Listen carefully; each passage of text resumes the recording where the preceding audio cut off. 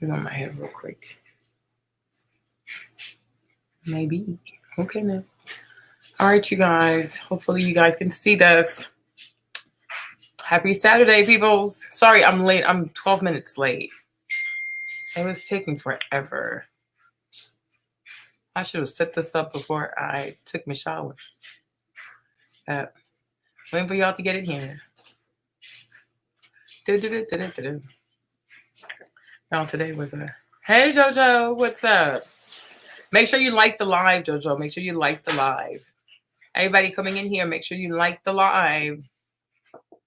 Today's going to be an interesting day. Gonna have a great conversation. If you're coming in, please have live etiquette.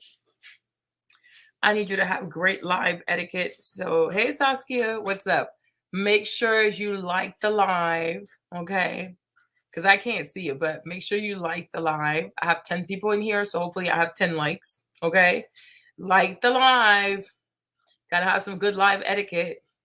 Happy Saturday, people. Thank you for spending your Saturday with me. I hope you have a good time. I hope you enjoyed this live. I hope we get into some things. I hope it's interesting to y'all. Hey, Bruna. Oh, you're folding clothes. Yeah, I was on earlier. I was on like about 45 minutes earlier, and I told people to get ready. I said, we're going in 7:30. It's takeoff time. 7:30, but I was a little late. I was like 12 minutes late because I had to set everything up. So we'll start at in 2 minutes. Like we'll start at Yes, Kev, we are back to this. She said I went and listened to the interview at 2 speed. Oh wow. Was it good? Did you like what you heard? I didn't really listen to it. Did you like what you hear? Was it good? Did he say something good? I don't know. So we have 16 people on the live. It's not a lot of people. So you guys can like this live. Make sure you like the live. 16 viewers. Make sure I have my little 16 likes. It means a lot to me. Okay. So you guys, we're here. Happy Saturday. We're going to talk about Tyler Perry.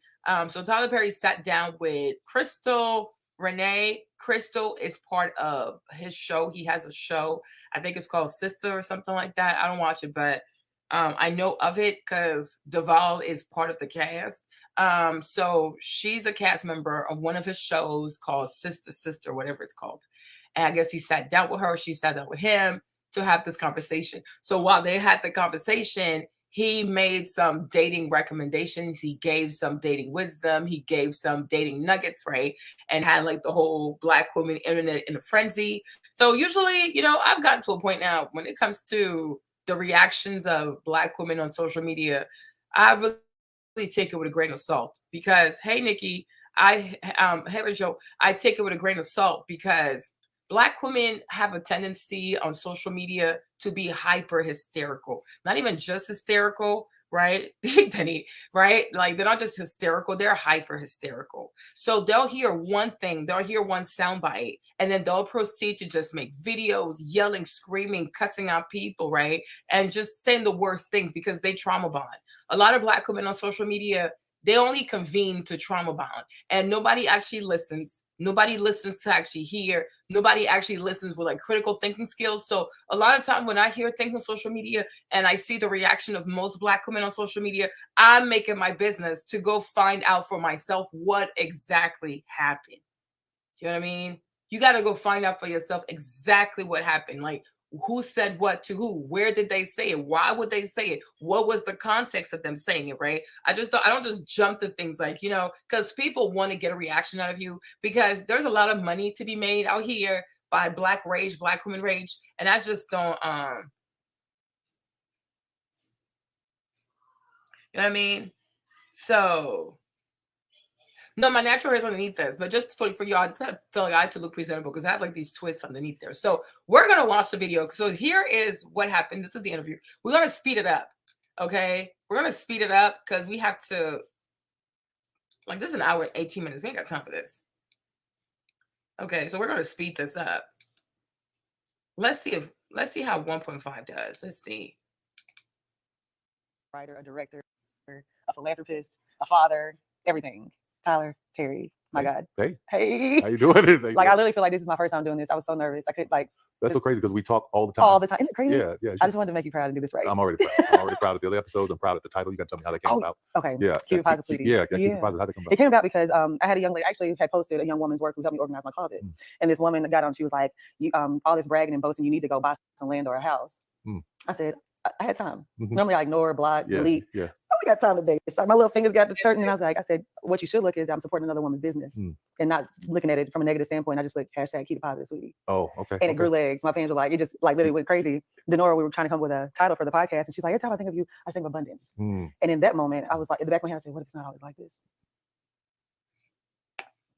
Yeah, abundant. Like, what if my life is? It was crazy. So I just got chills thinking about it. And what if your life isn't always like this? Isn't always because abundance. She's like, every time I think of you, I think of abundance. And a part of me was like, but what if it's not always like this? And you know where that came from. Okay. Yeah. We can get into that. We can definitely get into that. Yeah. Yes. That is clearly just that unfeathered. 1 scoop of AG1 replaces multiple supplements with 75 high-quality fear from childhood or something that somebody said to you or something that somebody planted in you that immediately make you think this isn't going to last always. Yes. And that is a horrible, horrible sinking feeling. And it's also a lie. But it can serve you well. Yeah. Because it can motivate you to keep going and work even harder. Yes. So that's what I use it for. Yep. I used to hear it. I don't hear it no more. I don't hear it no more. I bet you don't. I don't hear it no more. I think I'm all right now. You are all right, honey. You are all right. So we were brainstorming, and I was like, I want to do a little segment on the show called Keep It Positive, Sweetie. And they're like, that's the name of the show. The name of the show. And that's how we came up with it. That's great. Yeah. I don't like addressing haters, but that's good. I'm glad something great came out of it. Because people, in social media in this world, they're sitting around, nothing to do. And what you have to understand about people who post negative things like that, the algorithms in social media, if you click on something negative, you're only going to get fed negativity. So the negativity is showing up in their lives in other things. Wow. And if you keep letting that stuff in, everything negative, everything gossip, everything this, that your life is going to become that. So I'm very much about keeping it positive, sweetie, and staying clear of all of that foolishness. Yeah. You do a really good job of that. I try to. I don't let it. And I'm going to stop, not to stop. I'm going to say this too, because I agree with this, what he's saying. And like I said, on social media, if you're not careful, just like Denny said, Black women rage is $1 billion industry. It truly is. Like Kevin Samuels clips are still making money post-mortem. Exactly. Like even what made Kevin Samuels popular was Black women's reaction to Kevin Samuel. Like had people a lot of Black women just ignored it, laughed at it, he would have blown up as much as he did. Because you really think about it, it was Black women who made Kevin Samuels relevant. Because they were just like, their emotion, it was like, it is not that deep. Like, let this man say whatever he wants to say, right? And then move on from it. To me, I just feel like if the shoe fits, okay. If it doesn't, cool too, right? But you got to be careful. And that's why I say, like, a lot of times when it comes to Black women in America with social media, they only trauma bond. It's so sad. But like at first, you get annoyed by it, but then it's like you start to feel sad for them because it's like, what is not working in your life that you only respond to negativity? You understand? And that's why when this thing about, Tyler Perry said Black women should date a man who can't afford to pay the mortgage. I said, child, there has to be more to it. There has to be more to it because there is a faction of Black women out here. They're still hurt from previous relationships. They are hurt. They carry a lot of hurt. They carry a lot of bitterness. So when you say something, they're not even fully listening to you.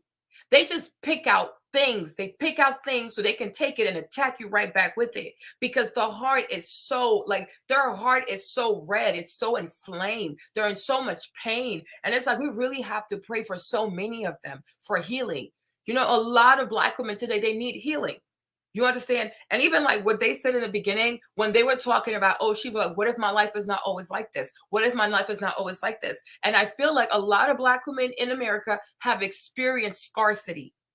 They have experience of scarcity. Maybe they experienced scarcity as a child, as a teenager, as a young woman, right? But they have experienced scarcity. And scarcity is not just like the lack of money, right? It's not just the lack of provision. But scarcity could also be like they've experienced a scarcity when it comes to trust. People they could trust, family members they could trust, love, joy, warmth, positive words of encouragement, compliments, right? So it's a scarcity of many, many, many things. And that's why when they get older and then they go into relationships, right? They want the tangibles more than the intangibles, right? They want the money, the car, the job, the this, the that. And they very seldom focus on the character of the person.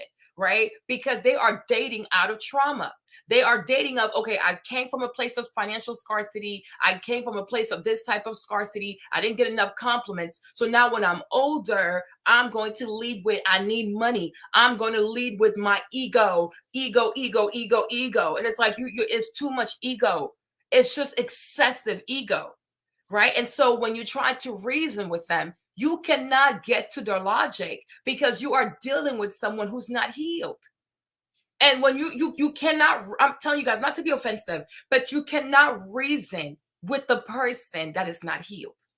Because a person that is not healed lives for their emotions. And unfortunately, because they're not healed, you're not talking about healthy emotions. You're talking about corrupted emotions, anger, bitterness, jealousy, vindictiveness, spite. Yo, that is too much. It's too much. You understand? Because it's like a healed person will be a logical person. A logical person, it's not that they don't have emotions, but a logical person has control of their emotions. They control their emotions. You're supposed to have emotions. We're not asking you to be a sociopath, because sociopaths are people who don't have emotions. They do whatever they want, whenever they want. They do all types of stuff to people out here, and they have no empathy because they are sociopaths. So having emotions lets us know that somewhere out there there's a God, right? But the thing is, you cannot be ruled by your emotions. You know what I'm saying? A lot of times when I see a lot of Black women having conversations, I'm telling you, I've been on TikTok, right? It's always like tempestuous. It's like a hurricane. And it's so funny how, if you notice, but you see how damaging a hurricane can be. The water, the winds, it's like besides fire, right? So it's almost like 2 or 3 elements of nature coming together. And it's so funny how most hurricanes have female names: Katrina, Solange, Paulina, Sophia, right? Hurricanes are always named after females because that's how a woman can be when she does not control her emotions. When she doesn't handle, she doesn't fix, she doesn't get to the root of the problem in a reasonable amount of time, she will be the next hurricane. And when you black out with your anger, you know what I'm saying? Because you're so mad, you don't see the damage that you're causing. You don't see the collateral damage, your children, your relationships, your friendships. Like, you are a freaking hurricane. You're a freaking hurricane.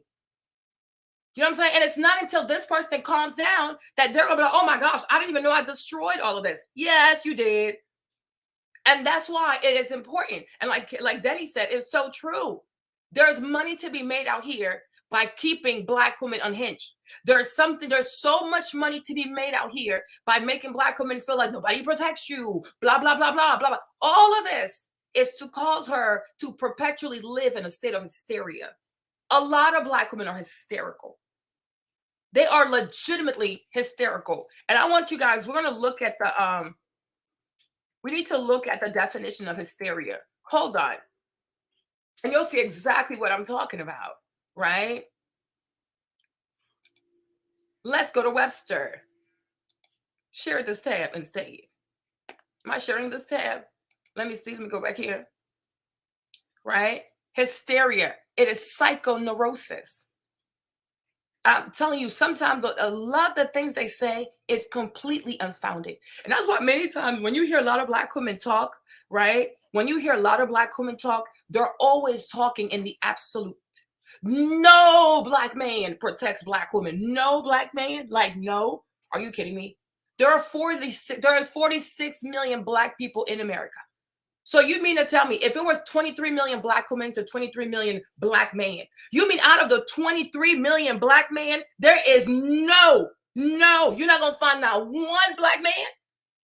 It's hysteria. Hysterical people, they need to make everything extreme to validate their emotions, because they're not here to find recourse. They're not here to resolve. No, they're here to make people act a fool. Hysterical people are constantly thirsty. They're constantly starving for mob reaction. They want a mob.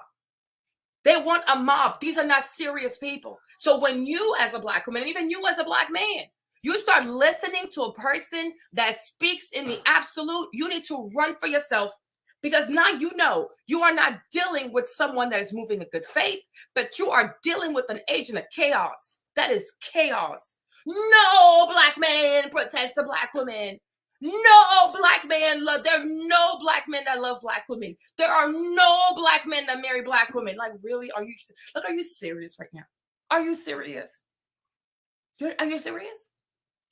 But you have to make everything extreme because you need evidence. You need to convince other people to join your cause. You are like, and an extremist is a terrorist. You can be a Christian. Once you become an extreme Christian, you are a terrorist. These are the people who have these weird cults and they do weird things to people. They do weird things to women and they do weird things to children. There's nothing wrong with Islam, really. You know a lot of good Muslim people, but when you become an extremist in Islam, it becomes something frightening. Because what is this? This is too much. You know what I'm saying? When you can be pro-black women, but when you become an extremist, that you actually sit here and you tell other black women, oh, when you find out that you're pregnant by a boy, you should abort the pregnancy, huh? You are an extremist. You are extreme. And at some point, you have to recognize that a lot of people that have social media platforms, a lot of black women that have social media platforms are mentally ill. They are mentally ill. And that's what they tell you. And hysteria is what is psychoneurosis. It's psychoneurosis. It's the inflammation of of your neurons. It's the inflammation of your psyche. Because this is not normal. Your arguments are they're not even grounded in objectivity. You are hysterical. You want to say the worst of the worst. Everything is extreme. Everything is extreme.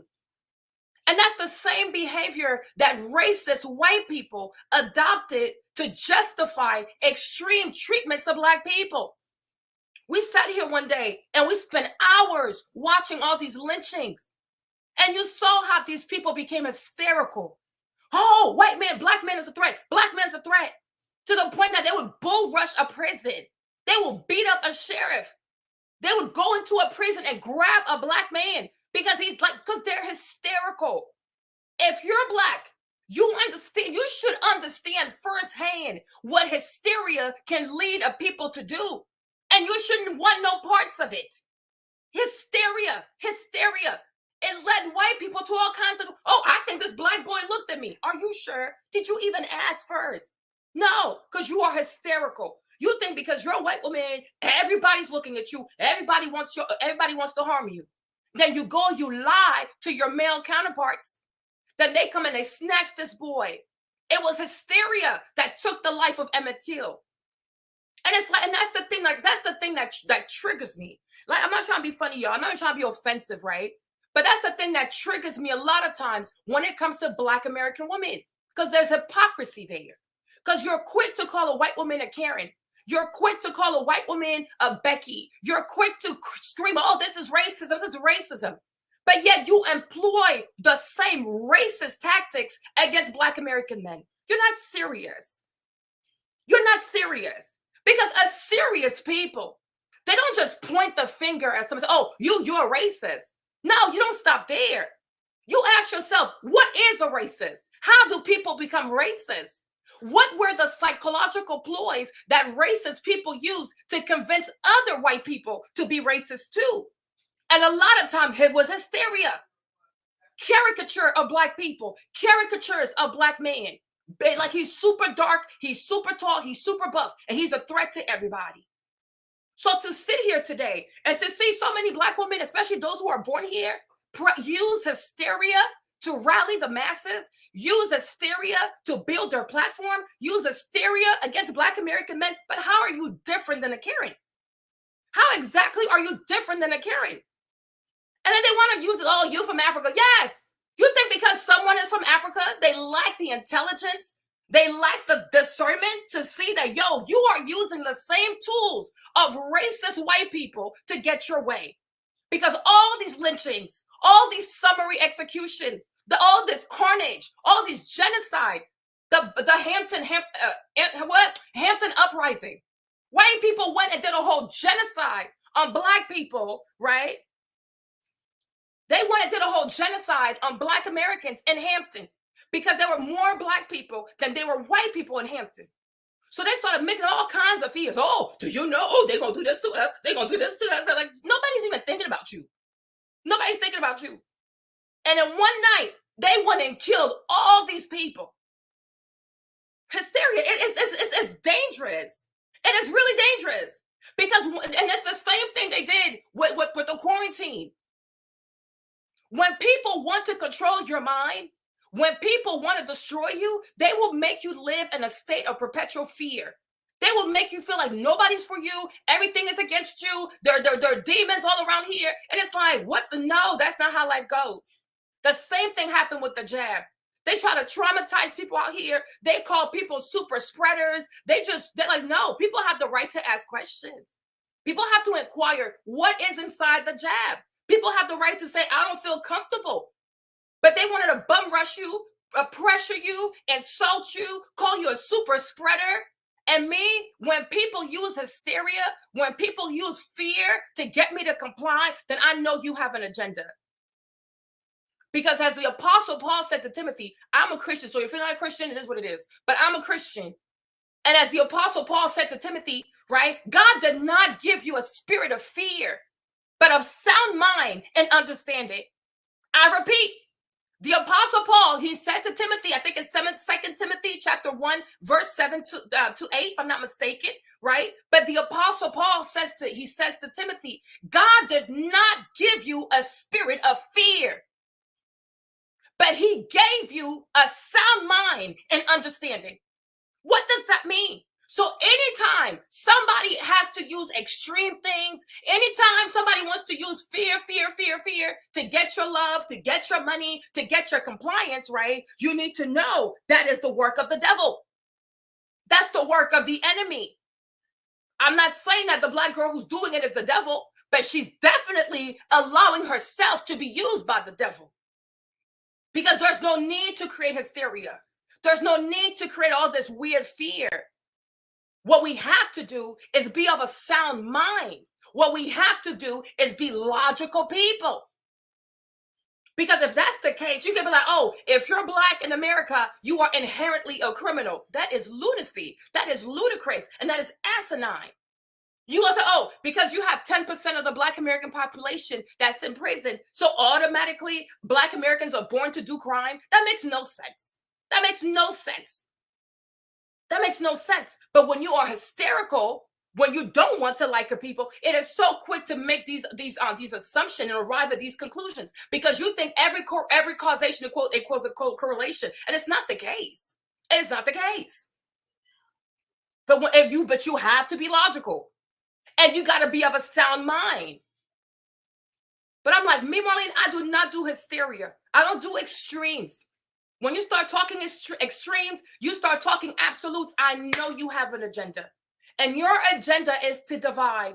You're here for chaos. You're here for division. You're here for strife. You don't want to see people get together. You don't want the black people to get together. You don't want to see a thriving black community. No, you want what you want. You want your mob. You want power vested in you through fear and not through election, right? Because only dictators and fascists and totalitarian people use fear to have power. That's exactly what Hitler did. He used fear. He put fear of people, of the Jewish people, into German people. Oh, look, they're going to take all the money. They're going to take everything. And that fear, it turned into the Holocaust.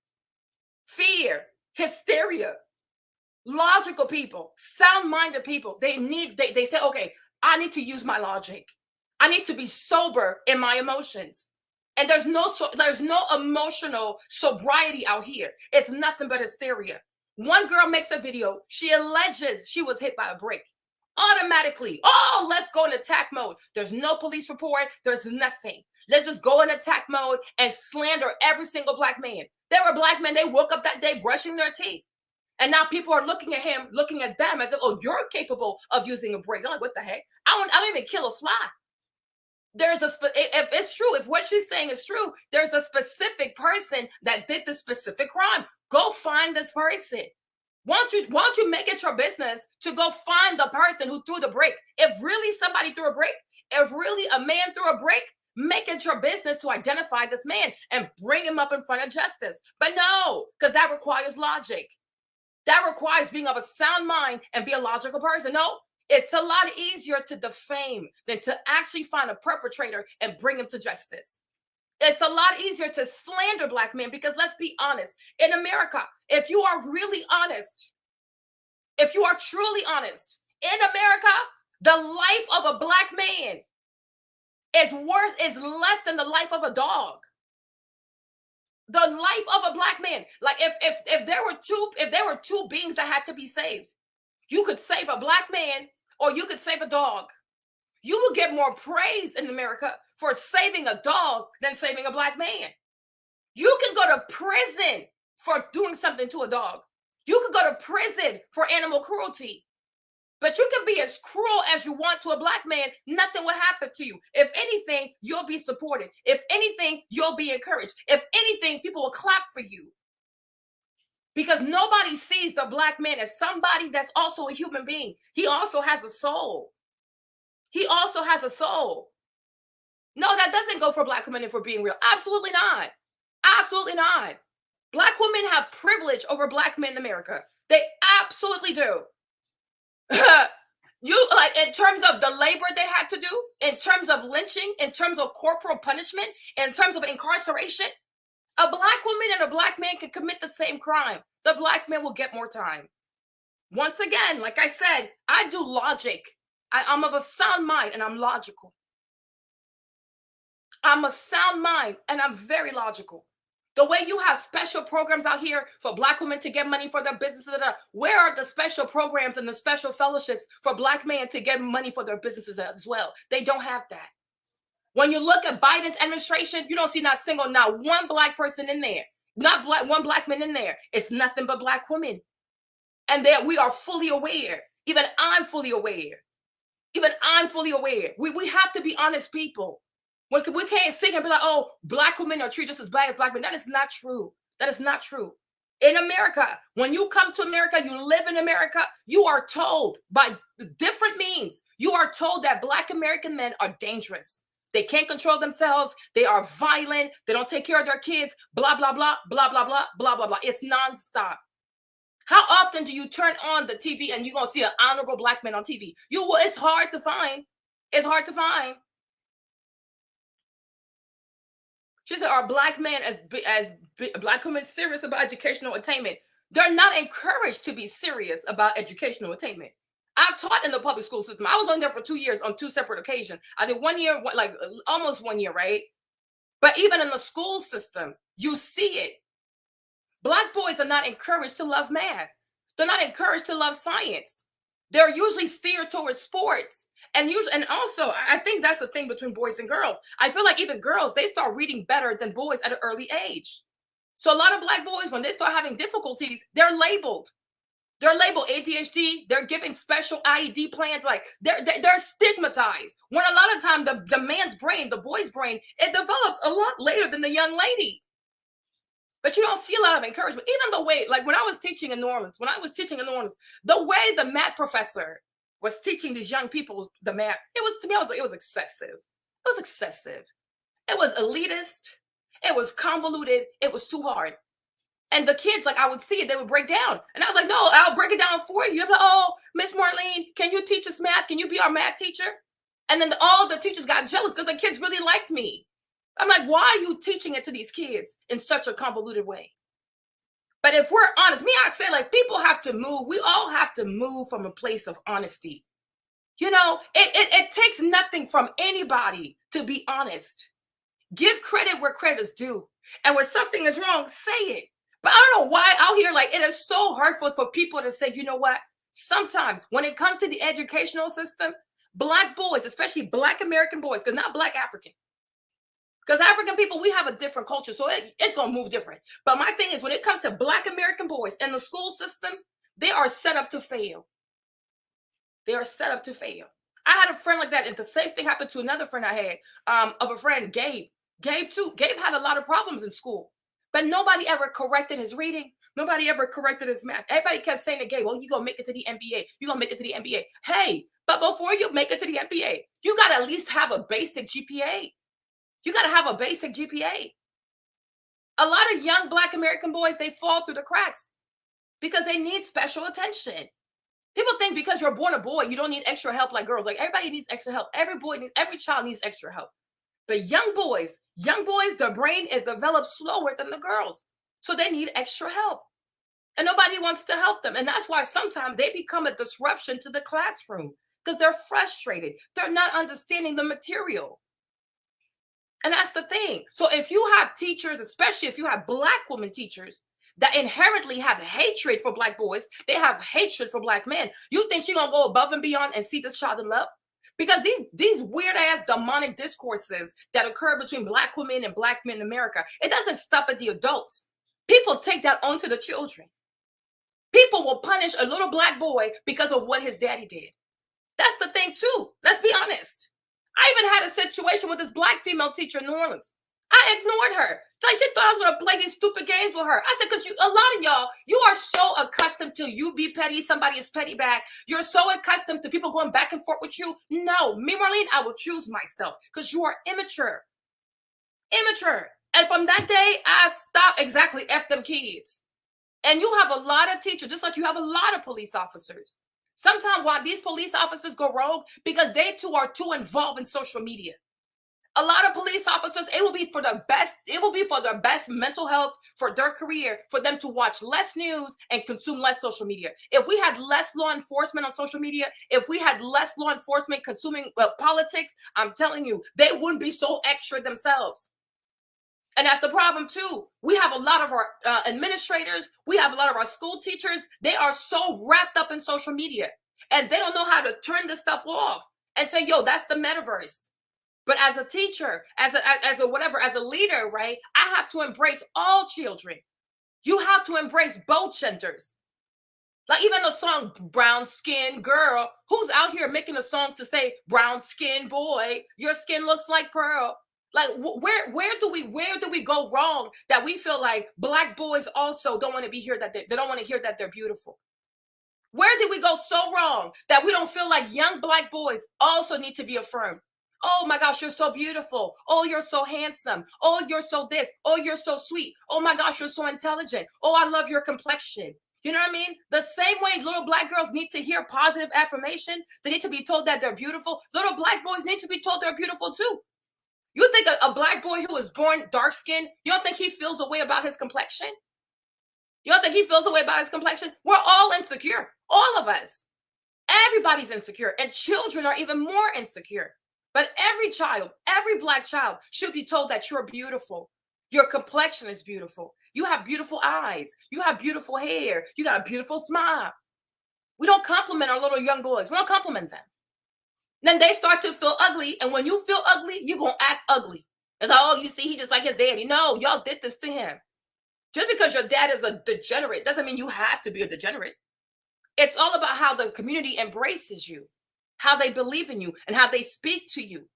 How many people out here, how many women wake up every day, even fathers too, and tell their sons, my son, you're beautiful. You're so sweet. You're so gentle. You have beautiful eyes. Mommy loves your complexion, right? You got to compliment all children because everybody, every child needs to hear those types of words. They do good. Like that kind of stuff, it does good for your soul. It is good for your spirit. Like at least if nobody finds you beautiful, at least you heard your mom say, you're beautiful, my baby, right? My son, you're very beautiful. You're so handsome. Oh my gosh, look at you. I tell Stefan he's handsome at least like 10, 15 times a day. And I tell Trey also, I tell James that he's very beautiful too. He's very handsome. I always compliment them because I want them to know I find them beautiful. If nobody ever tells them they're beautiful, they will never say they didn't know because I say it every single day, at least 10 times to each one. So that's like 20 times. Because everybody needs to hear that. Because you might not get it in the world, but you should at least hear it in your household. But we're not going to sit here and act like Black men, their life is not as like treated like the life, even a dog is better than their life. It's the truth. Because when people value you, people are not going to be so quick to defame you. When you value a person, you're not going to be so quick to defame them. You're not going to be so quick to believe the worst of a person. But I'm like, that is not okay. And then when these guys start acting crazy, they join the red pill. People want to act so confused because they're hurt. Just like you're hurt, they're hurt too. Everybody has feelings. Everybody has a soul. Everybody has like, a psyche. Everybody has like self-esteem issues. We all do. We all do. I'm like, a lot of times, if people could talk more in love, if people could say sorry a lot sooner, people gave each other words of love, like the Bible says, right? A sweet word appeases the soul. If people were a little bit more gentle with their words, right? So much crap out here would disappear. It would disappear. But no, everybody wants to be on 100. So it's like, y'all don't really care. You don't care. You do not care. And on top of that, you don't care about the kids. Because when you care about children, you do everything in your power to broker the peace, to like bring it down. No, everybody's on 10. Everybody's on 10. Nobody wants to bring it to like a 9, even like a 5. Everybody's on 10 because everybody wants to be reckless. So let me go back to my definition of hysteria. A psychoneurosis marked by there really are anti-God. A psychoneurosis marked by emotional instability and disturbances of the psychogenic, sensory, vasomotor, and visceral, right? Behavior exhibiting overwhelmingly unimaginable fear or emotional excess. Do not be a hysterical person. You can be upset. You can have things that you are concerned about, but never allow somebody to cross the line from being reasonably concerned to them being a hysterical person. You're going to be destructive. You really will be destructive. So let's see this.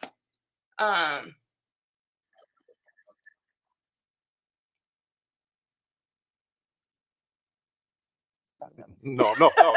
Same. I fight somebody over you now. No. Somebody tell me somebody's in trouble. You will. Yes. If somebody's and if you're telling me something because there's a situation that we need to help. Yes, that's different. Yeah. But not just to be no. If you ain't got no solutions to what people are going through, no offering, trying to help, don't bring that to me. Nope. No. That's real. I love that. I want to do a little story time. We're gonna go back. Yes. To when it first started. Yes. When I first started working at Tyler Perry Studios as a PA, the first thing they told me, do not look at him in the eyes. Don't speak to him when you see him. Don't do that. I was like, okay. And I don't even know what year was this, because 2012. Going into 13, we started having have-nots. Who was starting all this It's shit? crazy. I mean, can I say shit on Keep? Yeah, absolutely. Okay, who was starting all this shit? Because I hear rumors too, but then don't talk to. Mm-hmm. I'm like, where does this come from? I don't know. And somebody told you that? Yes, that was like a part of like my getting the ropes, learning the ropes. Like, so if you ever see him, like, don't get on the elevator. And it reminded me of Capitol Hill when I worked on the hills. Like, if you see a senator on the elevator, do not go on. If they're on the train going to the Capitol, wait. And I had an Obama incident where I was running trying to get some papers to the floor of the Senate, and he was on the train, and I was like trying to get on there real quick, and I saw him and I ran back. He said, "Come on." And I was like, "You sure?" He's like, "Yeah, come on." I was like, "Thank you." Out of breath, I was like, "Lord," but it reminded me of that where there's certain rules. I was like, maybe that's just a thing. So one morning we were walking. Everybody points out, okay, that's where his office is. This is where catering is. I'm like, okay. And maybe a few weeks in, we were walking past each other on the sidewalk. You were going to set, and I was going to get some coffee probably for someone at that point in time. And I just said, just speak. Mm-hmm. That's how you were raised. You don't walk past people, you acknowledge people when you see them. So I just said, good morning. And he spoke back, and I was like, it was like a movie. Like if somebody had a camera, it would have been so funny to see my reaction. Like, he spoke back, and I was like, it was complete opposite of what everybody said. I know it, and that's why I wanted, like in the beginning, I was like, that's why I force people to say hi now, because I see him walking up, I'm like, hey, how you doing? You all right? Because I'm like, if somebody's still telling y'all that, that's not so. Because I check in, I want to know how people are doing, and I'll stop in the hallway and talk and see, how's your mom? How things going? You will, complete opposite of what I was told, and I love it. It was a complete opposite. I'm just thinking Capitol Hill to here. Okay, it's go ahead. I ain't. It's not lost on me. Go ahead. And then I worked my way up, and a lot of people are always like, "How did you and Tyler become so close? How did you even start working for him? How did that even happen?" And do you remember when we were doing Soul Cycle at Greenbrier? Yes. And I came up to you and said, "We need more money for the costumers." Yes. And I was so scared because we hadn't really. It was always just "Good morning, sir. Keep it moving." And something was like, "Just tell him," because he has no idea. And I'm talking about within hours, accounting was up in that department, figuring out how we can get more money to get more people in to help us, because the way we shoot, we needed some good help. And you were like, literally, we'll make it happen. Yeah, because here's the thing that people forget. I can't see everything. I can't be everywhere. So it takes somebody bold enough to say, hey, you working, we're all working side by side. We're working really, really fast. We need the help. And not everybody would do that. And there'll be people in departments who are suffering, who are shorthanded because accounting saying no, or this other person saying no, nobody's told me. So I was glad you said it. You made me feel very comfortable. I was like, okay. And I don't, sometimes you're like, Chris, why you didn't say nothing? I'm like, no. I just sat back. But that was the thing where I was like, I need to talk to him. And I was so scared. And that was just another instance where you literally was like, so cool. Like if people look at you because you're 6'6", you're like this giant, it's like, oh gosh, like how do I even approach this man? Like you approach everybody else, like, hey. But that was just another testament to like how you just make things happen, and you're like very open. When people make me aware of it, because it's really important to me working that hard. That's what so many. And so, you guys, I'm gonna stop it too because I want to make a point here as well, right? So she's saying when she started working at the Tyler Perry studio, somebody told her, a group of people told her, when you see Tyler, don't talk to him, don't bother him, don't ask any questions, right? So in her head, she probably had an image of him like, oh, he doesn't want to hear from me. He probably thinks he probably's up here, I'm at the bottom, he's the boss, I'm subservient, right? Like all of this hysteria. You understand? And then she finally gets to know him, and then she realizes like he's nothing like what people told her he was. And that's why I say a lot of time it's hysteria. Like I'm gonna tell you this, y'all, please, can we have an honest conversation? Can we have an honest conversation? And that's why I say you are not in community with every woman, every whatever out here. Because a lot of times too, the reason why people tell you things like that about somebody, because they want to be the only one to have access to that person. So let's say Tyler Perry, he's the black man, and especially amongst women, you cannot tell me otherwise, because he has a lot of women that work for him, right? A lot of women, diverse background of women, right? So the thing about females too, they like proximity to the top man. Okay. So if you're a lot of times when you step into a new position, if you have ladies that were there before you, right? They have legacy there before you. They're going to do everything in their head to make you think like this man, don't get close to him, because they don't want to share his attention. Because a lot of times, even though a woman could be married, she could be single, she could be whatever, right? But it's a weird thing about developing feelings for the man that you work with, especially if he's the boss. And not just that, Tyler Perry is very, very rich. Tyler Perry is very, very influential. So it's like if you're a woman that was there before, then you see this pretty girl like Crystal come in, right? You probably say to yourself, yo, if he gets closer to her, or if she has proximity to him, if they build an affinity, right, I might not be as important because he might just talk to her directly. So sometimes out of a sense of importance, because a lot of women have big egos, right? They would tell you, oh, this man is like this man is like that. Try to make this so that when you need to talk to the man, she wants you to go through her. Because she wants to monitor your relationship. She wants to monitor how your relationship blossoms. Because if you have direct access to Tyler Perry, she might not know certain things. She might not be privy to certain things. Sometimes y'all might laugh and she's like, oh, why am I out of this? But I'm the one who employed her. I'm the one who hired her. A lot of females are jealous. Even when they don't think they're jealous, or even they don't mean to be jealous, they are. That is part of being a woman. Women are very territorial. They want to sit here. I see a lot of these black girls out here. Oh, black men got to do better with rejection. I'm like, girl, bye. Everybody struggles with rejection. Women struggle with rejection, and men struggle with rejection, right? It's like not being able to deal properly with rejection. It is gender agnostic. There's no one gender that is better at rejection than the next. A lot of ladies get rejected and they get dangerous. They get violent. They start threads against people. Like Lipstick Alley is a testament of that. The majority of these ugly threads you see about YouTubers on Lipstick Alley, it was a woman who started it. And it's a bunch of women that are sustaining it. How often do you see a man be like, oh, I'm upset at this influencer, I'm going to go start a Lipstick Alley thread and talk about her business, right? It's them. It's ladies. You like say you didn't answer her question, or you took her off your live, or you replied a certain way because she's in her feelings. Now she must go and attack your character, right? It's proven every day. A lot of women have a hard time dealing with rejection. They have a hard time dealing with rejection. So don't think because you are of the feminine gender that somehow you are impervious, right, to struggling with rejection. It takes maturity to know how to deal with rejection in a healthy way. It takes a lot of self-awareness. It takes a lot of humility to be like, you know what? Maybe they didn't mean it like this. You know what? Maybe I'm not his type, and that's okay. You know what? Maybe this job was not for me. And whoever gets the job, I'm happy for them. It takes a lot of maturity. But both genders have a hard time dealing with rejection. And rejection happens in many areas of our lives. Our jobs, our dating life, a scholarship, applying to college, one an apartment, one to have friendships with certain people. We deal with rejection on a daily basis. And the people that tend to struggle with rejection, if you ask me, are a woman. They'll go eat. They'll eat because they don't know how to deal with their feelings. They don't know how to deal with the breakup. She'll go straight to a fridge because she don't know how to gather her emotions. She'll go straight to a blog. Let me see if somebody else talking bad about her. Okay, look at Nicki Minaj and Cardi B. They're struggling with rejection. These are two people who really are like, they admire each other, but they can't stand the fact that you exist at the same time that I exist. And now they're dragging their husbands into petty mess. So everybody struggles with rejection. It takes a mature person. It takes a God-fearing person. It takes a person with self-awareness to say, you know what? I have to do better. Not everybody's going to like me. Not every job I apply for is going to hire me. Not everybody I want to be friends with is going to like me, right? Not everything I want is going to come my way, and that's okay too.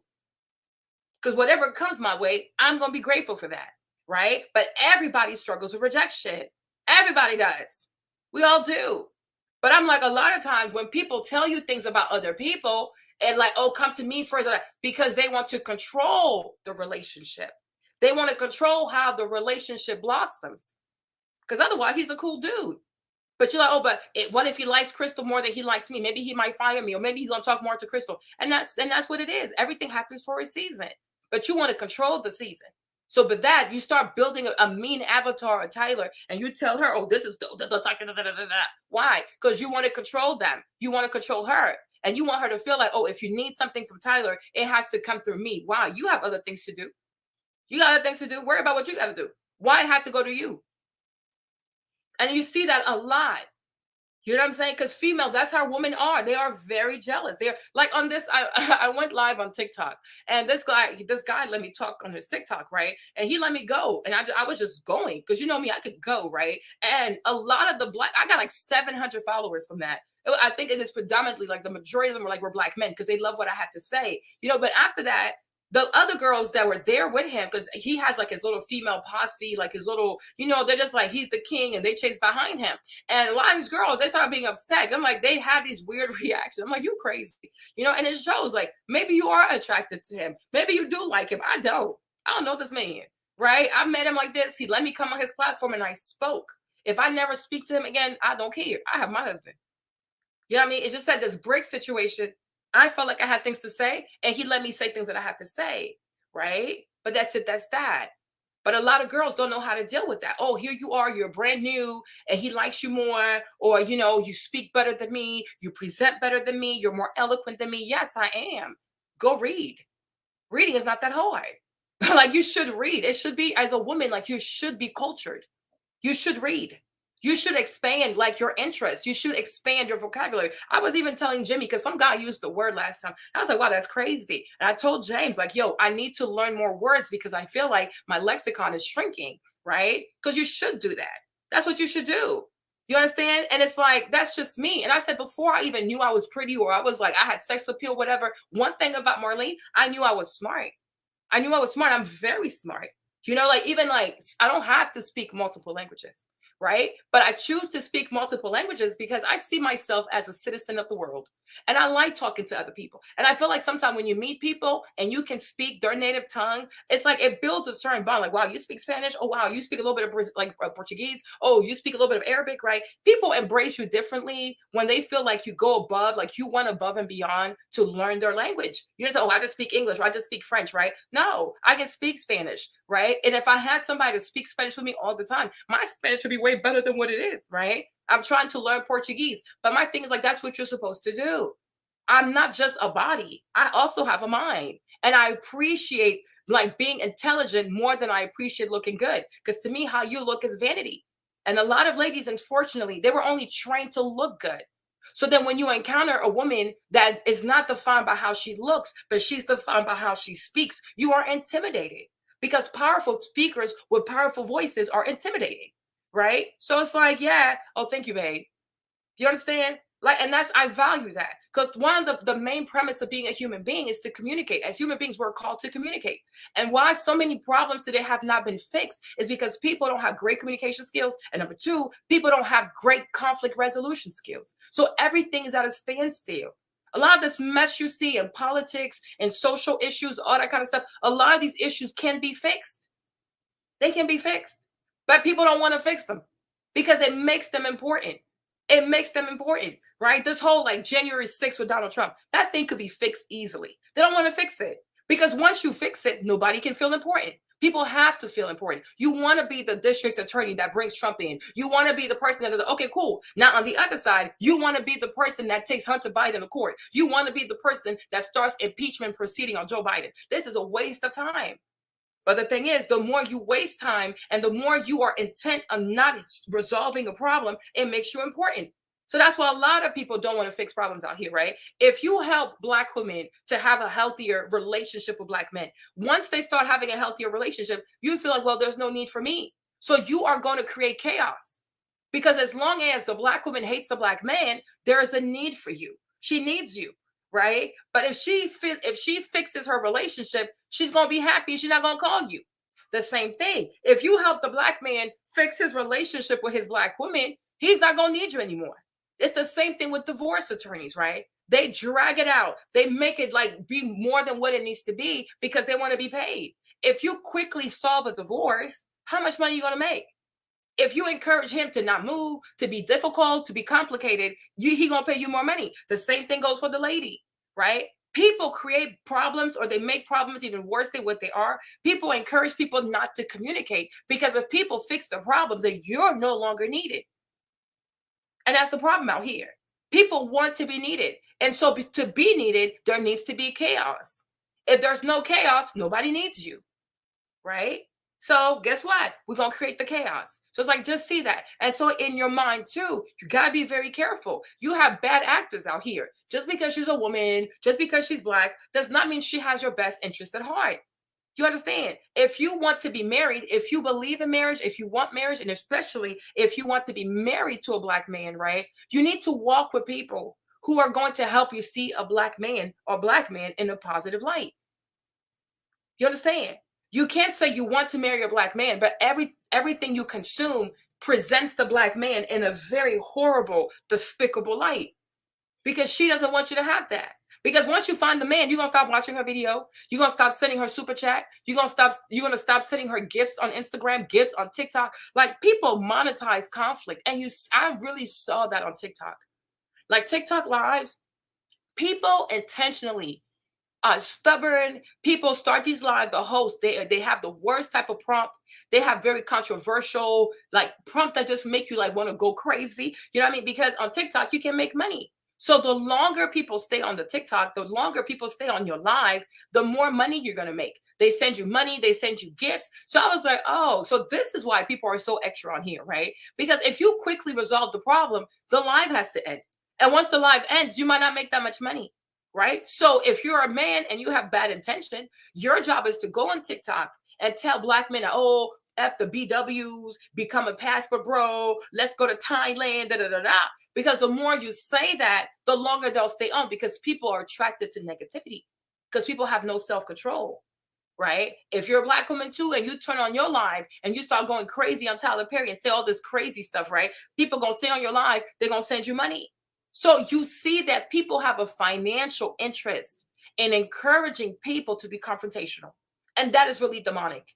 That is truly, truly demonic. So you got to decide if you're a Black man and you want to marry a Black woman, be careful the type of content you listen to because they stand to make money by making you hate her because that's a fear.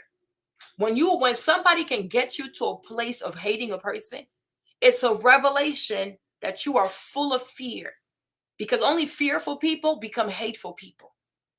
Only fearful people become hateful because you are hateful because you don't come from a place of abundance. When you come from a place of abundance, fear is not going to be your portion because you know all things are new in the names of God. Like everything, my blessings, they renew every day. The mercies, they renew daily. When you live according to abundance, when you live for the ministry of abundance, when you believe that God's anointing over your life is that of abundance, you don't live in fear.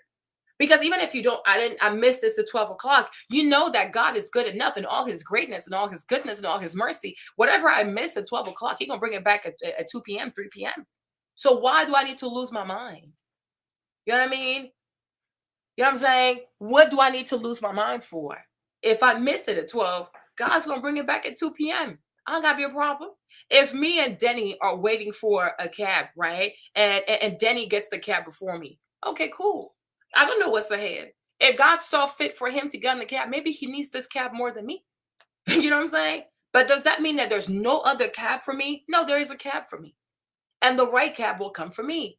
And that's what happens when you live in abundance, when you believe in abundance, when you believe in God's goodness and God's graciousness and God's graces and God's mercies. You don't have to be scared. But when you find yourself becoming a hateful person because you are afraid, And why are you afraid? Because you don't have an abundance mindset. You live in a place of scarcity. So you think there's not enough. There's not enough to go around. There are not enough good men. There are not enough. Da, da, da, da. You are coming from a place of scarcity. Your scarcity then fuels your fear. Then your fear being handled by someone who is not of good intent, someone who's not in good faith, somebody who doesn't fear the Lord, right? That fear is then now maneuvered, right, into hysteria, into hatred. So you got to go back, trace back your step and be like, why do I believe what I believe? Why do I have the mindset that I have? If you really despise Black men, ask yourself, where's that coming from? Fix that shit, right? If you're the type of Black man and you hate Black women, gotta ask yourself, where's that coming from? You know what I mean? Where did you learn to be hateful towards women? Where did you learn to be hateful towards women that look like you? What happened? And once you resolve that issue, you will see. You like them, like the thing the Bible says, like the things, the scales out your eyes, they're gonna start dropping. And your vision will be restored. It's no different. You know, people who move out of fear and people who move with hatred, people who are constantly living for hysteria. It's no different than a person that has cataract. You know, cataract people, they have these like weird white thingies that grow on their iris. So they can't see. Their vision is blurred. It's really bad. And then they finally meet a doctor. He does like a little cut on the iris and then he removes the white film. And all of a sudden you see clearly. That's exactly what hatred does. That's exactly what fear does to people. You have cataract in your eyes. You will never be of a sober mind. You will never see the beauty in the world. You will never see beauty in your own people. You will never see beauty in the opposite sex because your eyes, they're jaded. Your eyes are like, they're how you say this? They're foggy. Your eyes are foggy. And that's why if you want to restore your eyes, you got to restore your heart. Got to restore your heart. You're not going to see the world in how God wants you to see. You're not going to see the world in HD. You're not going to see the world in 4K. If your heart is so dark, if your heart is so hurtful, there are a lot of Black men out here. You know, you haven't forgiven your moms. A lot of Black guys out here, you really hate your mother. And all the stuff you're doing on the internet, it's a cry for help. It's a cry for help. Because you're truly upset at your mom. You have to resolve this. It's not fair. Like, you can be hurt, but you don't have the right to ruin other people's day. You don't have the right to ruin other people's lives because you are in your feelings. You have an issue with your mom. Fix it with your mother. Don't punish every single Black girl for what your mom did. She didn't even know your mom. She didn't even know you. Be responsible and be logical. And like the Bible says, be of a sound mind. Go fix your issue with your mom. Same thing. If you're a Black girl, you have issue with Black man because you have an issue with your dad, go fix your issue with your father. You don't get to come over here and disturb the peace because you're going through some gigs. Fix your shit. You can have a journal to fix your stuff. No, it's true, Christy. You can have a journal. You can go to a pastor. You can go to a therapist. You can go to a counselor. But you need to deal with your shit. And I'm getting sick or tired of grown adults with childhood trauma, right? Pestering, infesting, and festering our environment. You know, me, Marlene, I'm 38 years old. I don't want to live a life where I feel like, oh my gosh, I have to hate Black men to be pro-Black. I don't want to hate anybody. I don't want to hate the Black woman. I don't want to hate the Black man. I don't want to hate nobody. Like my dad says, you see your hand, these 5 fingers here, they don't all have the same height, but they work together. Because that's what makes a hand. Imperfection. Some are tall, some are short, some are wide, but all of this, it makes your hand. Your teeth, your tongue, your lips, they all work together. Sometimes when you talk too much, you might even bite your own tongue. Does that mean that the tongue says, I'm not going to work with the teeth, and teeth say, I'm not going to work with the tongue? You have to work together. We are called to work together. So go fix your shit. And a lot of people need to be said that too. Go fix your shit because you are insufferable. It's enough already. The hysteria, your baby daddy issues, your baby mama issues. We are tired of your bullshit. Social media is not group counseling, okay? TikTok is not group counseling. This is not where you come to resolve your family shit. Go find the person you have an issue with and go talk to them. Go talk to your baby daddy. Go talk to your baby mama. Learn to have conversations. You two, y'all can lay down and make a child. You can lay down, have unprotected sex. Y'all can lick each other up and down and then kiss each other and exchange all these fluids. But y'all can't sit here and have a hard conversation. You have to come over here and mess up our shit. No, go fix your stuff. Be a responsible adult and go fix your stuff. Go have a conversation with the person who hurt you, because it's insufferable. It really is. Nobody wants to pay for somebody else's mistakes. It is not fair. It's not fair. And this level of entitlement, it needs to stop. Because you really have to be full of yourself, lack self-awareness to feel like it's okay to make other people pay for the things they haven't done. That's out of order. Yeah, they are very dangerous. They are very dangerous. She said both red pill and feminist movements are extremist groups. They really are extremists. It's so toxic. And they make money by being toxic. The majority of people today who are wealthy, the majority of Black people today who have money are toxic Black people. Rappers, drillers, red pill people, feminist groups. It's always extreme people today who make money. Because negativity.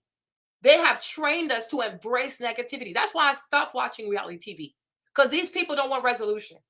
Every day you come on, it's like Days of Our Life. It's like Guiding Light. You can stop watching, you come back to it, it's still drama. You will never see any of these cast members grow up. They don't want to grow up because they don't get paid to grow up. They get paid to be immature. And I'm like, no, I choose myself. I choose my sanity. Exactly. Like, go deal with your trauma. Because healthy-minded, I'm telling you guys, like, I don't know. Hopefully you understand what I'm trying to say. Y'all, healthy-minded people, it's not that they don't have issues. It's not that they don't get upset. It's not that they don't get frustrated. But the thing about a healthy-minded person, even after they vent and they say how they feel, they're more likely to say, okay, how do we fix this? We talked about it. You said this, I said this, right? Here are the common grounds. How do we move forward?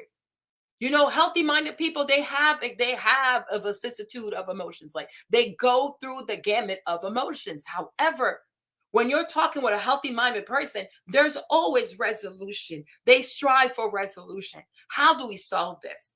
You said this, I said this. Even by what you said, what I said, here are the common grounds that we share. Here are the things that we can at least agree on, right? That's always good, right? And the thing about people that are also healthy-minded, when they have a conversation with someone they don't agree with, right? They will listen more to what do we have in common? Because it's a lot easier to compromise. It's a lot easier to solve a contract. It's a lot easier to solve a dispute if you first start off with what can we agree on, right? If two parents have to co-parent, right? And instead of starting on what you want, what she wants, no. How about we start the conversation with, right? Let's agree that we both love our child. Let's agree that we want what's best for the child. Let's agree on the fact that we want our child to be very successful in school. Start off with the common grounds. Like, what do you agree on? Because once you start off with what you agree on, it's a lot easier to then resolve the things that you don't agree on. But a bad faith actor wants to start a conversation on the stuff we disagree. But if we start with what we disagree, we're not going to get anywhere. So why are we here? So you see, when you're also dealing with good faith actors, when there is a problem and they actually agree to sit down, they are actually coming here in good faith. They actually want to solve the problem. It doesn't mean they want to be a doormat. It doesn't mean they're going to give you everything you want, but you at least you know, hey, this person is here in good faith. They're here to sort it out. They're here to at least leave here with something. So you go, okay, fine. People like that are more likely to resolve their custody issue. They're more likely to have an easy custody thing. They are more likely to quickly come up with a custody agreement because they start off with good faith. And then when they start the conversation, they start off with, what do we have in common? What are our common grounds? What are the things that we both agree on? That's how mature people, they solve conflict. You understand? But when you're dealing with immature, silly, goofy, bitter, confused, traumatized people who share a collective brain with their friends, so she's just coming here because her friend told her shut up. Like you are moving in bad faith. You're immature. We can't talk to you. So go somewhere. When you are ready to be an adult, we can come back. But healthy-minded people will always start off with, what are our common grounds? Because once we agree that we really want the same thing, moving forward with the dialogue, moving forward with the conversation, moving forward with the compromise, right? We're going to be like, you know what? She's coming from a good place because she wants what I want. She's going to know, okay, he's also coming from a good place because he also wants what I want. If two parents can agree that they both want their child to be successful, they want the divorce to be the least painful possible for the kid. They want the baby to not be disrupted in his studies. You want the baby to, enjoy his life, not have drama. When you know that's what he wants, that's what you want, you're going to be like, you know what? We want the same things. Then we move peacefully. Okay, I propose this. You say, okay, you propose this. He proposes this. We say, okay, fine. What matches what we said earlier? If she has a better idea, you say, okay, cool. Because I can see how what you said, it also is going to make what I want happen even quicker. So fine, you can have this point. No problem. We're going to the next thing. You might be like, you know what? You are probably right. When it comes to like him and sports, I'll let you handle that because you're better than me. Boom, boom, boom, boom, boom, boom. But when divorces drag on, when custody cases drag on, you obviously don't want a divorce. You want attention. You want attention. Because people who want to be done with this, people who want to move on, people who have dealt with their emotions, people who have no issues, and people who are truly interested in the best interest of the child, they don't turn everything into a drama, into drama. You want attention. So if you don't really want to divorce the man, say that. Say that. Because you're wasting people's time. Because we should be able to get through this really quickly. It ain't got to drag. It's very easy, right? It's very easy. But it's not easy because you don't really want to divorce. So don't stress our asses out here. Like me, if I was a family lawyer, people will not waste my time. I'd be like, ma'am, do you really want to divorce him? Or do you want to have sex with him? Because say that. You know what I'm talking? Because I got other cases to handle. And the same thing, sir, do you really want a divorce from this lady? Or do you still want her? If you still want her, ask for forgiveness. Because people who are really done, who have healed, you know what I mean? They know how to come in there, bum, bum, bum, bum, bum, bum, bum, bum. We're out of here. It don't take that long. I'm going to read your comments quickly, y'all. I agree with you, Marlene. Okay, thank you, Chris. Very often is mommy or daddy issues. It sure is. Lenny said, before making a TikTok point about the opposite gender, get some water. Yes. Take a nap. Yes. And write in a journal. Yes. So that once you come on your live, you're not here to incite violence. Because a lot of people who turn on their phones when they're angry, when they're upset, you are here to incite violence. You want to incite a mob. And I hope, like, as we move forward with social media, I hope that the courts will also start coming up with like laws against that kind of stuff. Like people who incite violence on social media, they should have to face consequences. People need to start being punished for, like, starting a mob, starting like this game, like violence, because it really does turn violence. It turns into an online mob, cancel culture, all that kind of stuff. People should have to face consequences for that. Yeah, Debbie baby daddy renting instead of going to court, filing for child support. I'm not pretending. Renting instead of calling the police. At this point, you're seeking attention. Exactly. You are. Because this is like no more reality TV shows for me. I'd rather go watch a K-drama series. Yeah, I really would. And the thing about K-drama series too, Ruva, one thing I like about K-drama series is that they focus on human emotions. A lot of times they don't even have like sex scenes in there. No, they talk about how people really are. Sadness, loneliness, greed, etc. They explore the good and the bad of human nature without having to use same-sex stuff, bunch of sex stuff, make it hypersexual. So you learn a lot from watching like K-series. Yeah, they don't want to have productive conversations. They want to read people for filth. That's it. That's it. She wants to come in here, talk to this man just so she can insult him and talk about his mother. Like, how is this productive? How is this productive? And I'm urging y'all, if you're a Black woman and you listen to me today and you value my voice, if you have a friend, if you have an influencer and you notice that every time she talks, it's never about conflict resolution. It's never about, okay, how do we move past this? How do we learn from this? It's always about insult, low blows, all that kind of stuff. You have to say, you know what? I'm out of here because this is toxic. Because instead of trying to read somebody for filter, you can show how nasty your mouth is. And it's actually really embarrassing. It's actually embarrassing. When you get to a point, like I have to tell this person that when you get to a point that the only way you get attention from people is by acting like a monster, by insulting people, going low, cutting for the white meat, you've already lost. Because it just shows people how pathetic you are. You are pathetic. And the thing is, when you watch reality TV show, people are praised for reading to filth. But the reality about all these reality people, they are pathetic. You never looked at Nene Leakes and were like, oh my gosh, like I admire to be her. No. When you look at Nene, you see someone who's incredibly pathetic. She has ruined so many relationships. She's losing all her money. You know, she barely has a grasp of her children. She's a hot mess. She's pathetic. She's so pathetic. She's not business-minded. She's not peace-minded. She's not. And that's why today, nobody on the show will vouch for her to come back, because there's not a single cast member that she has not read for filth. And if nobody wants to film with you, how are you going to be on the show? Even the producers, you've pulled their shirts. You've insulted these people. You've dragged these people, right? You are insufferable. You're insufferable. It's like you can't live your life to read people for filth. Like it's crazy to me.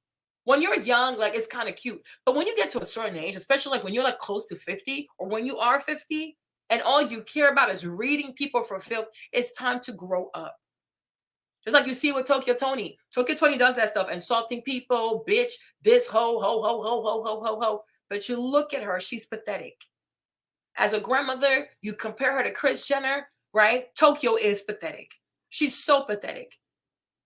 Because there comes a time you have to strive to want better for yourself. And you don't even want to be the person like when people see you that, oh, what is she going to say? Is she going to insult me? You're not a monster. You're not a monster. Why do you want people to be afraid of you?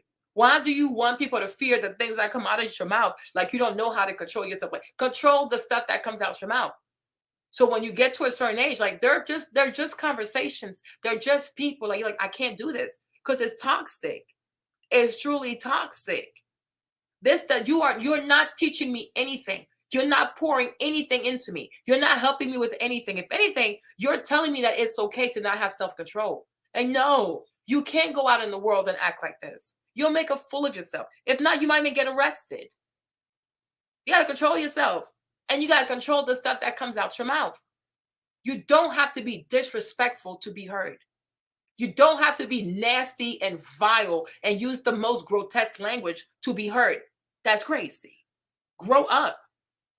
Like, seriously, grow up. Hold on, y'all. Let's play this video. People love working at the studio because we move. We do. But we are still together. I'm right there with them side by side in the trenches. So it makes it all just, we see everybody pushing in the same direction. Yeah. That's why we've been able to do what we do. Absolutely. Yeah. And it starts with you, because I remember even as a PA just coming on the set sometimes and we're all exhausted. Everybody's working these hours and you're right there with us from sun up to sundown. And it's like, this man ain't got to do this at all. You can literally be on your island or one of your properties somewhere. Nope, I don't have to be here. Literally. Yeah, but and I love it. It was inspiring though, because it made me go harder. And I was like, okay, if I see this man who's already made it and doesn't have to do this, work this hard, I really got to go hard. And it just inspired me. And you did. I did. Started working for me. And this other Krista running behind me with my shoes. Going on GMA, we hear some of these schedules. We should show them some of the schedules that we used to have to do. It was insane when I'm promoting a movie or something. And there you are. We're up at going to bed at 3, up at 5:30, getting things ready. And you got big feet too, so the shoes was heavy. But you know, the thing about it though that really moved me is just how much you honored the job and what you were supposed to do. That to me spoke volumes, because anybody who comes in and just, you know that their passion is what they're doing. I didn't even know you had another dream. No, you didn't. I had no idea you had another dream. Tell them about the audition.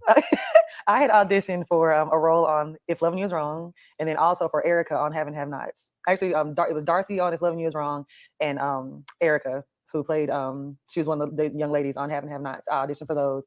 Didn't get any of them. You are working with me every day, holding my clothes, went through the proper channels to audition, and didn't get the role. No. And when you asked me to style you, because that was when I was just like working in costumes, Tyler, I would literally, we would be in Greenbrier. My agent would send me an audition. I would run upstairs, find something in the back. Remember we used to have that big warehouse behind the costume department upstairs? I would find something that fit that character, change into it, run downstairs, tape it, run and get lunch, run upstairs, change back, go back to work. Literally grinding, trying to figure it out. Even auditioning for stuff for you. And once you asked me to be your stylist, I was like, this man don't think I can act.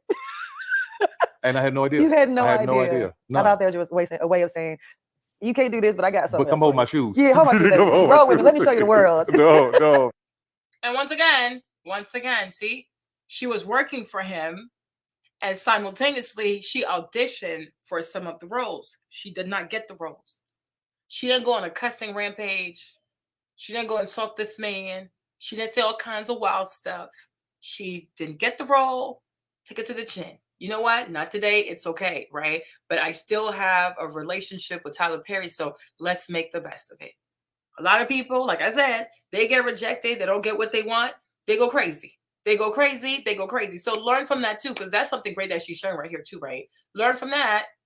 You know, everybody has to learn to deal with rejection with grace, especially at a certain age. Okay, hold on. Let's keep going. No. But I had no idea because nobody ever told me. And I don't know why nobody told me that you were auditioning. That's crazy. That is crazy, yeah. Until Sisters, when you, again, because this should speak to anybody watching, about having the boldness to speak up, like the boldness that started us talking with you saying we needed help. The boldness of you actually getting the role of Fatima started with you saying, I really would like to try to do this. Yeah, I'm like, oh, okay, first time. I'm hearing it. I'm thinking, and you remember what I told you? I'm not gonna give you anything. It's gonna be small, and what you do with it is. If I give it to you, you better kill it. You better kill it. And I was like, I will not let you down. And the first day, I remember you shooting in a blue dress on Sisters, and I remember all of was it blue or black? Well, all I remember is all of the crew coming wardrobe just to support you. Yes, it was so beautiful. Yeah, but that tells the world the kind of person you are. That all your think how many of your damn coworkers gonna go to support you or something. All your coworkers came down, and when you finished your scene, they were all applauding, yelling. We all they jumped on. It was. I actually have footage that's still on my phone. Oh, you should put that in. Cut it in. Ready, Crystal? Yes, this is my costume designer who wants to be an actress, and she just got casted for her first role at Tyler Perry Studios with Dreams Come True. That's right. And action. Sparks, he said I would like to see you, and he said to bring the things. Yeah, Crystal!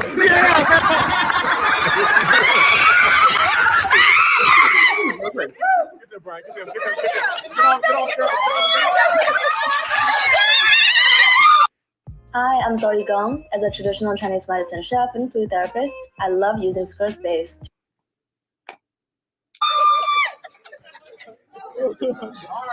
All right. But what's beautiful about it is I sat in the corner going, oh no, that's something else. That's not just talent. That's not just acting. That's something else. That's something that is anointed, that is special, that is called for that particular purpose. And I'm always looking for that. So when I saw it, I was like, okay, I see. Same way with Cassie and LeVan. We were on tour, and I'm in the Medea costume, getting ready to go on stage, and I looked at them sitting over in the corner. I said, I'm gonna do a sitcom with you two. Wow. I'm gonna do House of Pain. I gotta go, hello, walk out on stage.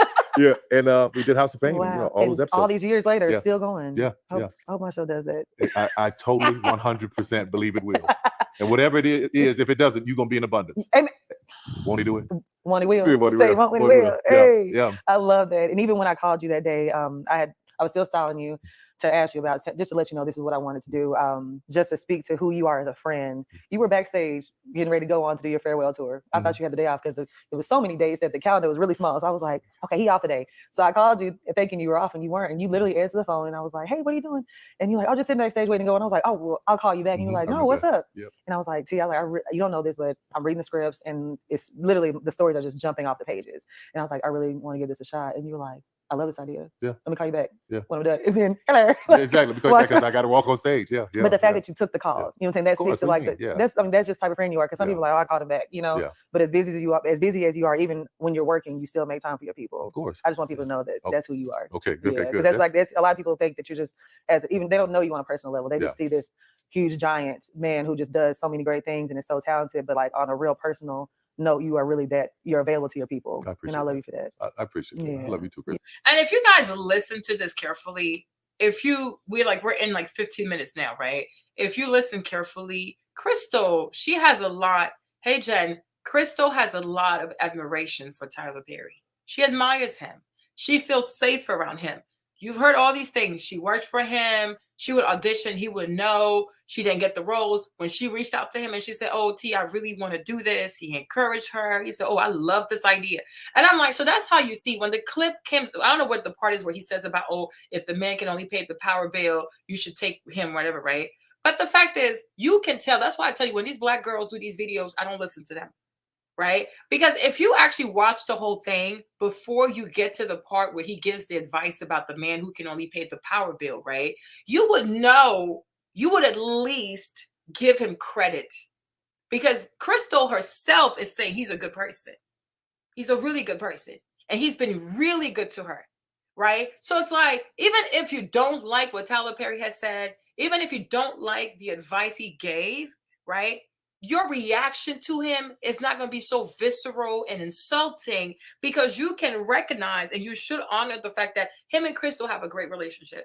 He's never sabotaged her. He has always encouraged her. You saw him, how happy he was when she auditioned. Like, he supports her. He has her back. He is not someone who wants her to fail. He's not going to be somebody who sits here like, yeah, I can't wait for her to date somebody that can ruin her life. They obviously don't have this relationship. So that's the thing. And see, and this is how you know. So when you are a Black woman that you already hate Black men, right?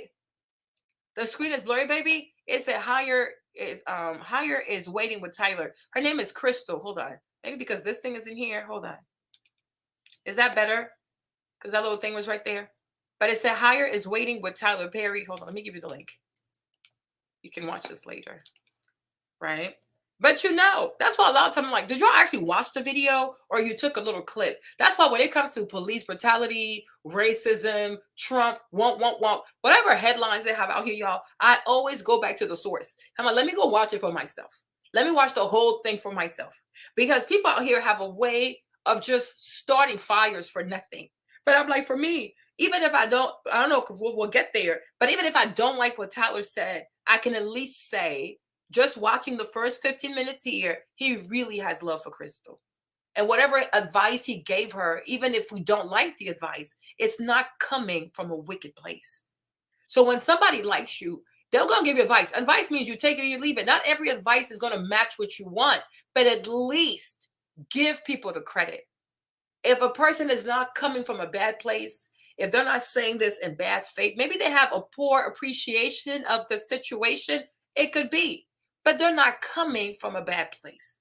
So if they're not coming from a bad place, why is your reaction so visceral? Because you have a hateful paradigm for Black men. So anytime a Black man says something, you can't even practice active listening. You just want to hear certain words. You're just looking for certain words. And all you heard was a man pay power bill, woman pay mortgage. That's all you heard. You just ran for the hills. But if you calm down, you would realize that some of your favorite Black women out here, celebrities, they paid the mortgage. Between Oprah and Stedman, who do you think is out here paying the mortgage? Between Nicki Minaj and Kenneth Petty, who do you think is out here paying the mortgage? A lot of rich Black women out here, they paid the mortgage because they want to live where they want to live. They don't want to live where the man can afford to live. Your husband might be like, all I can afford is a $6,000, $5,000, $3,000 mortgage. But if you say no, because I'm successful, I want to live in a $10,000 house, a $20,000 mortgage, a $1 million a month mortgage, then you're going to have to pay for it because he ain't got it. So we have to practice active listening. And we have to learn to be calm. Like, seriously, I don't know. Sometimes, like, am I crazy? Like, am I crazy? Be calm. Like, even between Cardi B and Offset, we all know Cardi makes more than Offset. Come on now. Do you ever see Cardi needing Offset in her music video for her to pop? No. But he always needs Cardi in his videos because he's not popping without Cardi. Cardi makes more than him. So do you not think Cardi pays the mortgage? Breathe. Like, breathe. You look at Sarah Jakes Robert, right?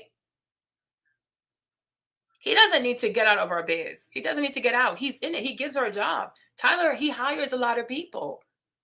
And he's a Black man. So we are all in each other's business. Like, it will never happen. We're all going to be in each other's business because we're Black people. So that's why I say either we are a Black community or we just do our own thing. But we can't pick and choose when we call ourselves Black community. It can't just be, oh, a white man shot a Black person, now we're a community. But when it comes to life advice, dating advice, oh, you can't tell me what to do. Like, we got to pick one. So either it's like a bunch of Black individuals, you do your own thing, I do my own thing, or we say we're a Black community. At that point, everybody's going to be in everybody's business. Now, some people have bad faith and some people have good faith, right? But my thing is, a lot of the ladies out here that we know, they paid the mortgage because they're even between Beyonce and Jay-Z. Has Jay-Z worked this year? Like, if what they say about the Renaissance tour is real, then it means Beyonce brought more money in the house this year. So I'm inclined to think this $200 million house in Malibu, most likely Beyonce's paying the mortgage. But I'm not gonna be like, oh my gosh, Jay-Z's a bum. I mean, I don't like him, but you know what I mean? But it's like, if she wants to live in a $200 million house, mama gonna have to pay for it. So she went to work. She went with the Renaissance tour. You know what I mean? There are a lot of Black women out here, especially social media. Social media helps women make more money than men. It really does. Some of your favorite Black women YouTubers, these fancy houses you see with the staircases and the whatever, right? Do you really think their boyfriends or their fiancés are paying the mortgage? They're paying the mortgage because that's where they want to live. Now, if you are okay with downsizing, I'm sure he's going to pay the mortgage. But if you are hell bent on, I have to live somewhere that reflects my success as a Black woman, sis, you will have to pay the mortgage because I don't have it. I'm not against us living there, but I don't have it. And that's a real thing. So it's like we have to learn to breathe. There are a lot of Black women out here who pay mortgages. You know what I mean? A lot of them pay the mortgage because they want to live in a certain house, in a certain zip code. Like even during COVID, a lot of Black women too started making money with this whole Amazon thing. Like, you know, it's really big now. Hey, Rose, hey, everybody, right? It's really big. Like if anybody that does like cleaning stuff, and that's usually a woman thing. Not to say a man can't do it, but you know, like home organizing, like cleaning the fridge, you know, like they do it all. Like TikTok is real. Like TikTok clean is real, but it's mostly women that do it, and it's mostly women that are into it. Like some ladies who clean their house, they do like Amazon storefront. They make so much money. There's a lady like Tamara Bradshaw. She's like really big on Instagram. There's another one. Her name is like oh my gosh, I can't see her face. She even made me buy this mop on Amazon. But I know, like, hey, Reginald, I know that during COVID, these ladies made a crap ton of money. The way some of these women made money with Amazon affiliate links. Oh, no.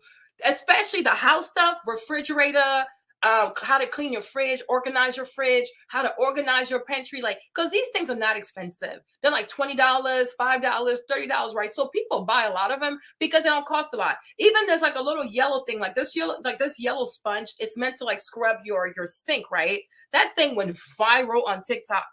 This thing used to cost $2. But because now it's so viral on TikTok, the price went up to like $8. And many times when you go to Walmart, it's always out of stock. So there are things. Social media is more a woman thing. You have more ladies on social media. You have more ladies that could, scrub daddy. Oh my gosh. It's like a yellow face. Like it looks like a happy face, but it's meant to scrub, right? So social media, it's a lot easier for women to make money on social media because it's a lot, the consumers are females and then the influencers are females. So women are going to make more. And if a woman has a great platform, you know, with sponsorship, $5,000, $10,000, $20,000, like, yo, like she's going to make more. A lot of Black girls, YouTubers, they make more than even regular people out here. You know what I mean? Because you have AdSense money, you have Super Chat money, you have Patreon money, you have sponsorship. Just if you have a YouTube channel, let's say you have a YouTube channel and you just even 200,000 subscribers. If you know how to manage 200,000 subscribers on YouTube, that's not including Instagram, TikTok, right? Just your YouTube channel alone. If you know how to handle your channel and you get up to 200,000 people, do you know that you can probably make $20,000 a month? You know, I had a sister like this other sister. Her name is T. Oh, she's really pretty like that. She made a video because she bought Dr. Now. If you watch my 600-pound life, Dr. Now, he helps people to lose weight. So he has a meal plan. So she made a video. Oh, I ate like Dr. Now's client, the 600 pounds. She just held the book like this. When I tell you in 8 days, the video had 1 million. It wasn't even hard. The diet book, it's like $35 on Amazon, right? But I'm like, she didn't spend more than like $50, like making maybe $100 making this video. She didn't do it, and it was like, oh, it was for 1 day. I eat like a Dr. Now patient for 1 day. It was nothing crazy, right? But in 10 days, the video got to 1 million views. 1 million views on YouTube. She probably made like $5,000. Maybe she even made $10,000. What kind of man, like the way you can make money on social media, it is sorcery. It is absolute sorcery. It's because a lot of people don't know how to do it, but they don't understand. There's another sister here. I'll show y'all. She's from New Orleans, Monique. Monique makes $60,000 a month. Like we have to be serious. What most black men out here can make $60,000 a month? Because YouTube is stupid.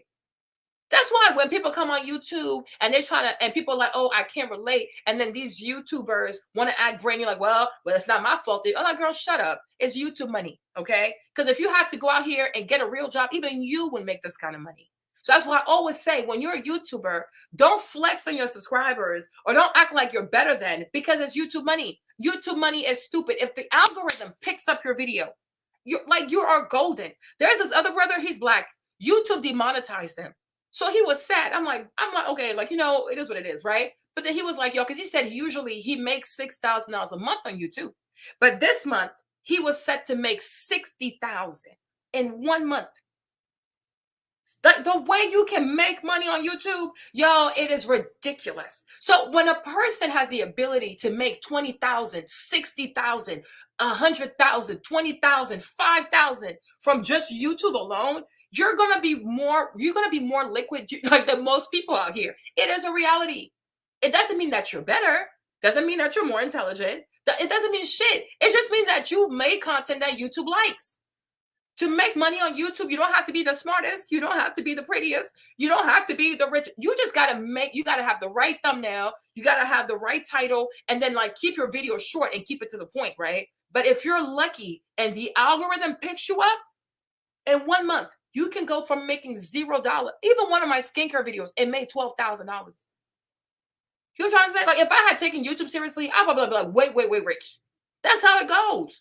That's why when I tell y'all start a YouTube channel, I know exactly what I'm talking about. But then you also got to humble yourself and realize, like, YouTube money is stupid money. It's not because you work harder, you work better. It's just the nature of it's entertainment business. And if you have, there's this one girl too, she posted a video, y'all. She made a video about how to make a website on Wix. If you want, I can show you that. Maybe I gotta make some notes. Somebody take notes and tell me what I need to show you later. But when she first made the video, I think for like the first few months, it didn't move. One day out of nowhere, Wix started putting ads, like Wix and everybody, like Shopify, anybody that has a website, they started bidding because they wanted to come in front of the video. This video was sitting dormant. One day, the video made how to build a website on Wix. That video was sitting dormant like this, dormant. And then one day, the video jumped and made $30,000. YouTube is like the stock market. It really is like the stock market. So social media, we all have to be honest and recognize ladies have an advantage when it comes to social media. They really do, right? Ladies understand this whole social media more than men because we talk a lot. We are talkative people. We are emotional people. So what social media, like the algorithm, the stuff you need to fuel this algorithm, it matches like who we are at our core. So it's a lot easier for us. The cleaning stuff. There's this one sister on TikTok. She's Jamaican. She's black. Just off of her cleaning, she has like 2 million people on TikTok, 700,000 followers on Instagram, and I haven't checked her YouTube yet. But this sister right here, there is no way she's not making $20,000 a month. It's not because she's an engineer. It has nothing to do with that. It's the nature of TikTok, the social media. You do silly things, girly things. These people just start throwing ads at your videos. Companies start reaching out to you. So you have to be sober-minded. Right? Gotta be sober-minded. And even the show, the sister girl that Crystal was on, the consumer base are women. So they're more likely to support. So because they're going to support, it makes advertisers want to pay Crystal to do sponsorship. A lot of men don't have these opportunities unless they're entertainers, they're football players, et cetera, et cetera. But the average man to be able to be a social media influencer, it's really hard. Even for gay black boys too, they struggle. They don't make that much money. Right? Because this whole social media thing, the ladies have it on a chokehold. They really do. So you're going to make more. So certain things have to change. It's not because the man is incompetent or he's a bum. It's like, for me, it's like you have to be sober-minded. These are the realities of social media. And I see it. When you see all these young ladies, like they travel, they're always on vacation, right? It's not because she's more deserving than you. It's not because she's prettier than you. No, it's social media, girl. So she can't afford to do all these things. Because social media is stupid. And social media is a stupid way of making a whole lot of money. And that's why I always say to y'all, start your YouTube channel, get on TikTok, get on Instagram, build your social media platforms. Because tomorrow, YouTube, even one time, there's another girl I follow, Peyton Charles. Her name is Peyton, right? But one time, Peyton, when she reached 100,000 subscribers on YouTube, she was crying. She was in tears. She was like, this has changed my life. This girl went from the military. She didn't have a lot of money. Now she's out here. Oh, she has an electric BMW. She's trying to get a Porsche with the red interior. It's YouTube. It's YouTube. She's not better than any other girl who left the military. She's not better than any girl that served before or will serve after her. No, it's YouTube. It is the power of building your audience. If you build your audience, if you handle your audience, if you handle your social media well, you're going to make a crap load of money. And that's a fact. So today, as a young YouTuber, you might be able to have a Bentley. You might be able to have a Porsche. But under normal circumstances, if you were out here just like the rest of your peers, you can't afford this car. Because with YouTube, you can make stupid money. But just because you make stupid money doesn't mean that you're better than other people. You're just fortunate enough that you are successful on YouTube. You're successful on social media. But that does not mean that you are a prize or this, that. No, you got lucky. And tomorrow, if another girl wants to start her YouTube too, if she learns from you what to do, what not to do, she will surpass you. And she'll make even way more money.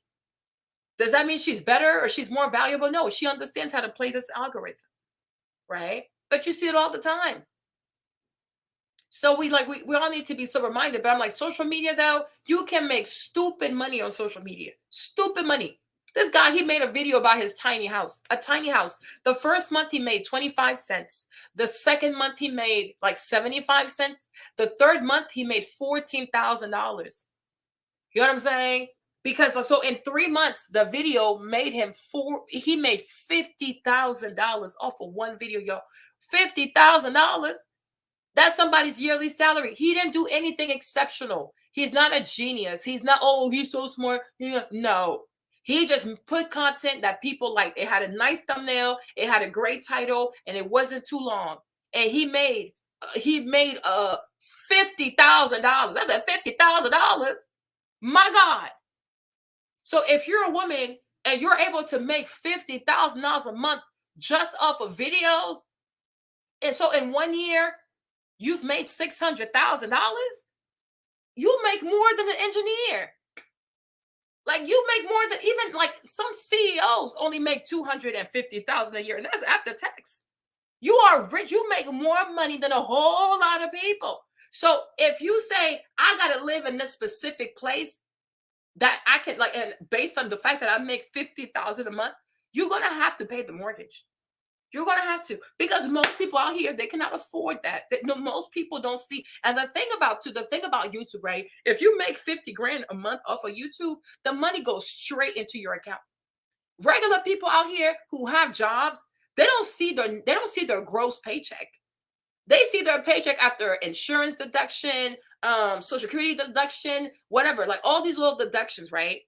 Like healthcare deduction, blah, blah, blah, blah, blah, blah. A lot of people, when the money hits their account, there's all these deductions. So yeah, maybe you make $7,000 a month, but that's not what's going to hit your account. You get everything after deduction. When it comes to YouTube also, there's no deduction. YouTube drops the money into your account. Now you figure out how you want to pay your taxes. So even that too, that's an advantage. Because you make so much money and there's no deduction, you can do certain things and then you can pay the taxes later. People who are employed by a company, they have to pay their taxes up front. So they only get the net check. They don't get a gross check, right? So it's a lot that goes into it. But not everything is meant or not everything is said to hurt you. You got to be sober-minded and be like, dang. You know, even like today, you have a lot of ladies who do hair today, and they make a crap load of money. Because if you want to do tape-ins, an install might be like $600. Then you have to pay for the tapes. That's like another $1,000. What kind of job, even lawyers, unless you're like a top 5 lawyer in New York City, like you make more money than a lawyer. And these people have to go to school. Like what it takes to go to cosmetology school versus what it takes to go to law school.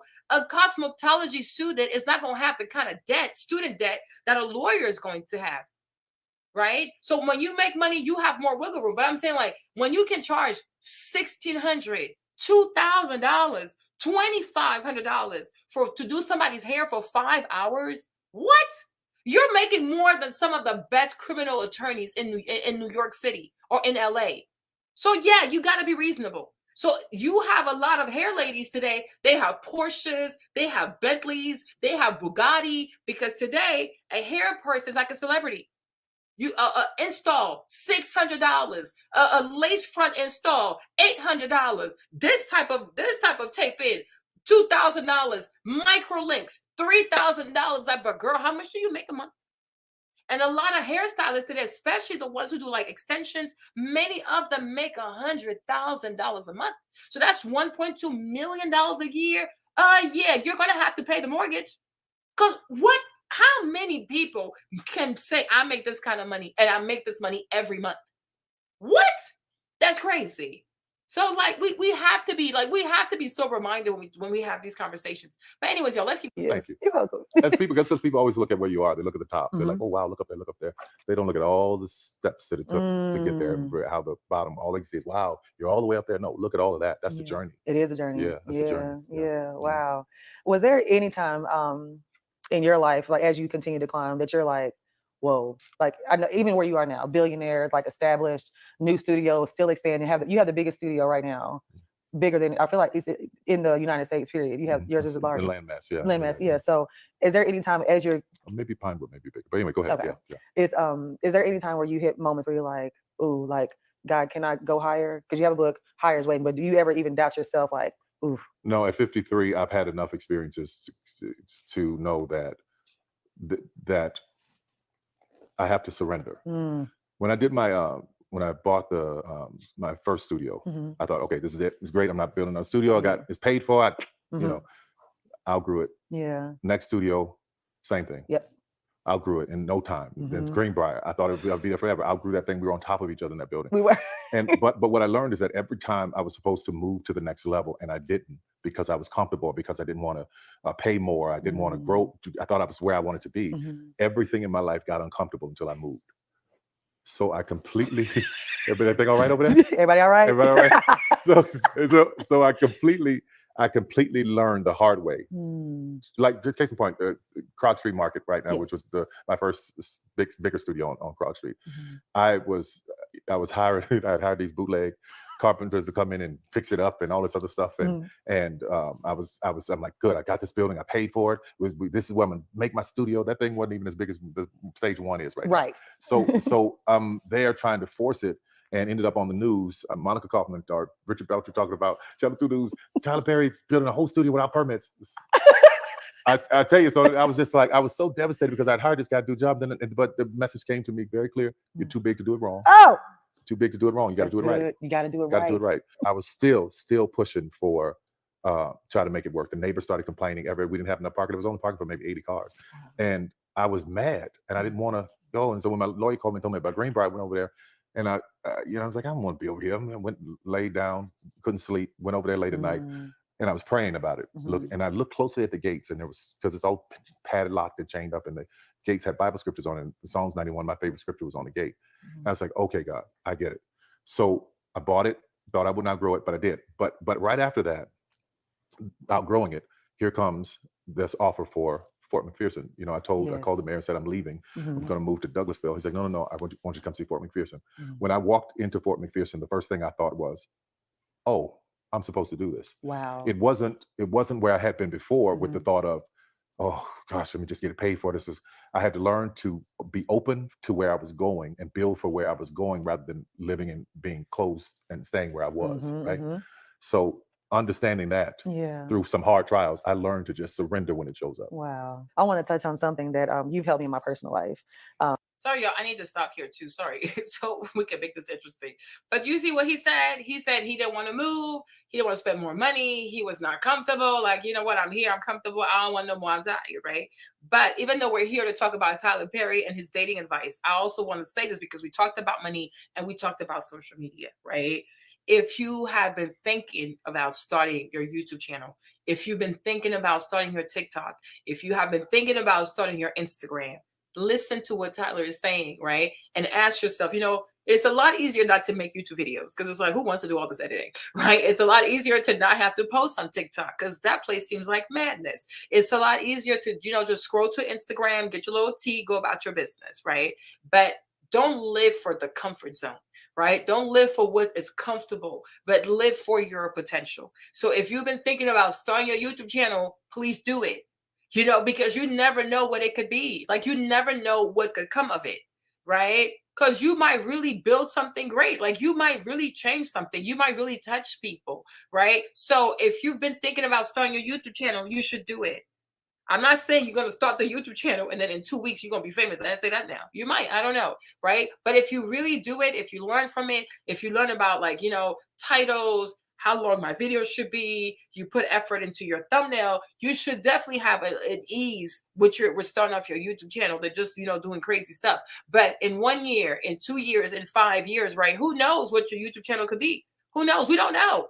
Right. So we can't live for, oh my gosh, I'm comfortable. I don't want to be bothered. The haters, the stalkers, like, all that comes with it. But negative people and their negativity, it's not enough of a reason. It should never be enough of a deterrent for you not to embrace what you're called to do and what your potential is. Right. So YouTube, Instagram, and TikTok, especially TikTok.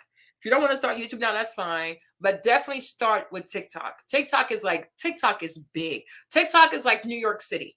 If you can make it on TikTok, you can make it anywhere. Like, it really is. Because once you find success on TikTok, people follow you everywhere. They follow you on Instagram. They'll follow you on YouTube, right? So when you think of like this funnel, TikTok is how you get the people, and then you funnel people to different platforms, and hopefully you bring them over here to YouTube so they can watch your long form content, and you can make more money that way, right? But really start your YouTube channel, start your TikTok, start your Instagram. Stop saying like, what it could, I don't know. You will never know until you do it, right? Like he said, he went and bought an entire military base, right? But he was like, that's what I was supposed to do.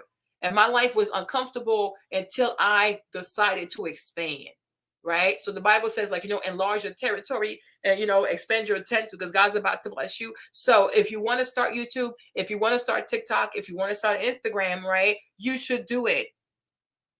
You know what I'm saying? You should definitely do it. Don't hold yourself back.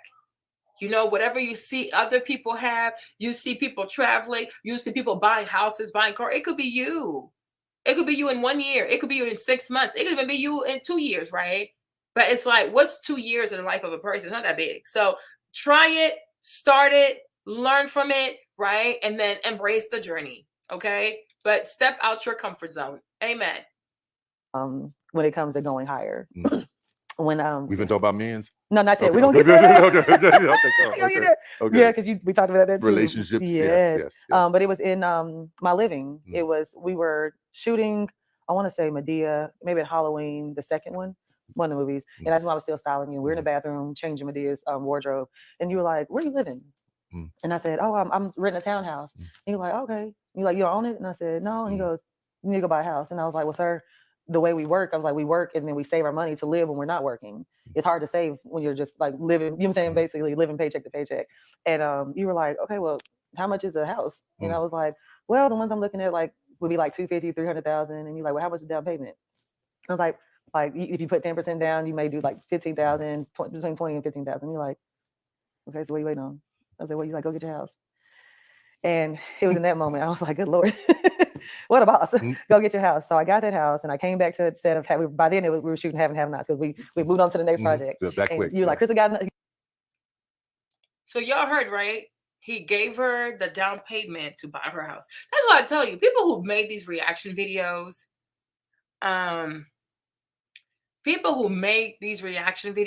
they didn't actually watch the interview. Because if you watch the interview, like I said, you're going to be like, you know what? Even if I don't like what he said, he really likes her and he looks out for her. But you see, he was like, go get your house. I got you. He gave her the down payment for her to buy the house. That's why it's always important for you to go back and watch the video for yourself. Watch the entire video for yourself so you can understand the context, the environment, the temperature, who said what to who, what was the intent, why they said it. But I'm like, he really likes Crystal because you just heard he paid for her down payment. so she could have her house because he liked her. Okay, good. That's why I said listen to the video. Go do it. Listen for yourself. She got a house. He was like, "I give you 4 years, you'll be in a mansion."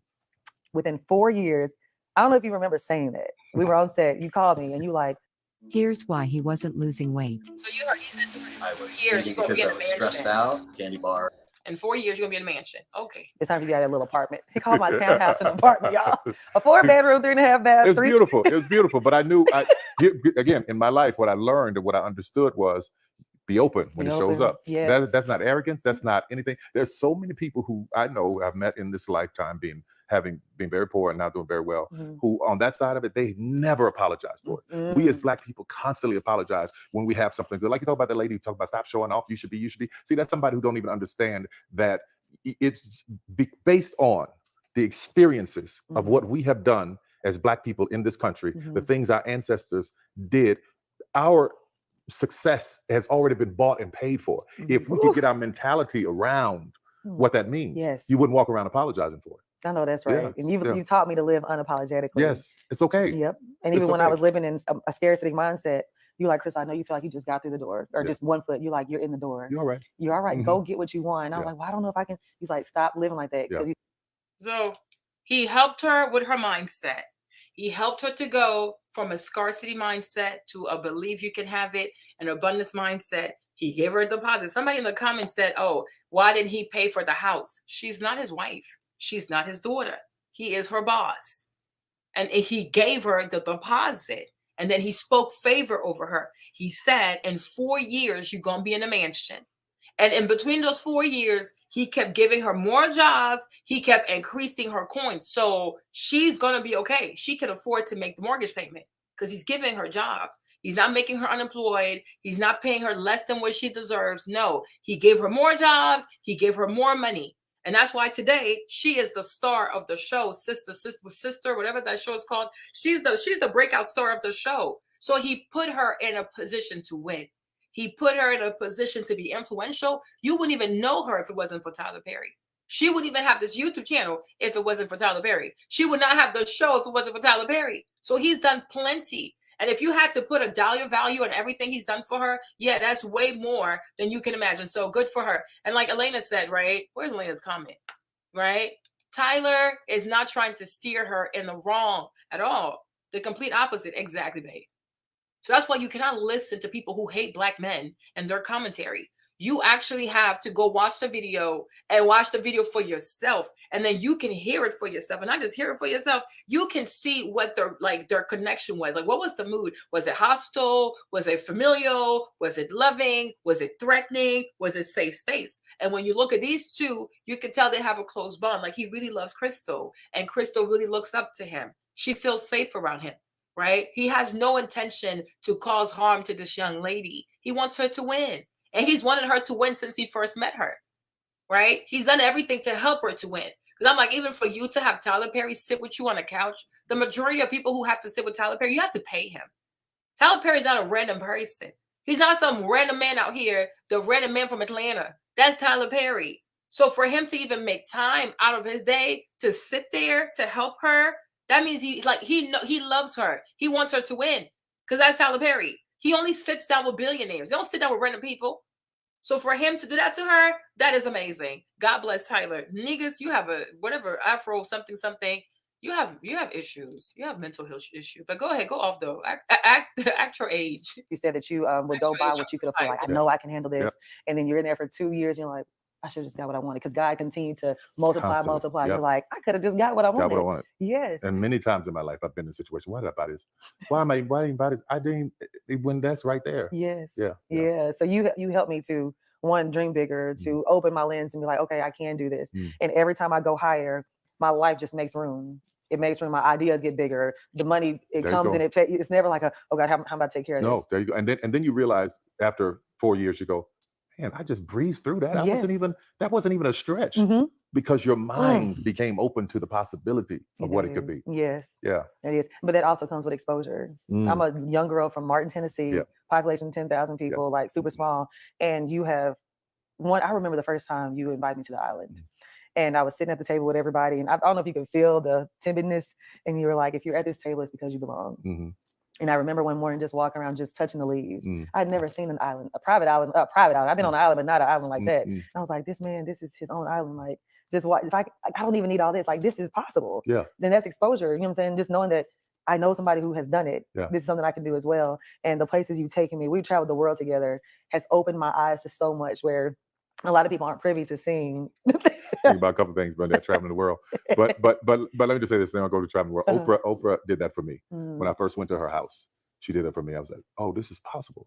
You can actually dream and be, and I'll never forget, I'm on video saying this. I'm probably 35, 36. My first movie had just come out.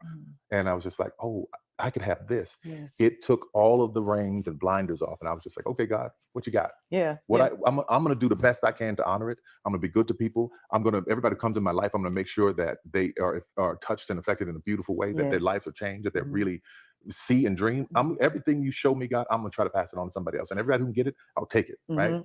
So that's the feeling I want the people around me to have. That's the feeling I want the people at the studio to have, because at this point, what else is there to do? Exactly. Exactly. That's so good. Yeah, they're traveling the world just like What if you could do SEO smarter and faster? With Wix, you can edit your meta tags page by page or all in one go. Modify your URLs, inspect all of them in one click. She don't like roaches. So we went Bora Bora. Bora Bora. Really nice hotel. Y'all know those beautiful places over the water? Yeah, little bungalow. It was nice. If you walk in a hotel that's very expensive and there's roach spray in the closet, something's up. So I didn't catch that. Yeah, I didn't read the room. As soon as I walked in, I saw that roach spray, because the place is beautiful. The glass bottom, the glass. Yeah. I was like, oh, okay. I thought, honey, what would Crystal do in her room? Screams. Just screams. She don't do no roaches. She don't do no roaches. I do not do roaches. I was like, they're like, the people came in the room, that manager, and he was like, oh, I'm talking about, it was a big roach. He was like, oh, this is a water bug. I said, no, nah, that's a cockroach. Yeah. We from the South. Yeah.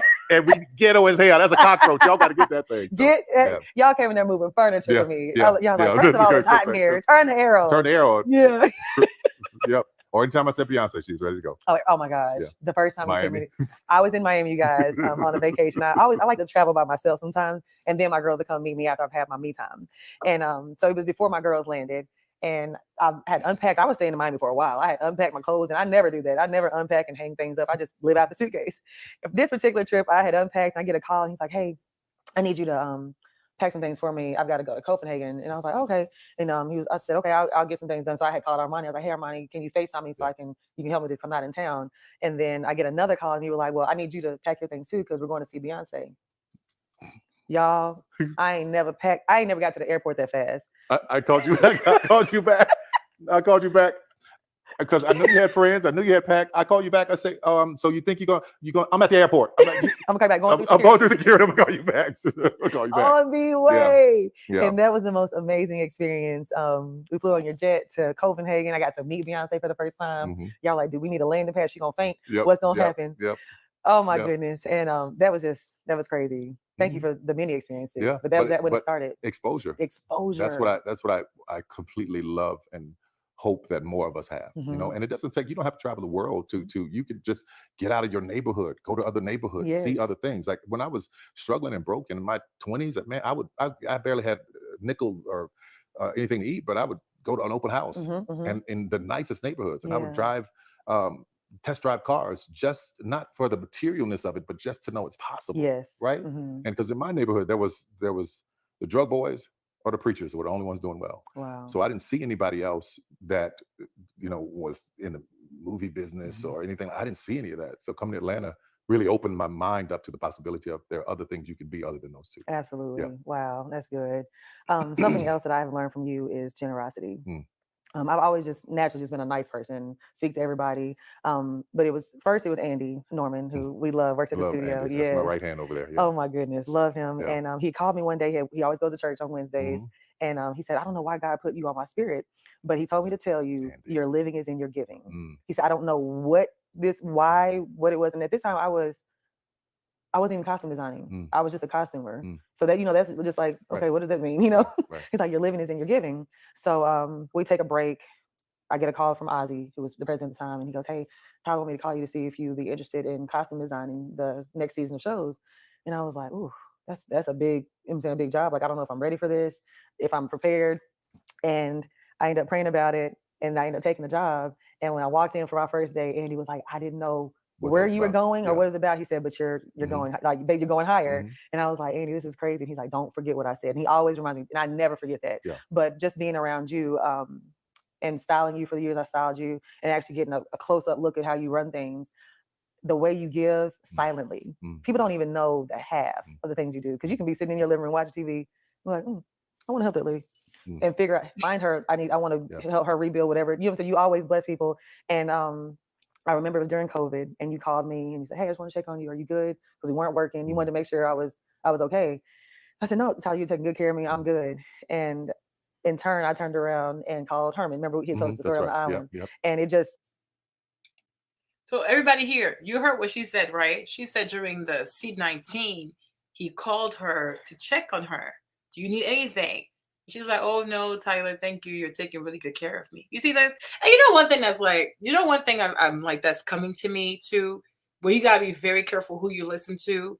You got to be very careful to go to the source and get your information for yourself. Like the way we're sitting here and we're actually watching this video peacefully. We're like watching to understand, not watching to attack. But imagine you watch all these ladies who want to insult Tyler Perry, talk bad about Tyler Perry because they saw a quick clip of this is 1 hour and 18 minutes. They had almost an hour and 20 minutes conversation, right? People listen to 2 minutes of the conversation, and now they have all these horrible opinions, ideas about Tyler Perry, and you're putting it out there, right? You don't even know if Tyler Perry's looking at your page.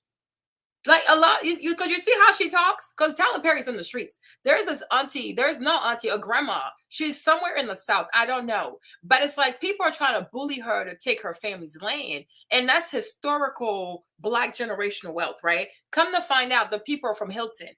Like, so Paris Hilton, her daddy, her people, their people.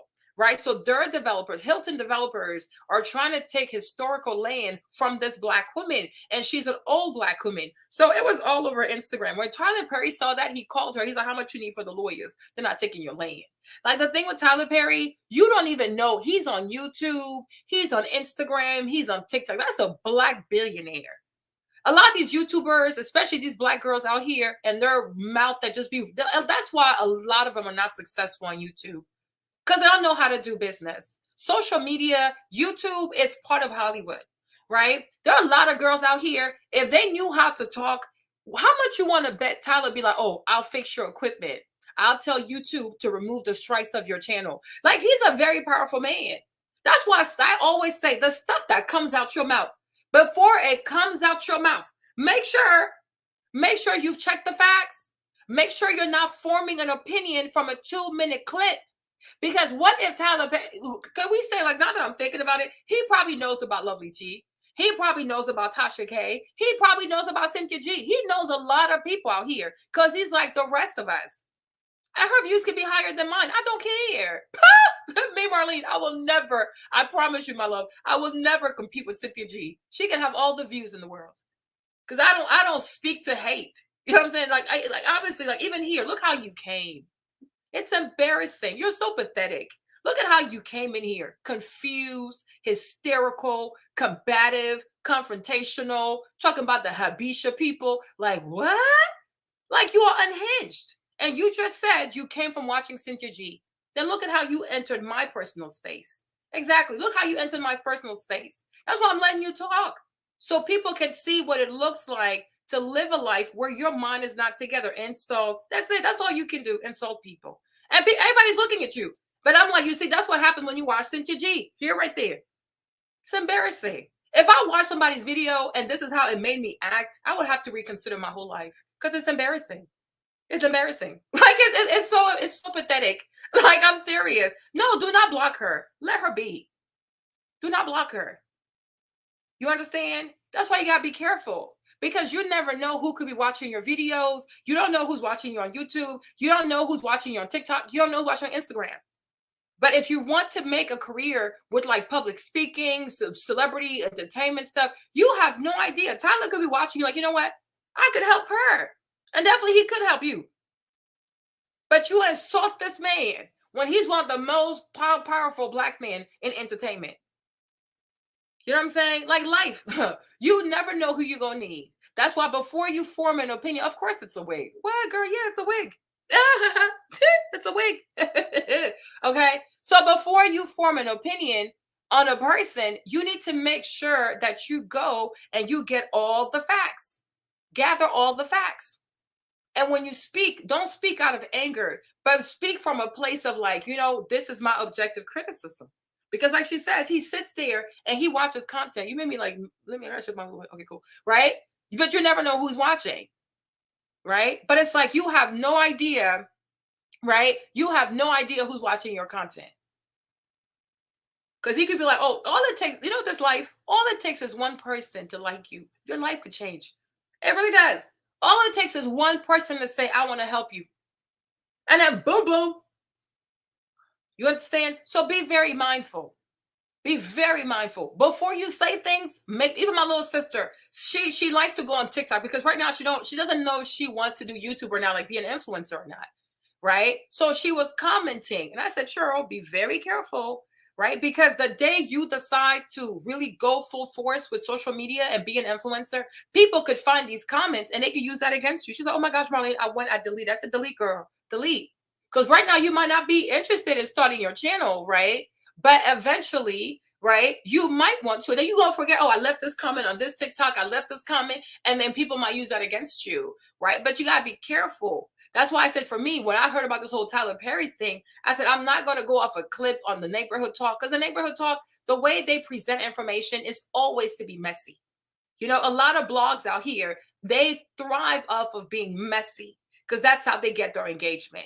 Right. And when you get to a certain age, when you get to a certain place in your faith, you get to a certain age with, your age, your faith, like just where you are in life. Like, you know, you just can't allow anybody to just trigger you for the sake of triggering you. Most of these blogs are messy. The Shade Room, Neighborhood Talk, Hollywood Unlocked, the Jasmine brand is on site. You know what I mean? Spiritual World. Like these people thrive for negativity.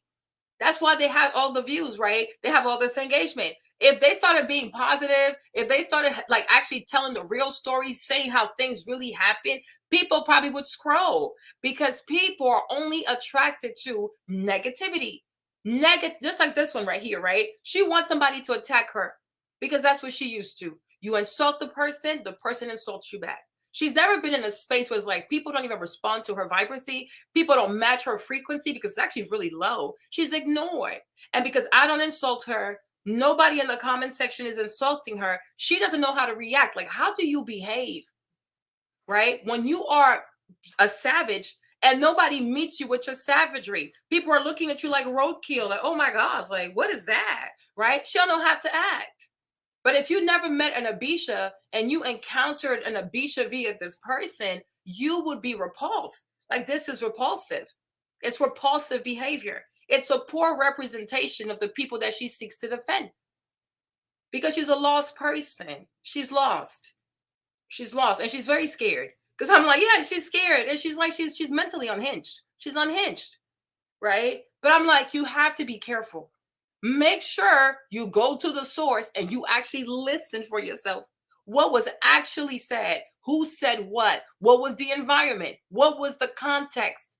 But today, nobody wants to actually do research. Nobody wants to sit down and say, okay, let's listen to the whole thing. No, I want a soundbite. But if all you want are sound bites, you will get misinformation. When all you want is a soundbite, you're just going to get somebody's appreciation of the situation. But you need to go find out for yourself.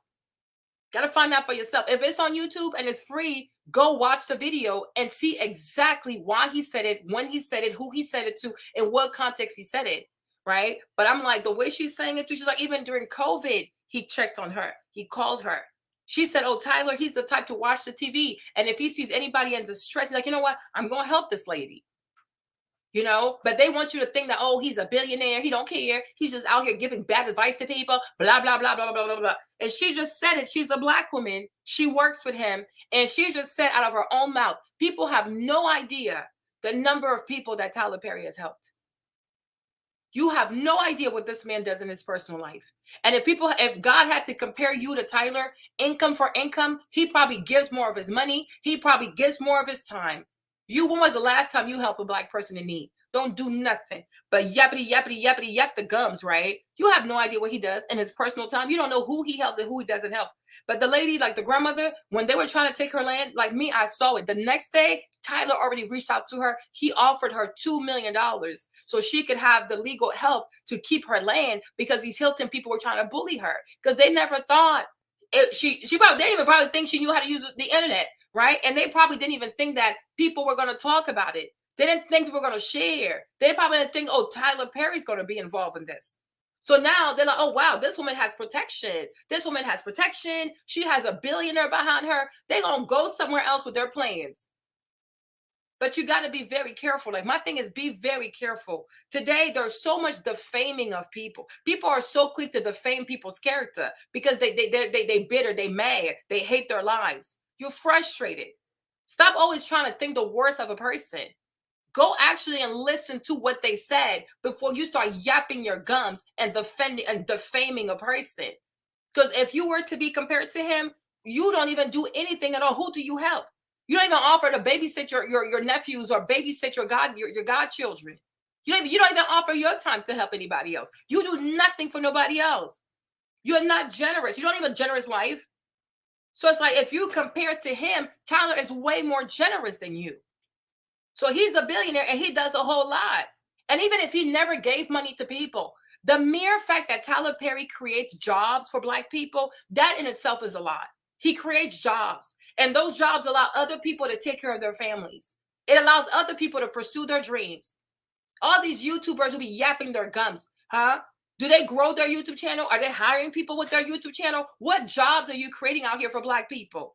It's just about you, and it's yapping your mouth and just getting people to be so crazy and go off and go insane. But you're not creating any job.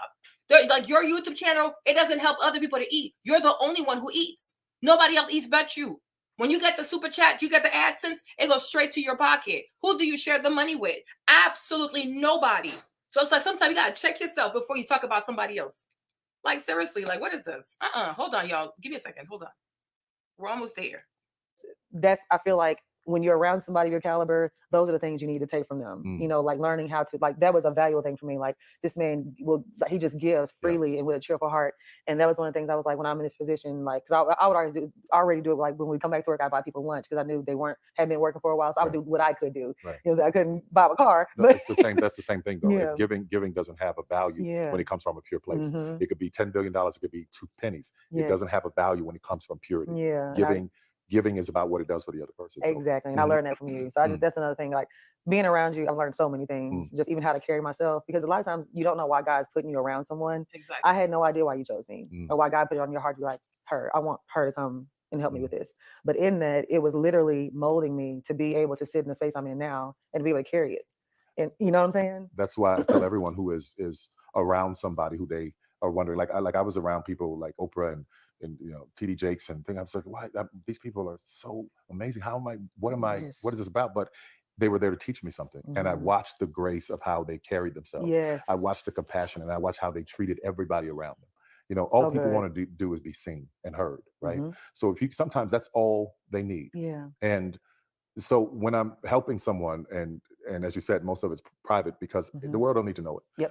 But there are moments where people want to know it, and then there are moments where I say, okay, people should know this because there's so much hell in the world right now. So let's see how much good this can spread. Yes, exactly. But it's really, really important to be able to have what you have and or have an open hand and heart to help other people. I get that from my mother. I mean, I would wake up when I was a kid and step out of bed, I would step on somebody on the floor. I'm like, who are these people? She's like, they needed a place to stay, right? So she wouldn't give them no money, but she would, you know, you couldn't get $20 out of my mother, but she would feed them, she would clothe them, she was just amazing. I love that. I love that. Yeah. You talk about your mother. I know she's someone who holds a dear, dear place in your heart.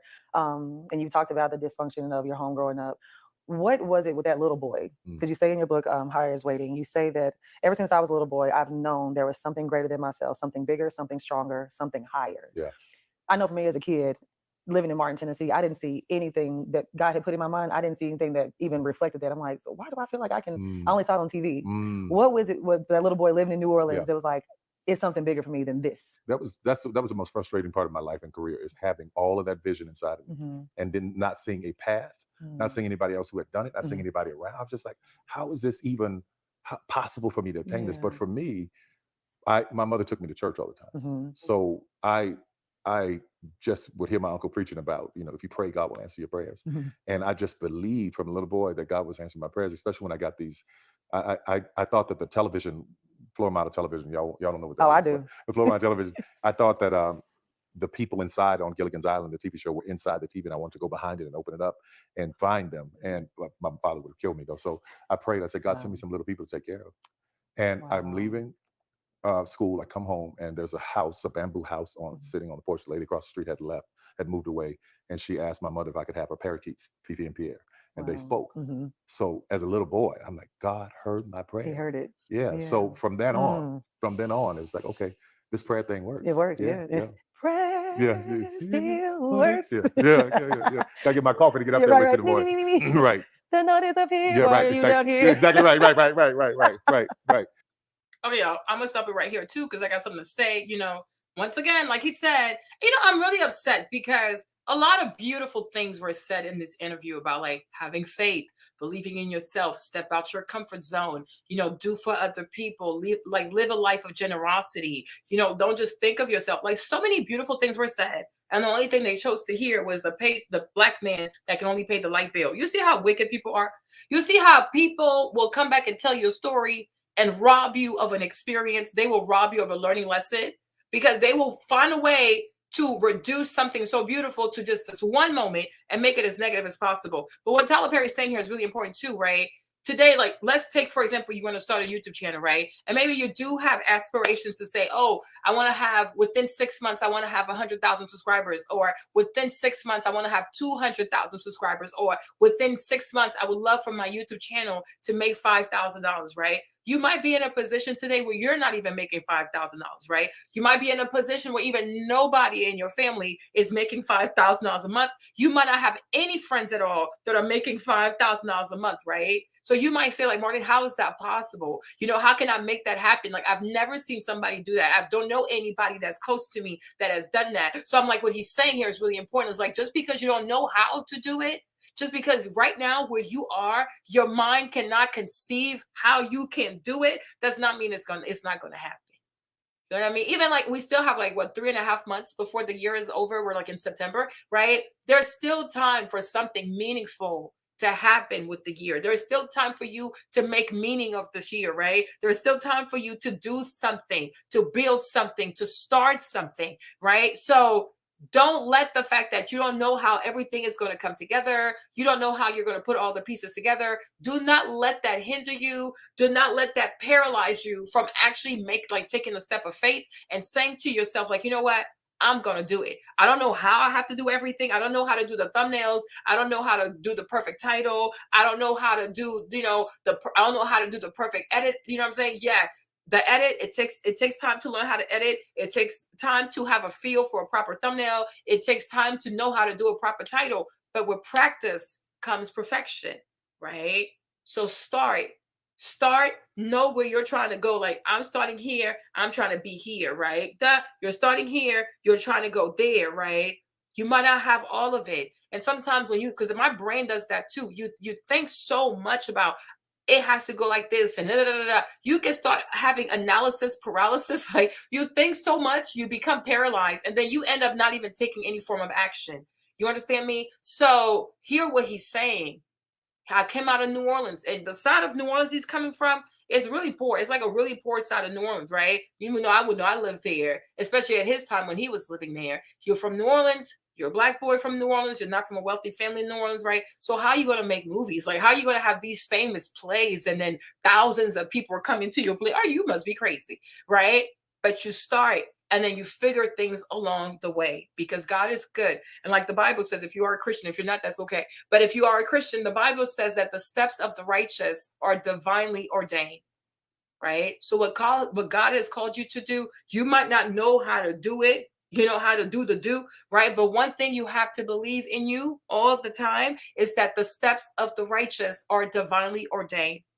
If this is what God has called you to do, he will lead your steps. Your steps will be divinely ordained. And he said the same thing to Joshua, right? That I will be there for your steps. I will light your steps. I will be there, right? So trust Trust and start. If it's YouTube, if it's TikTok, if it's Instagram, if it's like you want to write a book, you want to start doing a cookbook, whatever, like whatever your vision is, right? You want to build a house. I don't know. You know what your desires of your heart is, right? Only you know. I'm just using YouTube as an example, right? But whatever you want to do, switch it for YouTube. If it is YouTube, do it too, right? But don't wait to have everything figured out. Don't look at who you are right now and say, oh, I'm just a little Black girl. I'm just a little Black boy. Oh, I have bad credit. Oh, I don't have money. Nobody in my family. Yes. Those things are true, right? But those things are not determinants of who you can become, right? You can do a lot more, but you got to start. And you have to start with a good heart. And you have to start with good faith. And you have to believe. Like I said, the steps of the righteous are divinely ordained. And your steps are divinely ordained. So fear not. Right? And proceed in the way, in the vision that the God has called you to lead. Amen. So I feel like a lot of beautiful things were said here. And it's a real shame that all people got out of this is a Black man can only pay a light bill. It's sad. It's bad. It's a lot of bad faith. It's a lot of bad faith. Gowns, nice gowns. Right. Nice gowns. Aretha, she was something. Yeah. I like to ask that question because a lot of times when people see us where we are now, it's like, where did that start? So I definitely wanted to touch on that. I know you got to say this about God and faith. I know the world is changing and people are getting away from so many things, and it makes sense because of what church has become. But my whole hope is that if people have a relationship with God and believing, that they never ever equate that to something that man is, because they will always let you down. Preacher, pastor, priest will always let you down. They are not God. They are human. They're allowed to be flawed. They're allowed to make mistakes. Get out of my business. So wow. I give them the grace of being human. Yes. But when I need grace, I go to God, not for them. You understand? Absolutely. Yeah. I literally just yesterday had this conversation with my brother Marquise, and he was like, I just church hurt. He was like, I just don't feel. He said, I just don't want to go through this again. And I was like, I literally told him, I said, Marquise, I was like, the pastor is not God. I was like, he's human just like we are. Yep. I said, we're going to church to get closer to God. Right. If that person is delivering the message the way you need it, we have to give them grace in their personal life. Right. Like we can't judge that. Or that ain't your business. If if God sends a message and when that message is yours coming through that person, God spoke to you through that person. It's easy to start to see the person as God and miss the spirit that came through. Yes. Listen, I've gotten messages from winos on the street that was like, oh, that was God just spoke to me. So I've learned to completely when you listen and you're open and you hear, because in my life, if I pray something and like I have friends who are praying for me, a prophet like Andy will do you, God will send somebody to confirm the exact prayer, the exact thought, the exact thing I'm going through, almost in the exact words. And I go, okay, yeah. Didn't know he keep talking to me. He all in your business. What you been listening to? Right. So good. So good. So let's talk about something that you and I talk about. My man. Oh Lord. my man. Yeah. So for the longest, like you've seen me go through different relationships, and recently it was the night that we all went to dinner after you moderated Michelle Obama's book tour here in Atlanta, and you said, Crystal, you are vibrating here. Yeah. Your man is here. And I was like, ooh, you trying to tell me I'm low vibrational, Tyler? What are you trying to say? And I was like, oh, I had to think about that. I was like, wow, like, am I, you know what I'm saying? You were like, you're here and he's up here. You gotta go higher in that area too. Yeah. And I was like, wow, that's crazy. I probably had a gummy that night, so I was. I get super spiritual when I'm on them gummies, but that sounds good. Okay, go ahead. He was real good. Just 5 milligrams of weed. That's all I could do. If I try anything else, I'd be like, no, y'all come get me. I'm going to the hospital. 5 milligrams. Go to the hospital. 5 milligrams.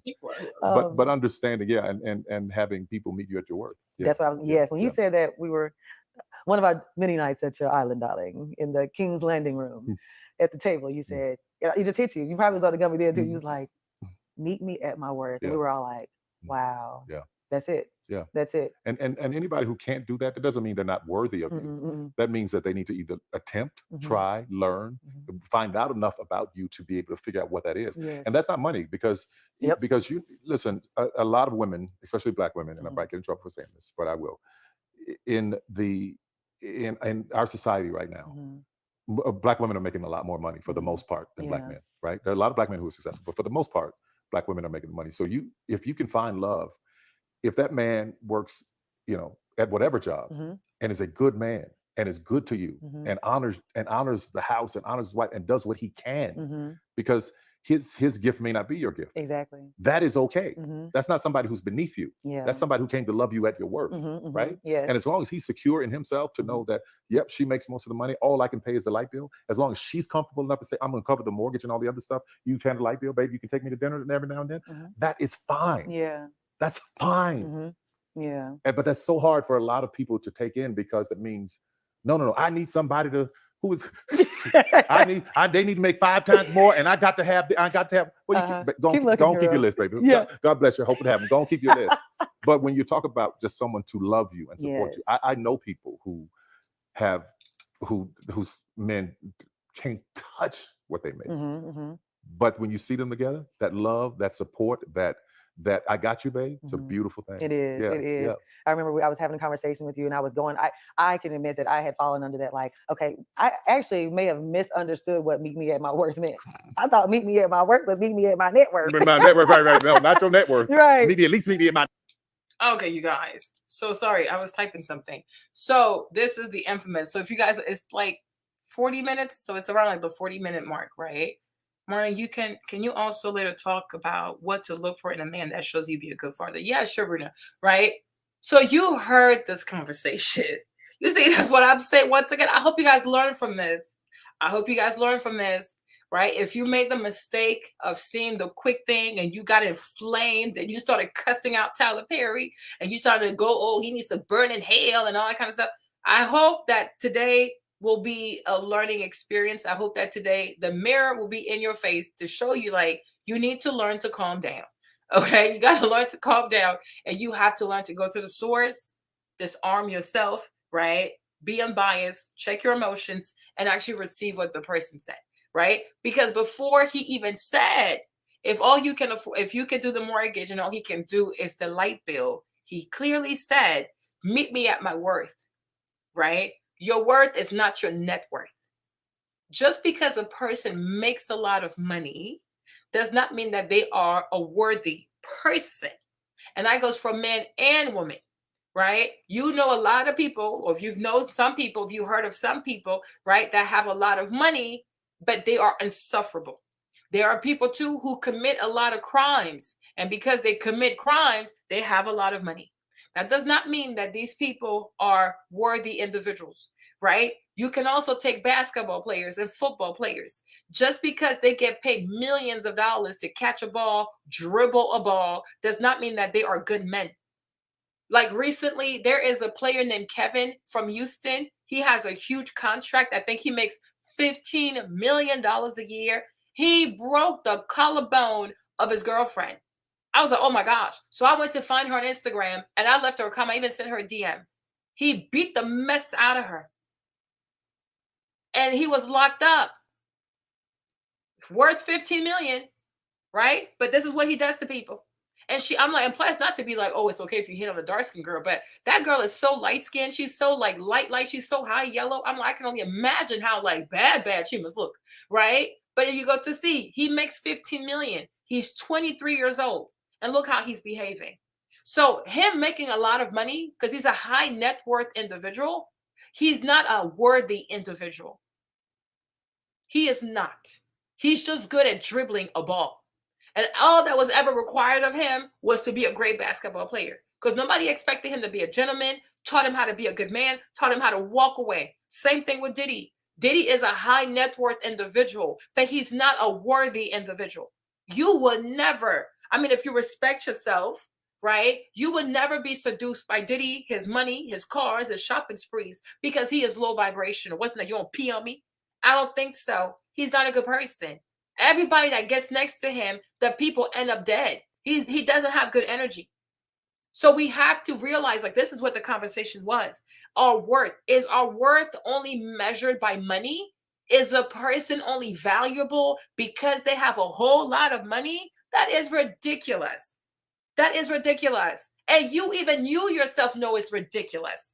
But because it came out the mouth of a black man, because it came out the mouth of Tyler Perry, you have an issue. If a woman had said to another woman, the value of a person is not measured by how much money they have, you would have no problems with that. You'd be like, you know what, I actually agree. Because not all of us are rich. Not all of us are super rich. Not all of us can do luxury unboxing. How many people here can do a Louis Vuitton or whatever unboxing every single day? No, but does that mean that you are worthless? Like, if you can't travel every 3 days for content on YouTube, does that mean that you're worthless? If you can't afford to go out to eat every weekend, does that mean that you are worthless? Are we really doing this right now? As a parent, would you ever teach your kids that only people with money are valuable people? Would you really do that? Would you tell your child, hey, if a person comes here with money, they're better than you. If somebody comes here with more money than you, you gotta lay on the floor, let them treat you any kind of way. You would never say that to your kid. What kind of values would you put into your children? It's not about, oh, have a lot of money and then you're a good person. You would tell your child, have good grades, be respectful. You know what I mean? Look out for other people, be nice, be polite. Those are the things you would say to your child. You're not going to say, oh, child, you're not going to be worthy of me. You're not going to be worthy of my love if you're not the richest child ever. Your child might not be rich. You might have a child that goes to college and major in like African American studies or majors in arts. The odds of them being rich, yeah, slim to none. But does that mean that a person is worthless because they're not super rich?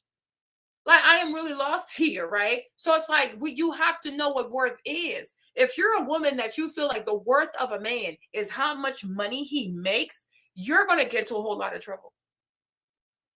You're going to get to a whole lot of trouble because there's a whole lot of scammers out here. And we've watched, like, this is not our first time watching Crystal's content. If you went with me, we watched Crystal last time when she was here with Jazz. And because she's the type of woman, she leads with money. Money matters so much to her. She's told y'all, she's dated nothing but scammers. And one time, one of her boyfriend, not to be offensive, he was Nigerian, right? But one of her Nigerian love fling, he got her to be negative $1 million in her bank account. Her account was overdrawn by $1 million. Because she wanted to believe in this lavish lifestyle. Oh, we're going to go on a helicopter date. Oh, he takes me to shop and we spent $50,000 in 1 hour type of stuff. And the whole time, little did she know, he was using her for a bank robbery because that's really what it is. And once they were done with the little date, he ran with the money. $1 million. Now, she had to go to Bank of America. But I'm like, she's lucky she's not incarcerated. Then another boyfriend she had, he scammed her too. Because all she thinks about is money. Oh, a man is high value if he has a lot of money. And every time she ends up with Nigerian scammers. No offense, I'm Nigerian to some extent. I'm an honorary Nigerian, so I ain't got no smoke with my people. But the thing is, like, you know, when you're obsessed with money, you're more likely to attract scammers. You are more likely to attract scammers. And she's talked about it. So that's why I say when advice is given, you have to take into account who is the advice given to, because he's trying to talk to her. Because you can see he really cares about her and he wants her to find her person. But he can't say, oh, Crystal, one, your problem is, right? So he makes a general statement so she doesn't feel attacked, but he's really talking to her. Me, when I saw and I heard what he said, I knew like he was trying to tell her something, but it was subliminal. He's not going to say, oh, I'm talking to you directly, because some people, when you talk to them directly, they take it so personal because they're so emotional. Right? But Crystal has a tendency of dating, sleeping, entertaining scammers. And it's by the grace of God that this young lady is not in a maximum facility prison. Because how she was even able to get Bank of America to see that, to believe that she was not part of this, God really saved her. Because how do you convince a bank? You gave this man your routing number. You gave him your bank account number. And on top of that, he bought you gifts. You ate the food. Like whatever money he stole, you also enjoyed it. So it's really, how was she able to convince these people that she was not part of this bank robbery and this bank fraud? She is so fortunate. But she has a history of dating scammers in Atlanta. Because instead of knowing like what makes a person worthy, what makes a person valuable, it's not how much they have, especially when you live in a place like Atlanta, when so many people in Atlanta are criminals. There are a lot of criminals. People think, oh, it's just the down low people you got to watch out for. It's a lot of criminals in Atlanta. And the best way sometimes, the best protection sometimes against criminal-minded people is to focus on character traits. Because those scammers, them type of people, they can't hold their conversation. They're not going to say meaningful things because they're criminals. That's why you got to take your time and talk to them so you can see what they're really about. If somebody comes in and offers you a shopping spree and that's all it takes to open your legs, you're going to get scammed. If somebody knows like he needs to have a meaningful conversation to even get you somewhat aroused, he gonna put all the effort into it. But a lot of time it protects you to not lead into a relationship just thinking about money first. But the worth of an individual is not measured by money. You know what I mean? I feel like when it comes to money is, if somebody's honest, if you're a criminal, it shows how criminal and how ruthless you are if you have a lot of money. But if you are an honest person, a hardworking person, right? Money just shows like how productive you are in society, right? Like you have a trade and your trade, a lot of people need your trade. That's it. That's that, right? It's about like productivity, but it does not mean that you're a high worth individual. Absolutely not. The majority of America is middle class.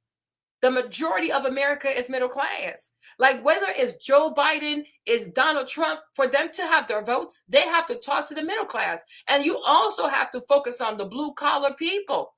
So are we going to say like blue collar people in America are worthless? We need all these blue collar people. They are the backbone of the American economy because they're the ones who pay most of the taxes. So are you going to say all these people like electricians, plumbers, miners, people who work in the car factories, like all these people who make America go round, are they like the truck drivers, all these people? Are they worthless? Are they worthless individuals because they're not mega rich? Like we have to stop the madness. We have to stop the madness. And a lot of times, even the ladies who get super upset at these conversations, they themselves don't even have that kind of money. So you yourself, most people will consider you to be okay, middle class or poor. The majority of us are not rich. The majority of Black America is not wealthy. Like what you see on Instagram, it's not what's out here.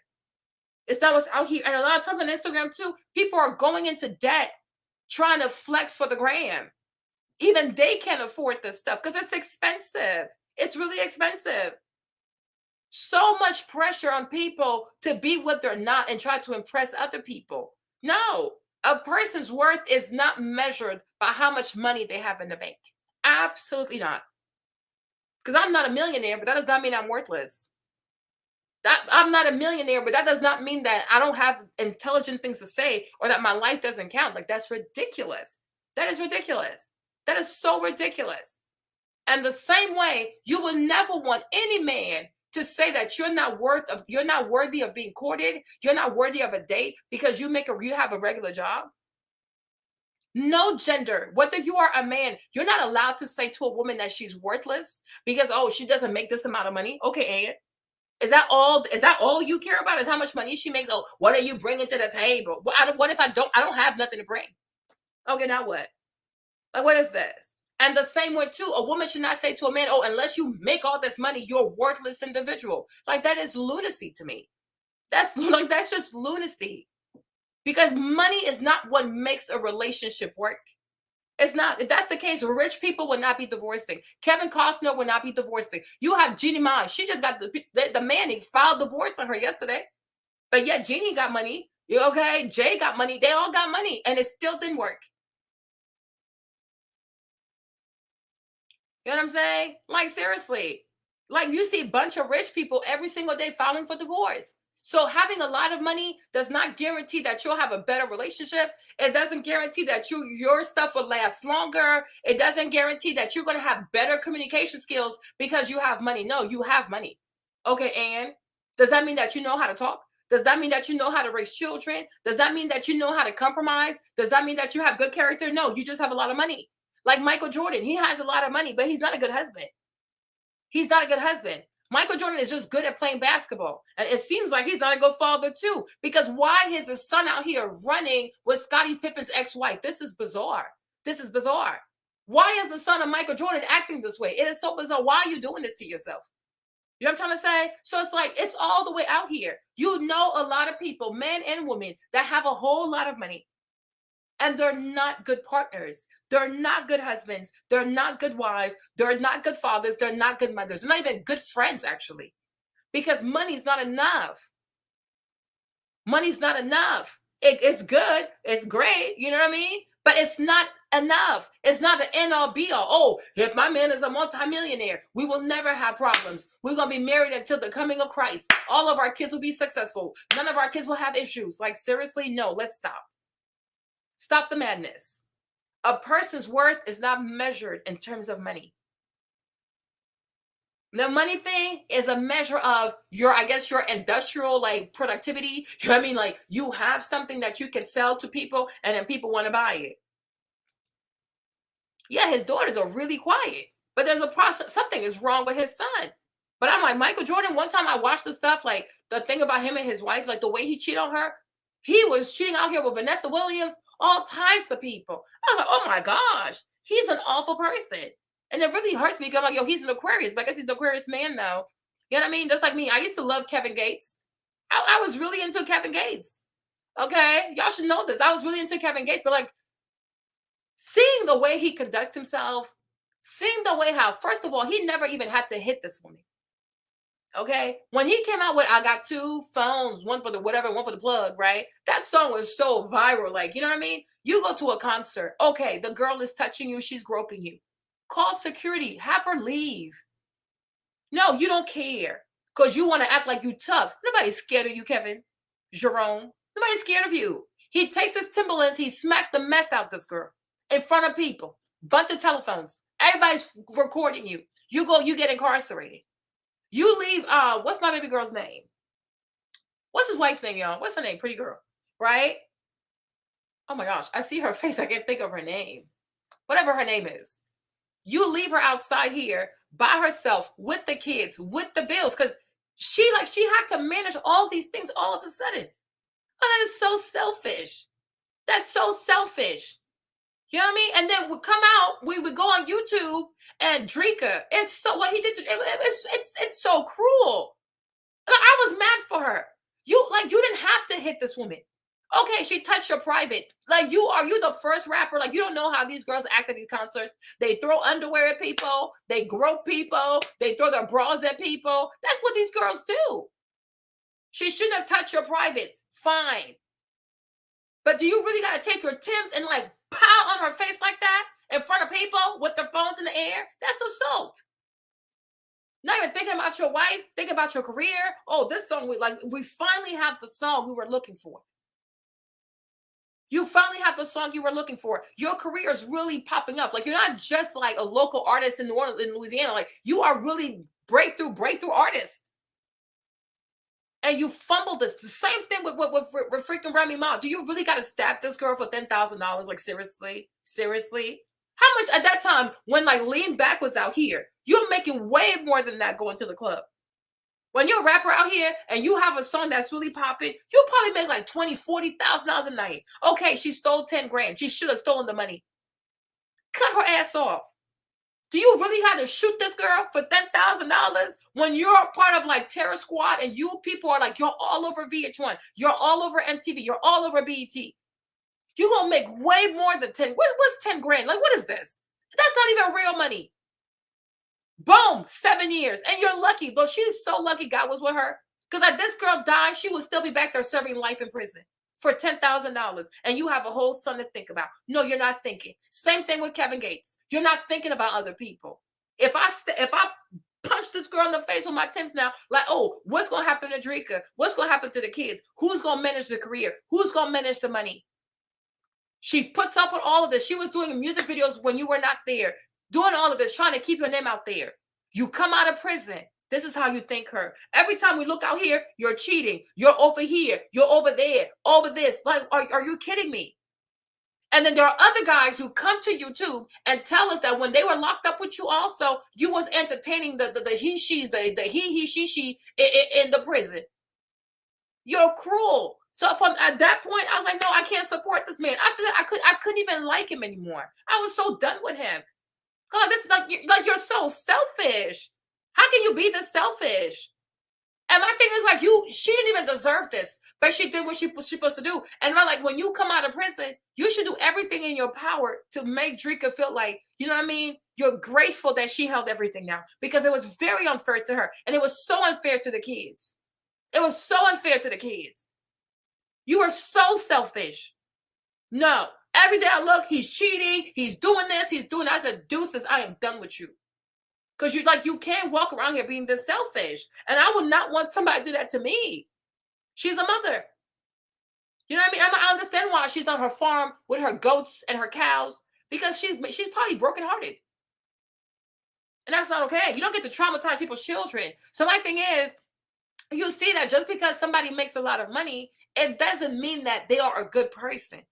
It doesn't mean that that's who you should marry. It doesn't mean that that's who you should entertain.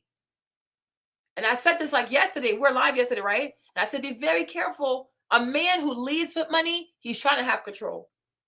So you also, as a woman, you can't just go into everything leading with money first. Money should be a requirement, but it should not be the first thing on your list. And I'm like, Tyler, too, before he spoke, hold on, I typed this somewhere, right? Where was I? Right? He said, your worth is not measured by money. If you can find love, right? If he's a good man, if he honors you, if he's here to love and support you, right? He said a whole lot of things. He didn't say, black women, you've been single for years, so whatever man is out there, whatever man winks at you, just let him come inside the house. As long as he can pay the power bill and you can pay the mortgage, well, be content with that. He did not say that, because those are two different things. And the way some people are mad at him is because they think that's what he said, but that's not what he said. If Tyler Perry said, oh, you're a black woman, you've been single for 7 years, you're getting old, your biological clock is running out of time, right? So whatever man looks good or he seems decent and sober, as long as he can pay a power bill, boom, boom, get in a relationship with him. That's not what he said. And if you're here now, you heard exactly what he said, right? He never said, because time is running out, because you're desperate, because you have low self-esteem, because you've been single for all this time, nobody wants you, black woman. So if you meet a little Pookie outside and he got a little bit of coins to pay the power bill, well, be with this man. That's not what he's saying. The man didn't say that. He didn't say go pick up trash and bringing it to your home, and as long as this little trash of a man can pay the bill, be happy. He didn't say go pick up a bum, and if all the bum can pay is the power bill, they'd be happy. That's not what he said. That is not what he said. He clearly said, if you find somebody that loves you, that honors you, that is there for you, that is there to love you, to honor you, to be there for you, to be loyal to you, to commit to you, that is an intentional person. That's the person that loves you for real, for real. It's not saying, oh, you're desperate, your clock is running. No. There's none of that. If you have a true connection with the person, right? And I think mature people can understand that for a man or a woman, right? If you are a man, if you are a black man, does a girl really need to have a big butt for you to have a connection with her, right? If you want a light-skinned woman, but you have a deep connection with a dark-skinned woman, you're not going to entertain her because she's not light-skinned? Like, what are we talking about? Like you're not serious people. Because a serious people that's looking for a serious relationship with a serious person, the first thing they will say is like, wow, I've never had a connection with someone like that before. I've never had such a deep conversation with someone like this before. Nobody who's out here really looking for love is really concerned about money. It comes later. But the first thing when you meet someone and a man meets a woman meets a man, the first thing when you meet a person, it's like, wow, this was a great conversation. Oh my gosh, I've never talked to someone that was so enjoyable. Oh my goodness, we have the same interests in politics. Oh my gosh, you're really cool. You don't say, oh my gosh, you're so rich. Oh my gosh, that's an American Express. Oh my gosh, nobody does this. People who do this are prostitutes, people looking for sugar daddies, right? People looking for, it's a 3 or 4. Because I'm like, what? You don't meet serious people. Even people who work together or business partners. Everybody says, oh my gosh, you're so rich. Oh my gosh, you're thirsty. And it's giving scarcity mindset. Because if you go anywhere and the first thing, is that American Express? Oh my gosh. Oh, wow. Have you ever been nowhere? You've never seen an MX before in your life? You've never seen American in your life. You're telling on yourself. You're thirsty. You're desperate. You're dehydrated. Because whether you're rich or not, you should have some type of self-control. Nobody should be able to impress you with money. But you know what the problem is today too? So many people don't have integrity. So when you talk about character, a person that has no integrity is shook because they are very low vibrational. But you're not going to go to a restaurant and then a man wants to pay. They go, oh, can I see this? Oh, wow. I've never seen an MX. I've never seen an MX before. Oh, wow. Oh, my gosh. Can I take a picture for my sister? Oh, my goodness, girl. Oh, girl, you got American Express, girl. Girl, he will never call you again. Like, this is bizarre. Like, what is this? What is this? Like, what is this behavior? It's not giving serious. Like, it's not giving serious. If you meet someone and he pays with American Express, he pays with the platinum card, you're not gonna freak out. I mean, it's good to know he got a platinum card, but it's not everything because he still needs to do more. But a lot of ladies, if they go out to eat with the man and he pulls out American Express, especially the platinum, she's already wet. She's gonna sell the box right there, and he knows that's why he dropped the card because he wants to see how easy you are. No, I mean, it's nice you got an MX, and it's nice that you got the platinum. I'm happy for you. But that's not enough. I still need to know more about you. Like, what the what? Right? But when you're someone who leads with money first, when you're desperate, when you're dehydrated, when you're starving, when you move out of scarcity, you seen that MX right there on that table, you're going to get wet. And you're going to want to try to sleep with him to keep him. You're going to try to sleep with him to secure your position. Because you're traumatized, because you've never seen this before. And it shows. It shows. You know what I mean? Like, there are a lot of people out here, they are in really bad situations with people, even in friendships. But you can't walk away because the person got money. Child, please. You should never be for sale.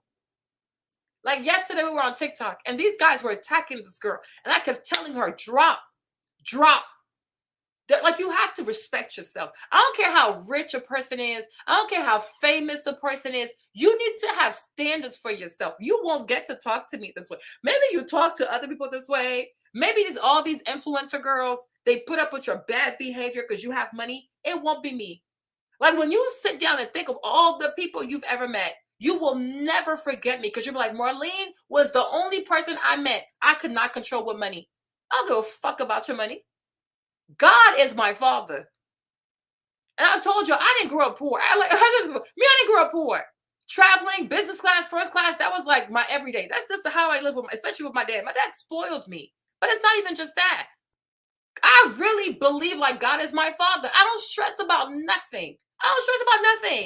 Nobody intimidates me with money. I don't care who you are. And sometimes Dunn told you he does crack jokes a little bit, but he's not all the way off though. Because where I come from, the Ivory Coast, yeah, my family's really well connected. A lot of my uncles are really rich people. I didn't grow up around poor people. And one thing about very rich people, they do not like people who become agitated when there's money. Like a lot of African uncles, when they give you money, you gotta stay calm. Because if you start like, oh my God, that's why she talks too much. Because one thing, there's a saying we have in the Ivory Coast is that money does not like noise. If you ever get around a bunch of rich people, you start being so agitated. Oh my gosh, how much is that? How much does this cost you? Oh, I never seen this car before. Oh, no. She can come here no more. Because you're too much. Because you're easily impressed by stuff. You should never be impressed by people. You should never be impressed by how much money they have. It don't matter. You got to have integrity about yourself. You got to have self-respect. And the Bible even said that, like, oh my gosh, like if you have to go somewhere with wicked people and they're eating a fat calf, right? It's better for you to go somewhere where there is peace and the people eat grass. The Lord said, if you're a Christian, I'm a Christian. If you're not, I'm not talking to you because I don't handle secular people. I don't handle secular people. But the word of God is clear. It's in the book of Proverbs. King Solomon says it is better to sit with people who eat grass, but they eat grass in love and there's peace, than to go eat a fat calf with wicked people who are sitting there thinking of a plan to trap the innocent. The Bible says it's better to eat grass in peace. And that's how I live my life. I don't care. I do not care. Do you know how easy you can pander out here, make money out here? But I don't care because I don't worship money. It would have been so much easier for me to sit here and bash Tyler Perry. Oh, how dare he say it's a black woman? You're going to get all the views. I do not care. because you got to tell the truth.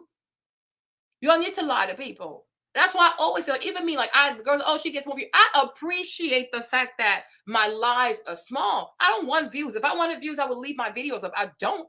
So I don't care. I do not care.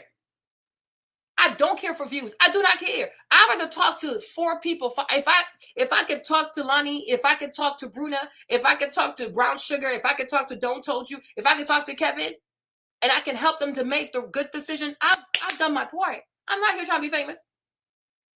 You understand? Because you can't reach everybody. And my goal is not to reach everybody. I want to speak to people who will listen to me because they value what I have to say. But I do not care to be popular. I was never popular. Even in school, I wasn't. I'm a weirdo and I'm a nerd and I like my peace. I like my peace. I don't like foolishness. I don't live a life of foolishness. Because the majority of people today, they're living foolishly. They throw their lives away. They throw their loves away. They throw their marriages away because they're being foolish. I cannot stand foolish people. They are a liability. You understand? So it's like when you're on social media too, you got to know why you're here for. If you're here to be popular, you're going to have to be a liar. Because the only way to be popular is by pandering to people. But for that too, you will have to answer to God. Because every soul that you mislead, every person that you mislead, you give bad advice to people, you cause strife in people, you cause people to be mentally unwell, all that kind of stuff. You will answer to God. You will answer to God. Me, I fear God. I really do. I don't want any problems. Like when I die, I really want to make it to the heaven place. So to me, nothing will stand in the way of that. I don't care. I need my peace. I'd rather stay in my house, go to sleep, than to start turmoil on the internet. I don't want it. I don't care. Leave me alone. Leave me alone. Give my peace. You understand me? Right? So it's like you have to decide who you're going to be. If you're going to be a person of integrity, when you decide to be a person of integrity, you have to accept the fact that a lot of people are not going to like you. But it's nothing personal. They don't really hate Marlene. They just don't like that I say things that have to make them think and have to make them change their behavior. It's nothing personal. That's what they're struggling with. But just because they struggle with something does not mean that I'm going to stop doing what I have to do. I will say what I feel, and I will say what I feel is right to say and is wise to say. You understand me? But like I said, I have never met a person that says, wow, I've never met somebody with so much money before. Serious people that are looking for a serious relationship that leads to an engagement, that leads to marriage, like serious marriage, they're not worried about money first. They are first concerned about having a great connection with that person. Because you can have money, but it can go left. Because how do you feel about this? How do you feel about raising our kids? How would you raise a kid, right? Do you want to pay the tax? Do you want me to pay the bill? There's a lot. There's a lot. There is a lot that goes into finding your right person. And worrying about the purse is not your biggest issue. Because if that was the case, rich people would not be divorcing. You have Halle Berry. She's like on her 4th marriage, her 3rd divorce. This lady is paying child support, alimony for all these men. She's so pretty. She has money. How come they don't stay? Nobody stays. Nothing works. It got to the point that now, even when she goes to court, she represents herself because she's tired of paying for lawyers. Like her last divorce, she told the judge she gonna represent herself because after going through all these divorces, she now knows how to even represent herself. You see how sad that is? You experience divorce so much that now you actually know how to properly file divorce and represent yourself in a divorce proceeding. So many rich people divorcing all over the place out here. It goes to show you. People are like, oh my gosh, Jeezy, why would he divorce? Because he did.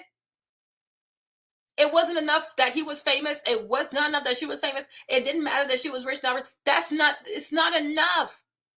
Because when it's all said and done, right? He's rich, she's rich. So it's like there's nothing you can buy that can blow a person's mind. So then it's like, okay, now you got to have you have to have a real chemistry. You have to have a real bond. And they didn't have that.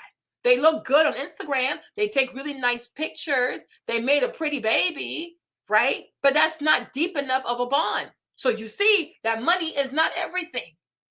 Your connection is everything. And that's what he's saying. If Tyler Perry had said, oh, you're getting old, you're 40 now, you've been single for 7 years, your biological clock is running tick, tick, tick, tick, tick, tick, tick, right? Nobody wants you, Black women. You're deplorable. You're pathetic. So, just settle for whatever's out here. As long as he has enough wherewithal to pay a power bill, that's it. That's that. That's not what he said. But because if he had said that, I would have had a problem with that. But that's not what he's saying. That's not what he's saying. She wasn't even submissive. She's not submissive. She lives in LA. He lives in Atlanta. They live in their lives. I feel like, and the thing is, like, think about it, Bruna. Her divorce was finalized in 2019. Then she's engaged to Jeezy in 2019, gets married in 2020. She didn't even have time to heal and process what happened with Freddie. How do you divorce? So you divorced your husband in like March 2019. September, you already engaged to Jeezy. You were with Freddie for 10 years. Is 6 months enough to process what happened with Freddie? Like, come on, let's be serious. Like this is a joke. Me, Marlene, like when it comes to we can talk about it later because that's not the line for it. But when it comes to Jeannie and Jeezy, right? I really feel like because she's Vietnamese, because her skin is white, she feels like she's above a Black woman in the sense that she don't want to be a baby mama. Okay, because it's obvious that she wanted to have a child because Jeannie's 45. So when she meets him, like whatever they met, but I'm like, she's already in her 40s, right? She's already like, I think Monica was born last year, right? So Monica was born, she was 41. Then 9 months of the pregnancy. So she got pregnant at 40, right? She got pregnant at 40. So I truly feel like, just like Kenya Moore, because the way Phaedra read Kenya Moore, like one thing you'll know for sure is that he needed $5 for a pizza. So he ejaculated in a cup so that you could have a baby, right? The way Phaedra read Kenya could never have a kid without marriage. So she goes and finesses this marriage with Mark Daly in a foreign country somewhere because she didn't want to be a baby mama. That's why she did all this with Mark Daly. You know what I mean? Because what Phaedra said to her, it lives in her head rent free. The same thing with Candy too. Candy's not really in love with what's the man's name? With Todd, right? She don't really love Todd. They like when they have a friendship, like they cool people, right? But the thing is, when you think about the fact that when it comes to Riley, Candy was a side piece to a married husband. You know what I mean? Because Box, that's the thing. Is like, that's why I can't stand these ladies. Like, they never tell the truth. They never tell the truth. When Candy was with Block, when Candy was entertaining Block, he was married. And Candy knew he was married. And she was having unprotected sex with a married man. So when you sleeping with a married man, you have unprotected sex with the married man. It's not like he gonna come around and see the baby. Because he got to prove to his other woman that he's moved on. It's a lot. It's a lot. So it's like, for me, if a man is married and you get pregnant by him, yeah, most likely the child is not going to see the dad. That's why people got to think about stuff like that. So it's like, when it came to her, she wanted to have more kids. But the thing is, she's been a baby mom.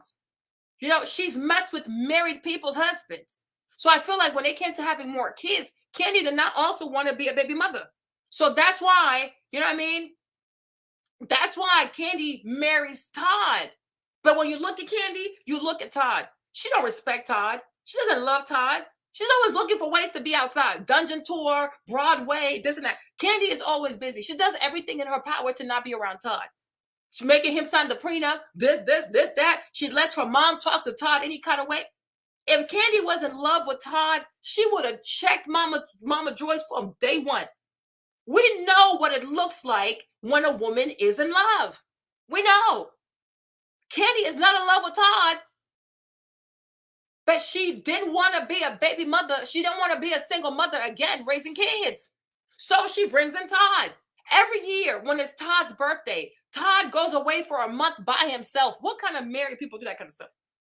Every time it's his birthday, he goes away his entire birthday month. He goes away by himself with his boys for a whole month. Y'all remember Portia said when Todd goes to New York, he has another name. Todd has girlfriends in New York. He has a whole other name. That's why she don't like Portia. It's a lot to Candy not liking Portia. Because when Todd goes to New York, I think it's Luke, whatever his name is, and he has an apartment out there. Like what? We're not stupid. Like we gotta be grown people, like and be able to grown people stuff, right? So that's what it is. But you know dang well, Kenya didn't even know Mark Daly. You know this. Kenya barely knew Mark Daly because Kenya has a tendency of buying boyfriends, hiring boyfriends, going to the prison law catalogs and picking out random mans. Okay. Kenya likes to control people. It's the same thing with Nicki Minaj. You know what I'm saying? Why is it that it didn't work with Nas? Why? Because Nas has standards. He's not just anybody. That's one of the greatest MCs. That's one of the greatest hip hop voices in our world. You think you're gonna come over here and treat Nas the way you treat Safari, the way you treat Meek Mill? Nicki made Meek Mill. She made him. Like he was a little underground rapper in the Philly. But once she started dating him, he meets Drake. He does collaborations with Drake. She gets on his song. She changed his life. Nicki likes to control the man she's with. When it comes to Nas, the foolishness she does, how she raises her voice at Joe Budden, she can't do that with Nas. It's not going to happen. Because as a woman, you know what kind of man you can talk to crazy, and you know what kind of man you ain't going to talk to crazy. Just like Jeannie, she also said it. When it came to Freddie, the white man, the simp, because he's a coward. That's why as a man, you should know. You're never going to get respect for a woman by just letting her do whatever she wants, whenever she wants, talking to you anytime. She will actually resent you. If you are a man and you don't know how to stand up for yourself, don't know how to stand up to your wife, she will resent you. Because all she'll see when she sees you is a child. Stand up for yourself. But she said, when it came to Freddie, she could talk to him any kind of way. And he never said anything. Oh, okay, I'm sorry. So what happened? She resented his ass. She want to carry his child because he's a weak man. And she said, oh, when it came to Jeezy, he would just look at her like, excuse me? And she already knew. She said he never had to tell me I had to check my mouth. I just knew by his energy, it don't go down like this out here. Nobody had to say nothing to her. He didn't have to raise his voice at her. He didn't have to touch this lady. Just the demeanor of Jay, you know he ain't the one. I don't know who you talk to like this, but I ain't the one. It ain't going to be me, sis. Because if that's how you talk to someone that you're dating, go outside. You are replaceable. And you know, when it comes to Nas, you think Nas out here has a problem finding women? You think Nas has a problem finding successful women? First of all, he a pretty boy. Second of all, he is one of the most successful MCs out here. People got too much respect. Today, he posted a picture of himself in black and white. I was like, oh my gosh, King Nasir, okay? So it didn't work. So like, look at the kind of man Nicki goes for. Safari. Like, Safari's a joke. Safari's a joke. Meek Mill, another joke. He forsake his baby mom so he could run behind Nicki Minaj so he could be famous. Doing willies in the Philly and getting arrested. He's a joke. He's immature. He's a child. Right? Kenneth Petty. Yesterday, I looked it up. I didn't even know he had so many mugshots, you guys. I was scared. I was like, what the heck? What the heck is this? This man goes to prison every 3 months. How can it, this is just not serious business. Okay? This is not serious business. How can one human being have so many mugshots? So you spend your whole life in prison? Like, this is embarrassing. But this is what she goes for because that's a man she can control. Because Nicki, in her head, she's a man. She acts like a man. She moves like a man. She proceeds like a man. So she leads with money because she wants to control the relationship. But I'm like, that is too. Because when it came to Kenneth Petty, I thought it was just two situations. The situation with Jennifer and then the situation because he had a body. But I didn't know it was all of this. But I'm like, hold up. So you mean to tell me? You guys look at the dates. Look at the dates over here. Look at the dates.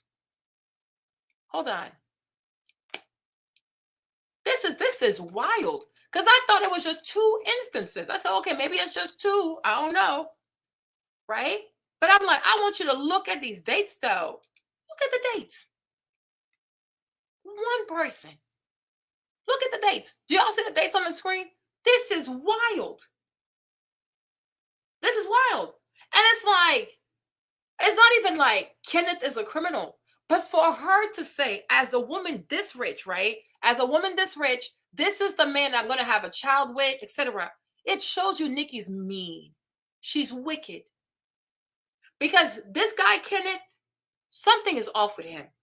You know what I mean? Yes, it's embarrassing to have that many mugshots, but it also lets you know you're looking at a dude right here who has low self-esteem. He has no sense of purpose. He really has no vision for his life. You know what I'm saying? You can have 1, 2 little mugshots. Okay, sure, shit happens, whatever. But this right here, it's like a prison yearbook. What is this? And for her to see this, for her to know this, and for her to say, you're going to be next to me, because she needs control. Because he has no money. He's probably never been outside for an entire year, right? But Kenneth, he's not okay. He's not okay. And you can see in him too, like the whole thing with Offset, you can see in him arrested development. He probably stopped growing at the age of 15. But he has issues. I'm not even trying to be funny because this is not okay. Like this man, he threw his entire life away. Now he's 46 years old and he's waiting to fight somebody outside at his grown age, 46. And he's still moving like he's 15. And Nicki, she knows this. She knows. She does a whole lot of business. She's read a whole lot of contracts. She's met a whole lot of mans. And she knows what a man like this is about. She knows. She knows. She knows he's not okay. So for her to exploit him, because now you really think about it, she's exploiting Kenneth. Because if she was a good person, even if she said, okay, I can overlook this, right? She would take him to therapy. She would take him to counseling. Because something happened to this black man. I'm not happy with what he did yesterday.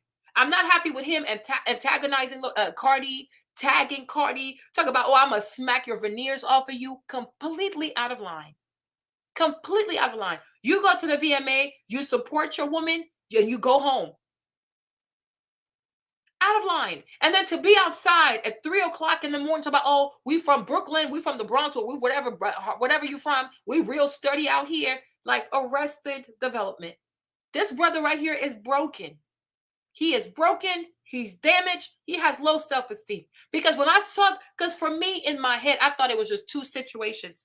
The girl Jen, and then, the great case with the girl Jen, and then the body he caught. So I said, okay, it's probably two instances. Then I see all of this. Look at the dates. Look at the dates. This brother is in and out of prison, back to back to back to back. Something in him is broken. You understand? He doesn't love himself. He doesn't love himself. He doesn't feel good about himself. He doesn't have high self-worth. He doesn't have high self-esteem. He cannot vote. He's a repeat offender. He's a registered SO. He has low self-esteem. He has no money to his name. Like the good years, his good youth, it was all incarcerated. He couldn't go to college. He couldn't have a job. He couldn't do anything with his 10 fingers. About, this is something I did with my 10 fingers. And now this is where I get my sense of pride and purpose from. What's his purpose in life? What's his purpose? Because most people, you see these mugshots, you're going to think to yourself, he's a monster. So if you think he's a monster, imagine how he sees himself. Because she's not a good person. I'm telling you, this morning when I woke up, when I said, I am done with Nicki Minaj. I am done with her. Because this type of evil is too dark. Between Offset and Kenneth, you're talking about almost 9 to 10 black children. And if Offset and them had met early this morning, somebody would have been unalived. And both of them would have been unalived. And you would have had 9 black children with no fathers. Over what? Stupid beef, payola, streams. It's never that deep. Weave, light skin, big booties, bungos, bingos, Chung Lee, Ruby the Sleeves. Like what? Goofy shit. And I'm like, Nicki Minaj is a goofy chick. She is goofy. But she's not just goofy, she's evil. She preys on people. She's a predator herself. She is a predator. And I'm not surprised because she's signed to Young Money. And Baby is a predator. So I'm not surprised that she has predator tendencies. Drake, a sleazeball. No respect out here. So I'm not surprised. She is a predator. She's really low vibrational. Like, to get to a point where I'm actually standing up for Cardi B, that is wild. But that's excessive. You don't have to like Cardi, but at the same time, you don't have to wish for her to lose the father of her children. You are sick. You are sick. And every time Cardi says something, you think she's talking about you. People say, oh, she had a reaction because in the song Bingo, Cardi says, my husband is amigo, your husband is a zero. And I'm like, but why do you think she's talking about you? Do you know how many people talk about Cardi every single day? Tell her Offset is a bad husband, Offset cheats. Cardi's always fighting with people. What makes you think she lives for you? Girl, bye. Maybe when she was coming up, she was thinking about you, but not. Cardi is a bigger celebrity than you. She is more relevant than you. She could be talking to anybody. Why do you internalize the things she says? Why do you listen to her music looking for how she's disrespecting you? You are insane. You are pathetic. Nicki Minaj is a sociopath. So that means, right, if you feel like every time Cardi says something, she's talking to you, that means every bar you write, you talking about Cardi. Because if you write your music to write your music, because a bar is a bar, and you're not thinking about nobody, you're not doing subs to nobody, right, then you're not going to think somebody's talking about you. But if you feel like Cardi's always talking about you, then that means that you're always talking about Cardi. So when you go to the VMAs and you say, oh, these bitches are crazy, these bitches, oh, so you're talking to her, you're talking to Megan, okay. Because I thought you were just talking about random bitches out here. Because make it make sense. Because if you make your music and you're not talking about anybody specifically, you know, you're just talking about what's happening out here, right? Then you're going to be, okay, she's saying what she's saying. But because for me, I'm like, if Cardi says, oh, my husband is amigo, your husband is a zero. We've all heard about, oh, you could go from zero to a hero. But I'm like, why do you think she's talking about you? Do you feel a way about your husband, sis? Because that is just so bizarre. Like, it's so bizarre. People who think everybody talks about them, everybody cares about them. Nobody cares, sis. And it's giving obsessed. And it's giving pathetic. And Nicki Minaj is very pathetic. You chose him as your husband. And now everybody, anytime somebody mentions a husband or somebody praises their husband, you take it personal. Girl, then nobody forced you to be with this man. The same way I went on Google and I saw this, I'm sure you Googled him and you saw this too. And you said, okay, come live with me. You register SO and let's make my address public to the world. That's your decision. That is your pick of a man. You picked him. You brought him into your house. You laid down with him. You had a baby with him. So either you don't like him and you can't stand him, so you want to throw him away, say that. But it's very cowardly to not want to divorce him or pay him what is worth, right? You rather have him set himself up so he can go back to prison. So that way you can clean your hands of him because all you ever wanted was a baby. And he gave you a baby and now you don't care what happens to his life. She's evil. Kenneth, he's an idiot. He's a fool. And that's why he feels like to prove that he loves her, he has to be a monster. Because why she can't receive you on your sweet side? I'm sure he has a sweet side to himself. Why she only needs him on some goon stuff? A person who loves you, they're not going to have you out here crashing like a test dummy. She don't love you. She's obsessed with, like, I'm like, yo, like, for real, today I really see that you hate Cardi B. Because this is too much. And for those of us who live like the late 90s who are out here, what we saw between Biggie and Tupac, we don't want that no more. Because it was too much. Nobody, like when it gets to like street stuff, everybody should learn from what happened between Tupac and Christopher Wallace. It's a no-no. It's enough gun violence. It's enough people being unalived. It's enough Black fathers unaliving each other, going to prison. Black children deserve better. You are a mother. You might not like Cardi. That's fine. You don't have to like her. But at the same time, you don't have to want for her to be a widow. You don't have to want for her to have her children, not to have their father, and she should want the same for you too. Like, y'all gotta govern yourselves better. And that's the same reason why she befriended Ra Ali, because Ra is violent. She knows Ra does not control herself. Ra has multiple felonies for assault. That's the reason why she invited her to the Met Gala.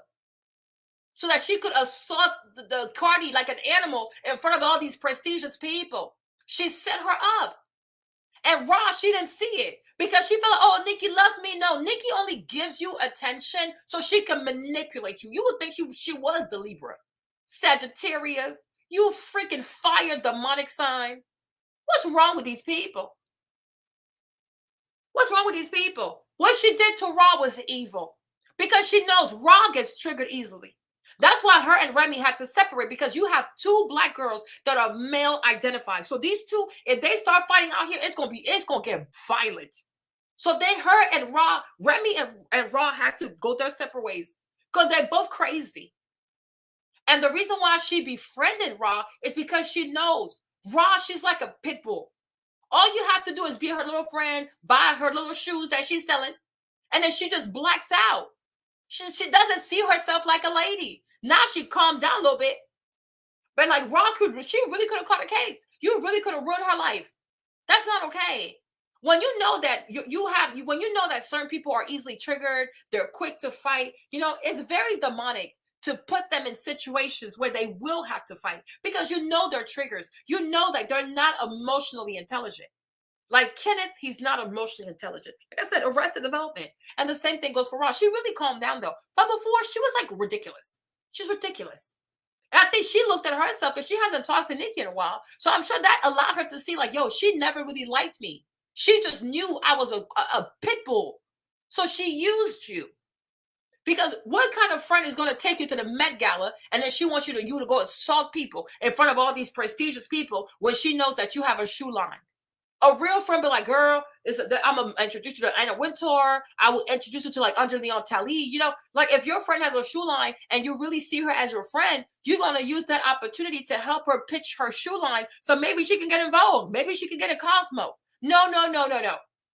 You take your friend who has a shoe line, but you know she has a side of her that's not checked.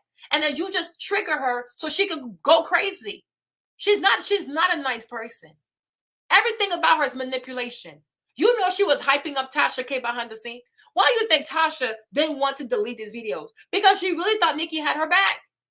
She manipulates people and she starts BS.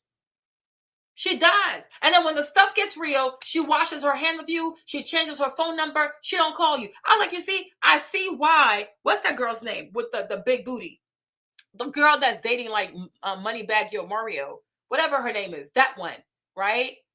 What's her name? G Herbal, his ex, I forgot her name. She called everybody broke, right? But I'm like, I can see why now. There was a time she didn't want Tay to go do Nicki's hair. I can see. Because she's not nice. Like, I even feel like, and it pains me to say this, but I really feel like if you had to spend time with Cardi or spending time with Nicki Minaj, I feel like you probably have a better time with Cardi. I feel like Cardi's a good time. And she seems to be. I mean, she's also ratchet and low vibrational music, but I feel like with Cardi B, you would probably have a better time. Like, you would actually laugh. She's very silly. Like, you would actually enjoy yourself. Nicki, the whole time you sitting there, she gonna think about how she can use you for whatever she got to do. That's how her mind is. It's always about how can I use a person to get something.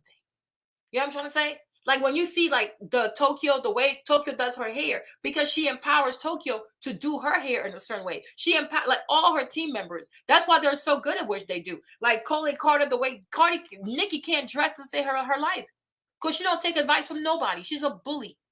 And I can see why everybody was working in the industry to get you out of here because you're not a nice person.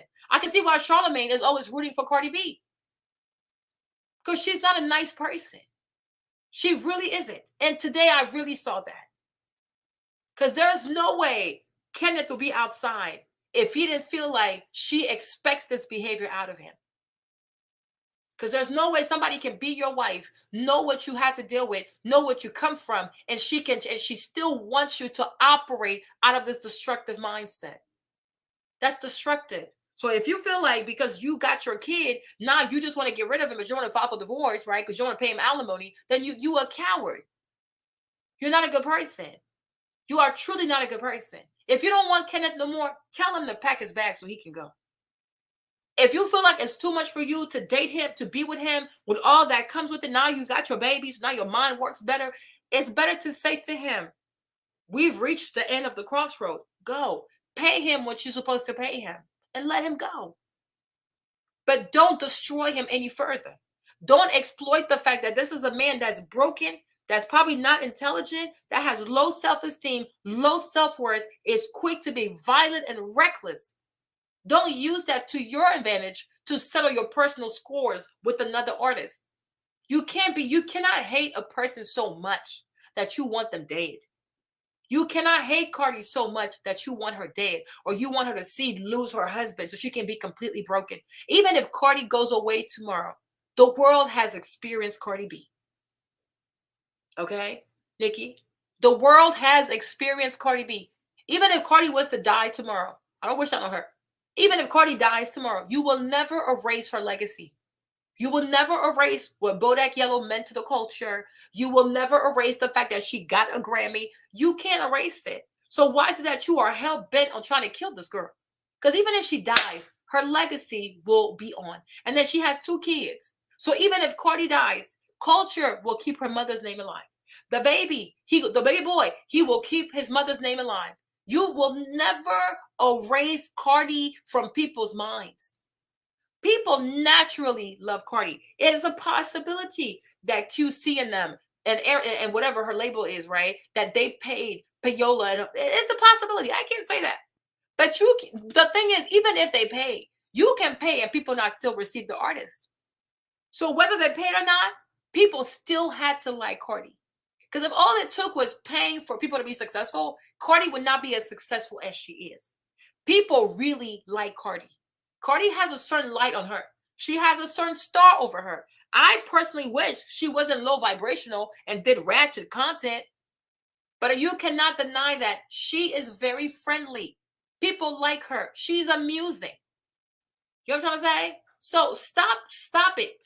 You don't have that kind of personality. You never came off as a girl that was really sweet, that's nice and friendly. But you are good at what you do, yes. That's it. Everybody has their favorite. But I just can't imagine being so rich and being this pathetic and criminally inclined. Because what I saw this morning, I said, that's witchcraft. Because you cannot hate a person so much that you want them dead. Like, what the fuck? What in the glorious fuck? You are a witch. You're a witch. Like, if you could really shoot Cardi, you probably would do it. If you could stab her, you probably would do it. Oh my gosh. Like that. I'm like, that is just so wild to me, right? So that was that. Right? So let's get back to our little Tyler Perry conversation. Sorry, I took y'all over here, but you know what I'm saying? Like I told y'all, we come here to talk, so get comfortable. You understand? So get back to the Tyler Perry conversation. Hold up. I gotta do this first and foremost, right? So as we see, right, if you hear it correctly, that's what I heard. He's not saying pick a random man off the street, and if all he can do is pay the light bill, then just be content. That's not what he said. But if you find that you have a great connection with someone, and right now all they can pay is the light bill, it's not a big deal because the connection should matter more, right? And he might pay more than the light bill. I feel like what he was saying, it was like trying to like show a point by like having an extreme like scenario, right? But most people out here can pay more than a light bill. Like, I mean, unless you live at a mansion where your light bill is like $2,000, $3,000, I'm like, most people can pay the light bill. Like, it's not that deep. But you would understand that these are 2 people who have a loving relationship. So yeah, it's a little bit of banter, but it's you should get the gist of it. The gist of it is, right, if y'all are a match, if you have a great connection, right, is it really a big deal? Is it really something that is going to break it? It's like, yeah, is it a reason to not go further? Because you might have to pay more bills than him. That's what he was trying to say, right? If you find someone that you really, really connect to, right? And maybe you might have to pay $500 more in the bills, or you might have to pay $1,000 more. You might have to pay $3,000 more. Is that enough for a deal breaker? Right? And you would hope that if you're dealing with serious people who are moving and get fake, like, no, that's not enough for a deal breaker. Because we understand life, it goes on. Today, you might have more. Today, you might pay more. But 6 years from now, 5 years from now, he might make more than you. Because roles in a relationship, they change. Yeah, she treats people horribly, Lonnie. She treats people horribly. She really does. Me, I see her. I can't even see her pretty anymore. To me, she's just ugly now. Come on, I see the monster that's in you. You are a monster. And it's not so much Kenneth Petty that's the problem. You are the problem. Because Kenneth Petty, he knows who he is. You know what I mean? Because it's right there. But you are manipulating him because you know that he doesn't believe in himself. So like that's wicked. That's truly wicked. If you can't help Kenneth become a better version of himself, break up with him. But please don't send him to prison. Just because somebody has a body, just because somebody committed murder once, do not turn that person into a double murderer or into a serial killer. Because even you, as a woman, as a mother of his child, how would you feel? How would you explain to your kid that, oh yeah, daddy went and he unalived another man? So now your daddy, he killed 2 people. How would you even explain that to your son? You know what I mean? And why would you even want to have that conversation with your son? You understand? You want to be able to say, oh, your daddy did this a long time ago. Not your daddy did this yesterday. Like, what? Because then the kid's going to be like, oh, you didn't even love me enough to not do this? Because it's a choice to unalive a person. It's a choice you make to be outside to wait for somebody. It's a choice you make to take a person's life. It's a choice. It might not be the best choice, but it's a choice. But a woman who doesn't tell her husband to come home to not do certain things, it goes to show you exactly, right? So it's like she's very dysfunctional. She's a force of chaos. She is dysfunctional. She's very dysfunctional. She's obsessed with Cardi. Cardi lives in her head rent-free.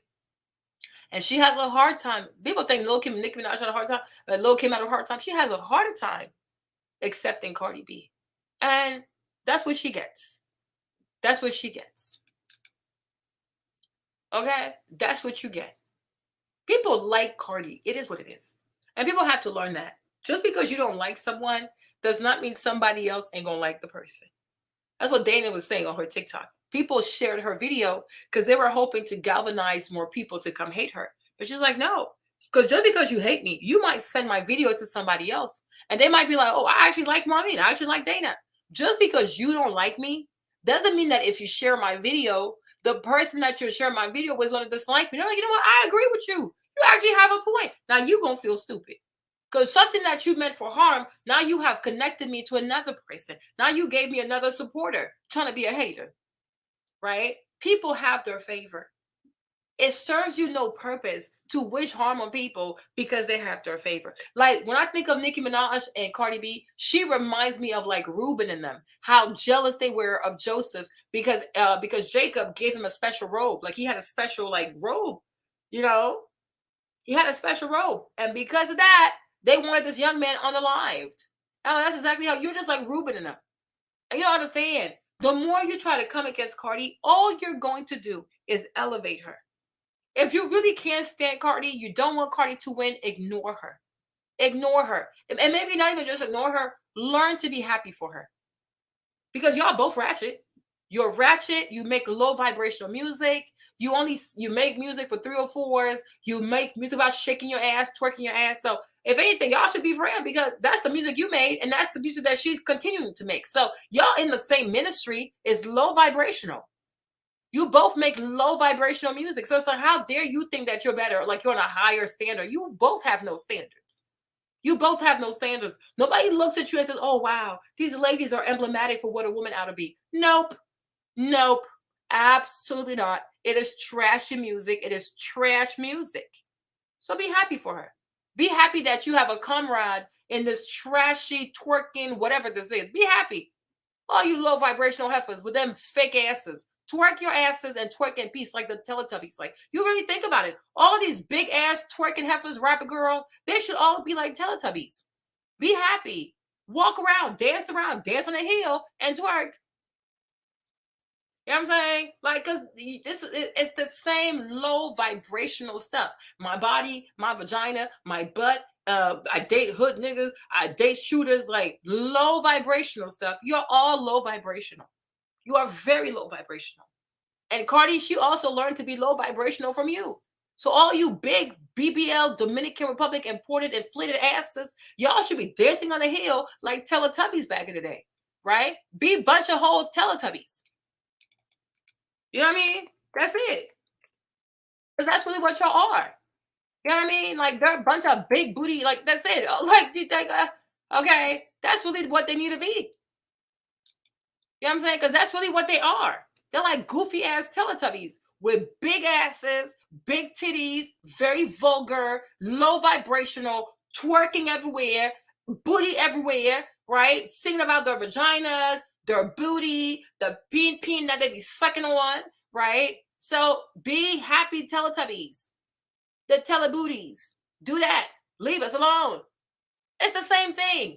You've seen one, you've seen them all. It's the same cult. So it's like, why are you bothering people? Like, it's the same thing. So it's like she's helping the business, you're helping the business. So both of y'all are helping to have more clients. What's the problem? What really is the problem? This was just too dark, y'all. It was too dark. But to Tyler Perry, we go. Let's go, y'all. Let's go. Let's get through this video. Network. Yeah, Okay, no, network. Yeah. And I was talking to you. I was like, and Tyler was like, this, and this, and this, and I've done this. And you're like, wait. Stop. He was like, don't make it about money. And this is when I was like, oh my gosh, like it was like it just went off, and I was like, I see what you're saying. You were like, Chris, I used to do the same thing. I would like be doing all these things for someone or people around me, and I'm like, I'm not getting anything in return, you know. And we fall into that sometimes. And you said, but then I thought about it. They can't do for me the way I do. No, it's just like they can't. No. You got, and when you explain it like that, if he is giving you all these other things, then that's something you work with. And I did. I literally completely misconstrued what meet me at my worth meant in that moment. But worth is more than that, right? You know, and that's right. when I was like, wow, like this is way deeper. Yeah, you got to remove the money from the situation because it's just going to cloud it. And then you have your girlfriend and this friend there saying, "Girl, he's doing this and he ain't got that." You don't understand the love that we have. And it's not even just that too, right? I wouldn't even just say remove the money from the situation because it'll cloud you. I will also say remove the penis from the conversation. That's why a lot of times don't have sex first and then try to have a connection. Because a lot of times, because if the sex is good, you'll think, oh, we have a connection. No, you have great sex. Two people can have great sexual chemistry and not make for great life partners, right? So I would say it's not even just like move the money out the way because they'll cloud the conversation, but I will also say remove the penis out the conversation. Even for fellas too, remove the vagina out the conversation. Because once you've had sex with someone and you like sleeping with the person, it becomes harder to be objective. Because you're like, oh, but if I cut him off, damn, like we're not gonna have sex no more. Because you don't want to let go of the penis. Because sex also is a selfish desire, it's a selfish need, right? If you find someone that you have great sex with, it's gonna be really hard to say, oh, you know what, he's not the one. Now another woman gonna have him, and she gonna have great sex too, and you might not have great sex. So you're like, oh my gosh, maybe my sex is not gonna be the great. So I'm gonna hold on to him because we have great sex. But in all honesty, you two have no business being together. So it's not just like remove the money, like because it clouds the situation, but the sex part, the penis part, the vagina part, the lick me part, you lick him part. Yeah, you might want to slow down that because that severely clouds your judgment. Because a lot of people, they are matized, okay? They are matized, right? And you don't want to be matized, okay? So remove the money part and then remove the penis part. You don't have to feel like, oh, I got to sleep with him right away. You don't have to sleep with nobody right away. You don't have to. You know what I mean? And if you're the type to feel like every time you meet someone, you got to sleep with them, it's giving pathetic. You are very pathetic. Like, this is pathetic, right? It's sad, okay? You should be able to be like, hey, we had a great conversation. We had a great date. I go home. He goes home. Oh, but I didn't sleep with him. He didn't sleep with me. Why? Like, what the heck? Because, and that's why I say your body count matters. Because if every time you meet someone, you sleep with somebody, the numbers go up, babe. The numbers go up. You got to keep the numbers reasonable. I'm the one to say body count matters. I repeat, body count matters. I would never sit here and pander to people. This one girl, we were on the TikTok live. She's trying to be so progressive. I said sometimes people want to be so progressive, they actually backwards. You want to be so progressive, you are regressing. I repeat, you want to sound so progressive that you are actually regressing. But she was like, oh, I don't care if a man has been with, she said like, oh, I don't care if he's been with 50,000 people, as long as he's tested, as long as he's clean. I'm like, girl, shut up. Like, if a man legit told you he slept with 50,000 people, you would not be scared of him? Like, oh, what the what? Okay, like, that's crazy, right? Even if a man told you he slept with 100 people, I would be scared. Like, are you okay? Like, that is just what? 100 people? How did you even find 100 people? How old are you again? When did you start having sex? Oh my gosh. So it's like, me, body count matters for both genders. I don't care. Because it shows how you treat your body. It shows like your self-worth. Why have you slept with so many people? Like, what is wrong with you? So you don't know how to have a relationship. You don't know how to be embraced by people without giving your body to people? Yikes. So I'm like, so then the other girl was like, so then the other girl got her. She was like, oh, so you're trying to tell us that you would be in a relationship with a porn star as long as they're tested. Then she got real quiet. Like, you see, gotcha. So you do care about body count. Stop trying to sound so progressive. You know what I mean? You do care. Up to a certain number, it's becoming scary. Like, what is wrong here? Why do you always lead with your body? Like, must everyone you meet have access to your body? That's crazy. And imagine if the person is like, oh, I slept with 100 girls, and every girl I licked their clit. So you just put your tongue in everybody's vagina like this? Hey, oh no. Oh no. That's too much. That is way too much. And you have the right to say, you know what? I appreciate your honesty. It's amazing that you're clean. I'm even surprised. It's a miracle. I don't even know how you're clean, but you're just not the one for me, because I expect a person to have at least a little bit of shame. Like, you should at least be a little bit mindful of your body. Like, you know what I'm saying? Like, we're not saying be a virgin, but you should at least have, like, a little bit of self-control, because that is really scary. That is really scary. So I'm like, stop trying to sound so progressive. It's okay to be traditional. It's okay to be conservative. It does not make you a bad person, right? But if a person is really out here sleeping with 100 people, 200 people, at this point, that's a nymphomaniac. So it's like, even me, I can't satisfy you, because when you slept with so many people, there is no way your mind is not messed up. You know what I mean? There's no way. And whoever you sleep with, you're constantly going to compare them to other people. So me, Marlene, I gracefully bow out, because this is just, it's too much. It really is too much. So for me, I say remove the money and remove the peen. Okay? Remove it.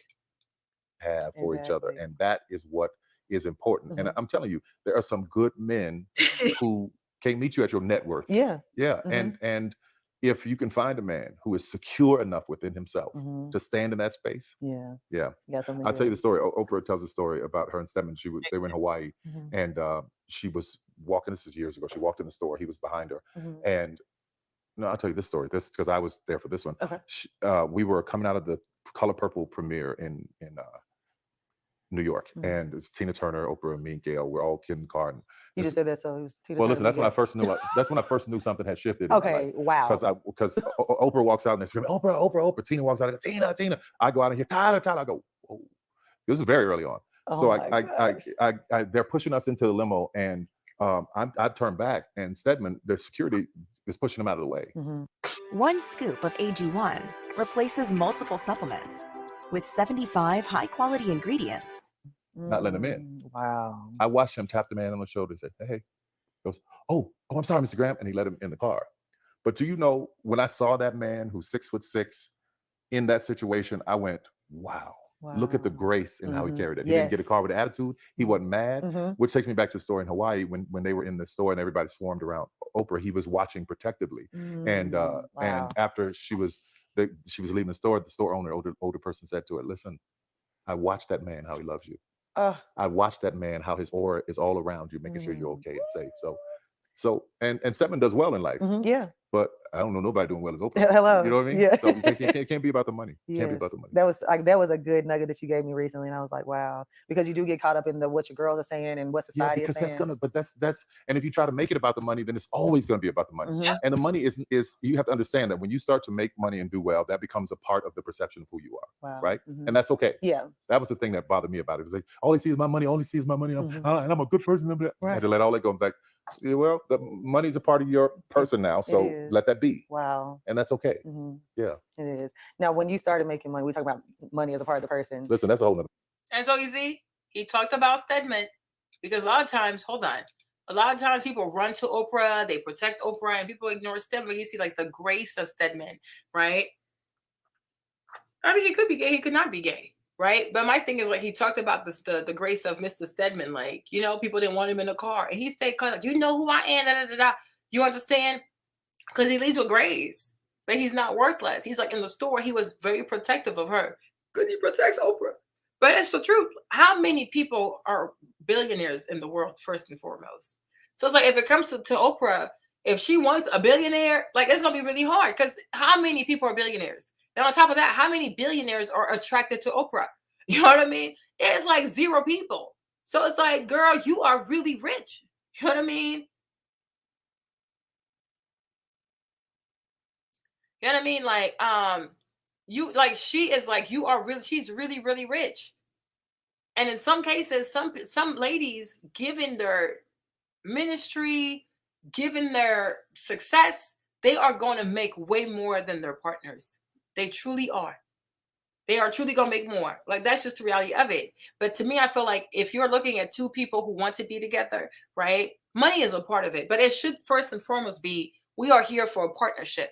So if you 2 really have a partnership, it should be like, what's mine is yours, what's yours is mine. It shouldn't be like, oh, who's bringing more money, who's bringing less money, who's da-da-da-da. You know, if you are really 2 people who are committed to each other, it should be a partnership. Y'all should be able to share everything. If you're not able to share everything, then maybe y'all don't belong together. You understand? Like maybe you don't belong together. But if you do belong together, if you do have a great chemistry, if you feel like that's your person, he feels like you're his person, right? His money, her money, it should be our money, right? It should be our money. It should be a partnership because it's a partnership. Someday you have more, right? Some days you have more, some days you'll have more. But if we bring it all together, it's a partnership. So it's not a competition. If 2 people are together, if a man and a woman are together in a committed relationship and they count everything is tit for tat. Everything is you're keeping score. Everything is who brings more, who has more, who is more popular. Then at this moment, y'all just, that's not, y'all not really in a partnership. Why are you guys together? You know what I mean? Like why are you here? Because you're competing on everything. You compete on money. You compete on degrees. You compete on who has this, who has more of this, who has more followers. Y'all, this ain't it. Break up. Somebody needs to be brave enough to say, you know what? You deserve better. I deserve better. Let's go. But if you 2 people really have a partnership, what's mine is yours, what's yours is mine. The only thing is bring me less liabilities. Don't bring me a whole lot of liabilities now because I don't want no problems, right? But that's the thing. Another thing too, also, when you compare the people who went off on Tyler Perry, the ladies who make their commentary without listening, without actually hearing the full conversation, right? A lot of these ladies too, what's it called? A lot of these ladies also, they don't have a diverse friend group. Like when you think about Tyler Perry meets a lot of people. Tyler Perry he's around a lot of very successful people, not just in entertainment, in politics, whatever. He knows a lot of very famous people. He knows a lot of very affluent people. He knows a lot of powerful people. So it's like in his time of meeting all these people, he's learned things. He has observed things. He has seen things. And on top of that too, Tyler Perry hires people. He has people who don't make as much money as him, right? But he also hires them. So he has a diverse experience with humanity, from the very, very rich to the very, very poor, from the very, very committed to the very, very non-committed. So my thing is, he's in a better place than most people. He's in a better place than most women out here who live in these echo chambers of negativity to give advice on what to look for in a mate and what really matters. Because like he's rich and he's met people that are richer than him. And if this man, after seeing all of this, says to you, money is not the main thing in life, you should listen. If a billionaire says to you, after knowing bunch of rich people, then I know, and I was poor, so I know bunch of poor people. Tyler Perry knows both extremes. I'm telling you, like, if you read his book, I'm telling you, because I live there, where he grew up in, like, New Orleans, it's like near Holly Grove, like where Lil Wayne is from. It's the hood, okay? So everything he's been through, sleeping in his car, the debt, the working at the debt collection people, like, he's met the poor of the poor, the desperate of the desperate, drug addicts, junkies, you name it. And then he has met rich people. He's friends with Hillary Clinton, Bill Clinton, Barack Obama, Michelle Obama, what's the name? Shaka Khan, the Oprah Winfrey. He like, his experience with humanity is from billionaires. Like he told him, let's go meet Beyonce. He knows Beyonce. He can call Beyonce. So when you see a person that is traveled the world, that knows all types of people around the world, that has experienced all types of humanity, he has all types of money, and that person says to you, after seeing all of this, knowing all these people, experiencing everything I've experienced, I am telling you, money's not the most important thing. You're not going to take heed to that?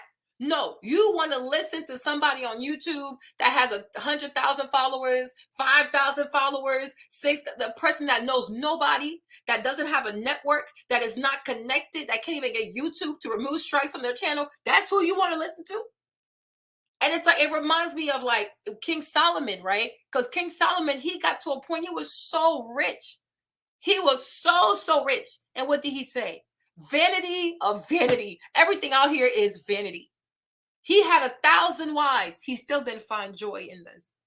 He had all types of money. He still did not find joy in this. He found joy in nothing because he tried everything. If you read the book Song of Songs, you see like he really talks about sex in there. It's wild. That thing, I'm like, how is this even in the Bible? How is this in a holy book? It's a lot. The book Song of Song is like, it's giving R, okay? It's giving R energy, okay? So it's like for a man to be so rich, to have 1,000 wives, all the money, all the cattle, everything. And for King Solomon to say everything is vanity. Vanity of vanity. All of this is vanity. At some point, you got to take heed. And you at least have to be mature enough and humble enough to be like, you know what? I kind of have to trust you because you have experienced everything from the poor to the rich. The majority of your friends are highly successful people. They are high net worth individual. And then you hire low income, regular income, middle class people. So you've seen it all. And so if you say, Marlene, trust me, I was just with Oprah yesterday, money and everything. Who am I then to question what the things that I have never experienced? You know, and it's so true. When you meet a lot of rich people, powerful people, then they're not money obsessed. They're not money obsessed. That's the last thing they think about. And that's why, I guess that's why they got so much money. They don't live for money. They don't move for money. It's poor people, insecure people who put money first. That's why mostly poor people, middle class people, they run to the stores, they buy Gucci everywhere, Louis Vuitton everywhere, right? But then the rich man, he won't even do that because he ain't got nothing to prove. Because you say, after having done everything, trying everything, knowing all these people, I have come to the conclusion that money is not everything. Because it means it's a lot more important. It's true because rich people like them, like rich people like Tyler, rich people like Oprah, rich people, right? People only see them for money. The majority of people who surround them are just there for money. And they know this. A lot of people don't care about me. You know, you can know 1,000 people when you're that kind of rich. And only maybe like 2 people really love you for you. Everybody else wants something. Everybody else wants something. Because they feel like you got so much money. Right? So everybody wants something. It's really rare when you're very rich to see people who really want to be your friend, to see people who really want, like they actually see you. They see you, the person, and they actually like you as a person. It's really rare. Rich people have a harder time finding true friends, finding true love because everybody see a dollar sign when they look at them. And that has to be a hard life to live. So what they're telling you is you're not plagued by money. People don't see you and think money first. So maximize that, make the most out of that. Because the day you become rich, the majority of people who chase behind you is going to be because of money. Or if you become a big YouTuber, everybody now wants to be on your channel. Everybody wants to comment, right? When you build your YouTube, nobody checks for you. Nobody supports you. Then one day when you finally hit 1 million, everybody likes you. Everybody wants to comment. They don't care. They want proximity to your success. They don't give a fuck about you. So that's why he says, don't leave with money. Because when you leave with money, you're only going to attract scammers. When you leave with money, you're only going to attract people who want to exploit you because they want what you have. They don't want to get to know you. They don't want to be there for you. Never leave. That's why if anybody here becomes rich, you need to hide it. Hide your wealth. So that way you'll see who is really there for you and who's really there because you're rich. Because that's why I feel like sometimes Instagram is a trap. Because you keep telling people, oh, my business made this much money. My business made this much money. I made this much money last month. I feel like you just attracting problems. Because when you make these types of posts, the only persons that you're going to attract are people who are gold diggers, people who are night crawlers, people who are just money hungry. If you feel like you have to advertise your wealth, you have to advertise how much you sold your business for, you have to advertise how much you're getting and whatever, you are attracting problems in your life. You're attracting problems in your life. Because a life well lived and a peaceful life is a life that you really live with people who want to be there with you. Don't look for problems. Don't look for problems. And that's why so many people get robbed. They get robbed. They get scammed because they're always on social media advertising everything. They look at Dior, what's his name? Pop Smokes, right? Had Pop Smokes not showed what he bought at Neiman Marcus, these people would have known his address. Because the address was on the tag from Neiman Marcus. He didn't even see that because he was in such a hurry to flex.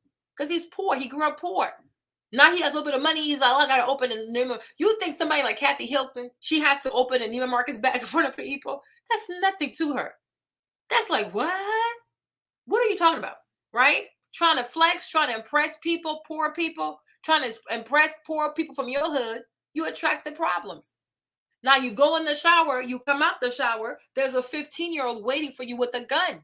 And he killed you right there naked. Because you just had to go flex on Instagram. Had you received your order from Neiman Marcus, open your pack, wore your clothes, went about your business, he'll probably still be here today. Flex culture, impressing people. I got so much money. I'm making so much in sales. You are going to attract low vibrational entities towards you. That's why a lot of times, a lot of rich people out here, when they have a lot of money, they keep it simple. Because they don't want people to see them and just see a dollar sign. I'm a human being. Do you even see me? Hello, hello, hello. Okay. So it's like you also got to think about it this way. Lead with your heart first. Like get to know people and let people get to know you for you. Don't advertise your wealth. Don't advertise how much you got. Don't let that be the first thing that you put out there. Because the only people that are attracted to that kind of stuff, money, flashy, are low vibrational people. Because a solid person, the money thing, I guess is convenient, but they want to get to know you for you. Because me, if you're trifling, I'm not going to mess with you because you got money. If you don't have integrity, if you don't love my God, if you hate Jesus, you and your money can go straight to hell. It does nothing to me. It doesn't impress me. It doesn't impress me. Right? Because there's a lot of rich people out here and they never come on Instagram to show us anything. They have nothing to prove. You have nothing to prove. So think about that part. Hold on. The podcast, the financial literacy. Yes. But anyway, go ahead. Let's even like with like family and friends, what did you go through when you start? He said, because like that's the thing I start to deal with now. You know, just the entitlement or like gimme, and the random text messages. And you're like, I'm just waiting on them to ask me for something. I had to because usually what happens is, you know, they don't talk to you forever, and then they're like, hey, how you doing? You've been on my mind. God told me to pray for you on my heart. I'm thinking, okay, 10, 9, 8. Can you send me $30,000 because I need. Yeah, and then I had another family member send, and it said, and I was hurt by it. I said, "Listen, you sent me a text asking for $30,000. That's offensive. Like, call me, see how I'm doing. Yes, and then I don't mind. You know, I don't mind giving you the money. Well, this family member got offended, so I'll never ask you for nothing else. I was just saying how impersonal the text is. Yeah, absolutely. A little while later, I get another text. I need $30,000. Same person, and then the follow-up text was, "Make it 40." Tyler, I kid you not. And I was hurt by the fact that make it 40. Yeah, yes, just that it was just so blatantly like I'm just the money, right? Yeah. And I get to this place called, it's this thing called compassion fatigue, where you just get exhausted from giving. Like, and for me, I have to go away and pray and get myself back together, because I get to get the out my face kind of place. You know what I mean? So I have to go back and get right with that. But having family members, you don't. That's crazy. It's, I just wonder how you do on your level, because nobody's called me for 30. Well, one time they did call me for 40. right. So let's go back. But you know what? I learned to accept them as who they are, and the family doesn't necessarily have to be the people that are your blood. So I started surrounding myself with people who genuinely cared about me. If we were on a boat, on just when we were in our groups on the trips, if we're on a boat, if we're on the island, these people care. They can't pay for it, but they're there because they want to support you and care for you, and that feels more like family to me. So my family gets money, but they have to work. Or they won't get money, because I'm not a bank, and I'm not the government. And I think it's important that people work. So working is so important. I agree. Was there ever a moment where you had survivor's remorse, where you the only person in your family that has made it, where you feel like, no, I feel bad that I'm the one that made it and everybody else didn't, so I have to do these things? First year I made money, I went from being dead broke. I was 28 years old. I made $130,000. I was like, oh my God, $130,000. Got to the end of the year, had nothing to pay my taxes, because I'd given it all away. I had so much guilt, but I'd given it to all family, all friends. My name is Lulu LaFortune. I'm a furniture designer in Los Angeles, and for the last 5 years, Squarespace has helped. Next year, I think I made $1.5 million. Same thing happened again. Next year, I made $7 million. Same thing happened again. Because I had so much guilt, because and I think this is something that we as Black people carry because of what we've been through. And when you think, oh my God, I need to bring everybody else up with me. That's a beautiful thought. But in the beginning, that's bullshit.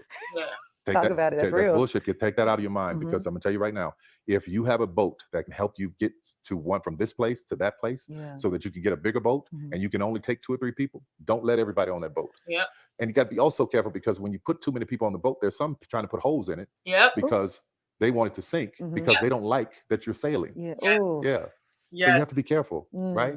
Or there's some that are putting holes in the boat because they don't feel that they're worthy of it. And I've had that too, where I was trying to pull people up to, come on, this is far as we've been together all these years, we can make this happen, it's gonna be wonderful, it's gonna be great.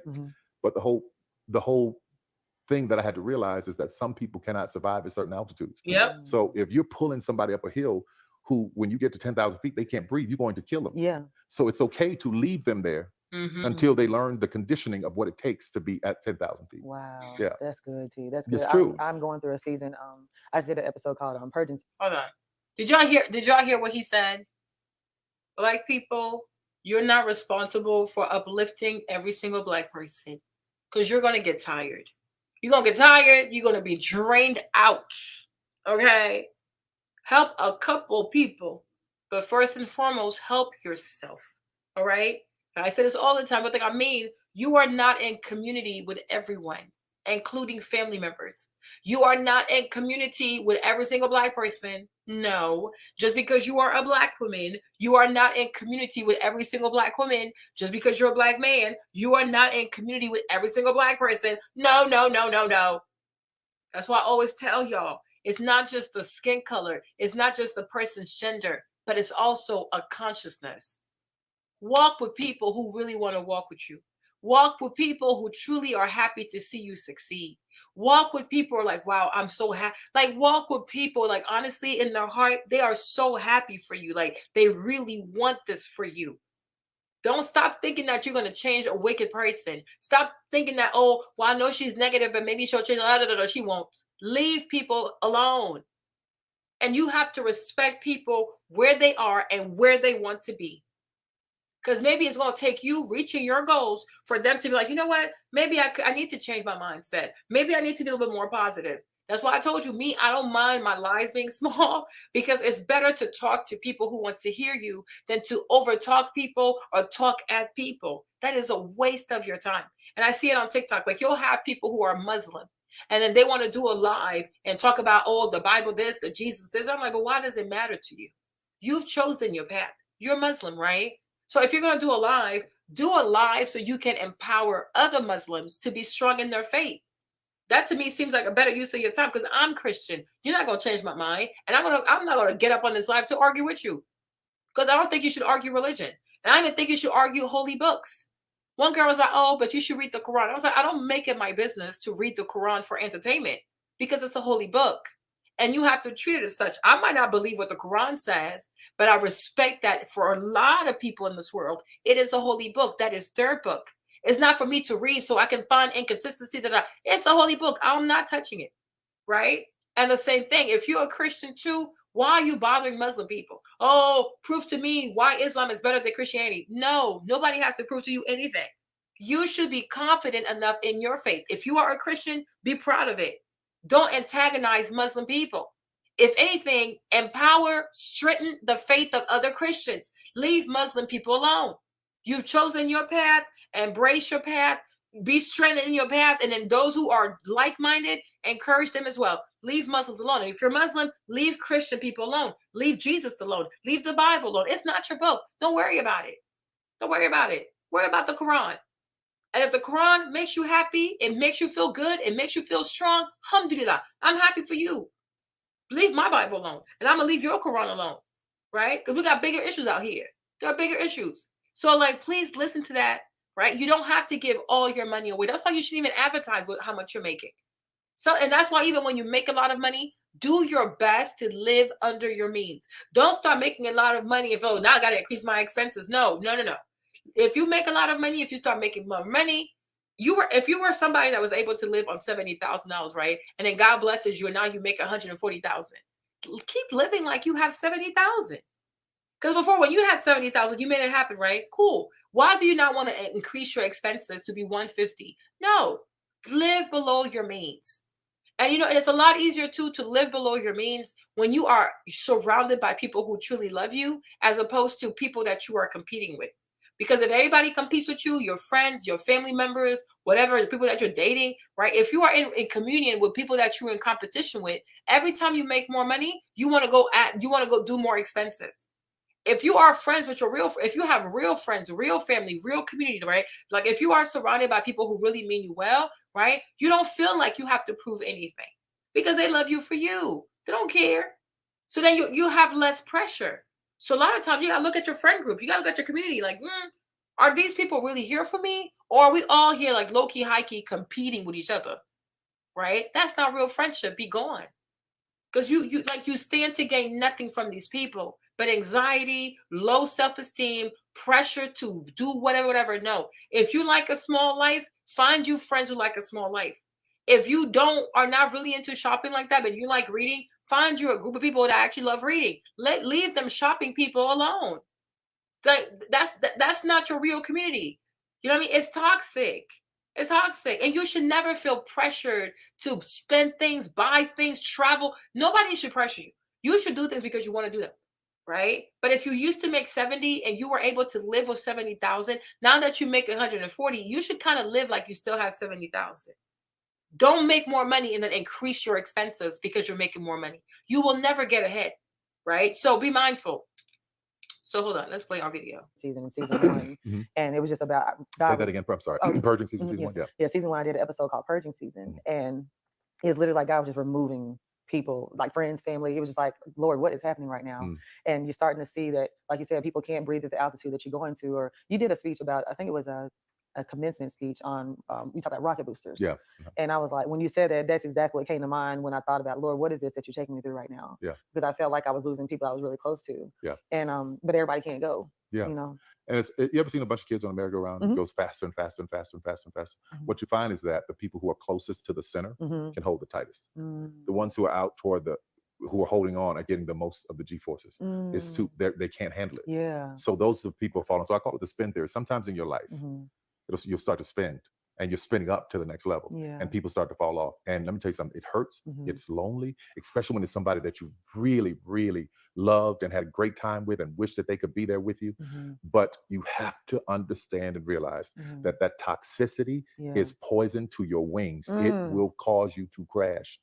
So you have to be able to say, I love you, but I'm sorry, this does not work for me anymore. Then you get this shit, oh, you bougie, you changing. Now you got all this and you don't want, none of that matters. Yeah. Walk through the pain of the loneliness. I'm gonna tell you something, the higher you go, the smaller that circle gets. It is. You're so right. Yeah. And Yeah. I'm just getting started and I see it. I'm And like, it's okay. It's okay, because I promise you, if you ask God to give you what you need, they show up. wow, they do. Yeah. They show up. And I have what I need. I Yeah. do. Like, I really have a good core, and everybody that's around me, I know they love me. They support me wholeheartedly. We all have our own thing going on, Right. and it's no jealousy. Right. And That's what you want. Somebody, because jealousy will show up in ways that you didn't even expect. And people who've been right up under you as long as you didn't exceed what they thought you could be. The minute you start to go higher than they believed you could go, it's ugly. Yeah. No, absolutely. Yep. That's a real thing. Yeah. And it is lonely. It is. They say it's lonely at the top, but no, we're not lying. But here's what I had to learn how to do. I had to learn to get all of my friends. Nobody can give you everything you need. So all of my friends were brought something. It's like you have a potluck where you can bring, everybody brings something to eat. And some people may be able to bring fruit, some can bring vegetables, some can bring chicken, so I had all of my friends bring me something different. Yes. So that I have all that I need. Oh, I like that. Because you can't get it from one person. Absolutely. You know? That's so good. Yeah. I love that. Denora had actually spoke on something. Oh, no, I'm gonna stop it right here too. So 2 things they said right here. I hope I'm not getting annoying, but 2 things they said, right? It's lonely at the top. And I want you guys to know it's not just lonely at the top of like financial success, career, because usually that's what people mean when they talk about it's lonely at the top. It's like the top of success, the top of money, the top of fame, whatever, right? But I also want you to know this, right? It is also lonely at the top of spirituality. Right? When you start becoming more spiritual, when you start yearning for more of God, when you start like, okay, what is the meaning of life? Like, why am I here? Like, when you start having these meaningful questions, when you start asking God these meaningful questions, right? That's lonely too. When your taste for music changes, right? Your tolerance for foolishness changes. Like me, a lot of things in my life have changed. You know, there are things I used to enjoy today. Today, I can't even stand the sound of it. I'm like, what is this filth? Like, I just can't take it. I really can't. Right? I really cannot take it. You know, I'm at an age today too in my life where it's like, I don't care to shy away from the fact that I'm a Christian. Like, if it bothers you, okay, be bothered. Like, what can I say? I don't owe you my life. I don't owe you anything. Neither do you owe me anything. Right? So I'm not going to change for you. I'm not going to change for social media. I'm not going to change to be like, you know what I'm saying? I'm a Christian. You like it or you don't like it. If you like it, that's awesome. If you don't, find somebody else out there that believes what you believe in, right? Like, that's the thing is like, the older I get, the more bold I become and the more secure I become in my positions, right? Because I'm like, you have to stand for something. You have to believe in something. You have to stand for something, right? And yeah, I love that. I love that for myself. I really do. And so you have to learn that. So when you decide to become more spiritual, when you decide to pursue the things of God, you decide to be, you know, go after what God has truly called you to do, not money, not all of that, but like your spiritual person, you know, that also gets very lonely. You know what I'm saying? But don't be afraid or don't be scared. God is good. You know what I'm saying? God is good. And you come out new. You come out a new person. You know what I'm saying? And he will bring new people, or some people will stay, some people will go. The people who stay, very grateful for them. But you know that God always brings destiny helpers. Whatever season you're in, God will always bring you destiny helpers. Like he will bring people to help you in your new season. So don't ever be afraid, and never be afraid or never be ashamed to stand up for God. Like, no, I'm a Christian. I believe in God. I believe in Jesus. And I told you guys before, like a long time ago, maybe you forgot. And I said, right, one of the reasons why I'm a Christian is not because Jesus was born of an immaculate birth, his mama was a virgin. That's really not my problem. I don't really care, right? When it comes to Jesus, I don't need him to have an amazing birth, the magical birth, the hoodoo, the voodoo, the juju, the whatever, the magic. I don't really care. What I love about Jesus, I love what he stood for. The way he carried himself, the things he talked about, his teachings, I find that those are really honorable. And I do feel like if you live your life according to the teachings of Christ, good things will happen. You know, maybe he died at the cross and he was not resurrected. I don't know. I was not there, but it doesn't matter, because resurrection, it happens in many ways. If I read about Jesus and I say, wow, I want to live his life, he's resurrected through me. I don't need him to wake up on the third day and I don't need hocus pocus. If it did happen, that's awesome. If it didn't happen, I don't really care. You know what I'm trying to say? Because if you follow someone because there's magic attached to their story, it's like, did you really get did you get the teachings though? The teachings of Christ are, first and foremost, love God with all your heart. And loving God, it involves like walking away from foolishness, walking away from wickedness. It involves humility. Don't think that you're so high that nobody can get to you. Like, simmer, like fizzle out. Okay, chill. Right. So that's that. And the second thing he says is like, love each other. Love your brother, love your sister as you would love yourself. So I feel like he stood for great things. If he met poor people, he helped them. If he met sick people, he helped them. If he met people that were hungry, he helped them. Like Jesus, he never denied help to people. You know what I mean? He never did. And he, anytime he helped the person, he gonna feed you, but he gonna preach to you, he gonna talk to you, right? He had love for people. When they try to stone Mary Magdalene to death, and actually, do you know that Marlene is Mary Magdalene? Just putting that out there, but he stopped the people, not because she didn't sin, but he was like, y'all, you yourself are not perfect. Rebuke the sin. Tell her she did wrong, right? But give her grace the way you would want somebody to give you grace. So, you know what I'm saying? So that's why I'm a Christian. It has nothing to do with the hocus pocus. Oh, his mama was a virgin. Listen, I was not born of a virgin. Does not mean I'm worthless. Like, does that mean I can't do incredible things? No. Okay. When I had my child, I was not a virgin. So, this whole virgin thing is not a big deal to me, really. If Mary was a virgin, that's awesome. If she wasn't, that's okay. Right. But ultimately, Jesus, what he stood for, what he preached, he believed in it, and he believed in it so much that he was willing to die for it, and he did die for it. And I'm really proud of him, because it takes a lot of courage to stand up for what you believe. It takes a lot of courage. So that's why I'm a Christian. People are like, oh, it's the white man's book. It's the this. I don't care about none of that. It could be the white man's book. But if it's the white man's book, I am very grateful too that the white man let me read a book where a man says, first love God, and second of all, love each other. So if the white man wanted me to read this too, shout out to the white man, because it's cool, right? I'm like, what? Okay, the white man wrote it. Okay, cool, whatever.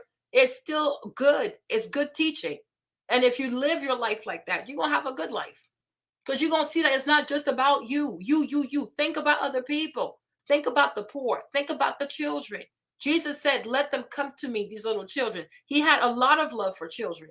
And that's also our job. Like, when you're a Christian too, your job is to look out for children. So if that was the white man's intention, to make me look out for children, then shout out to the white man. It's not like what? I don't read the Bible because I expect everything in there to be true and accurate. Like, come on, like, are you serious? Right? But it's like, in good faith, these are great teachings. Jesus, he didn't have much.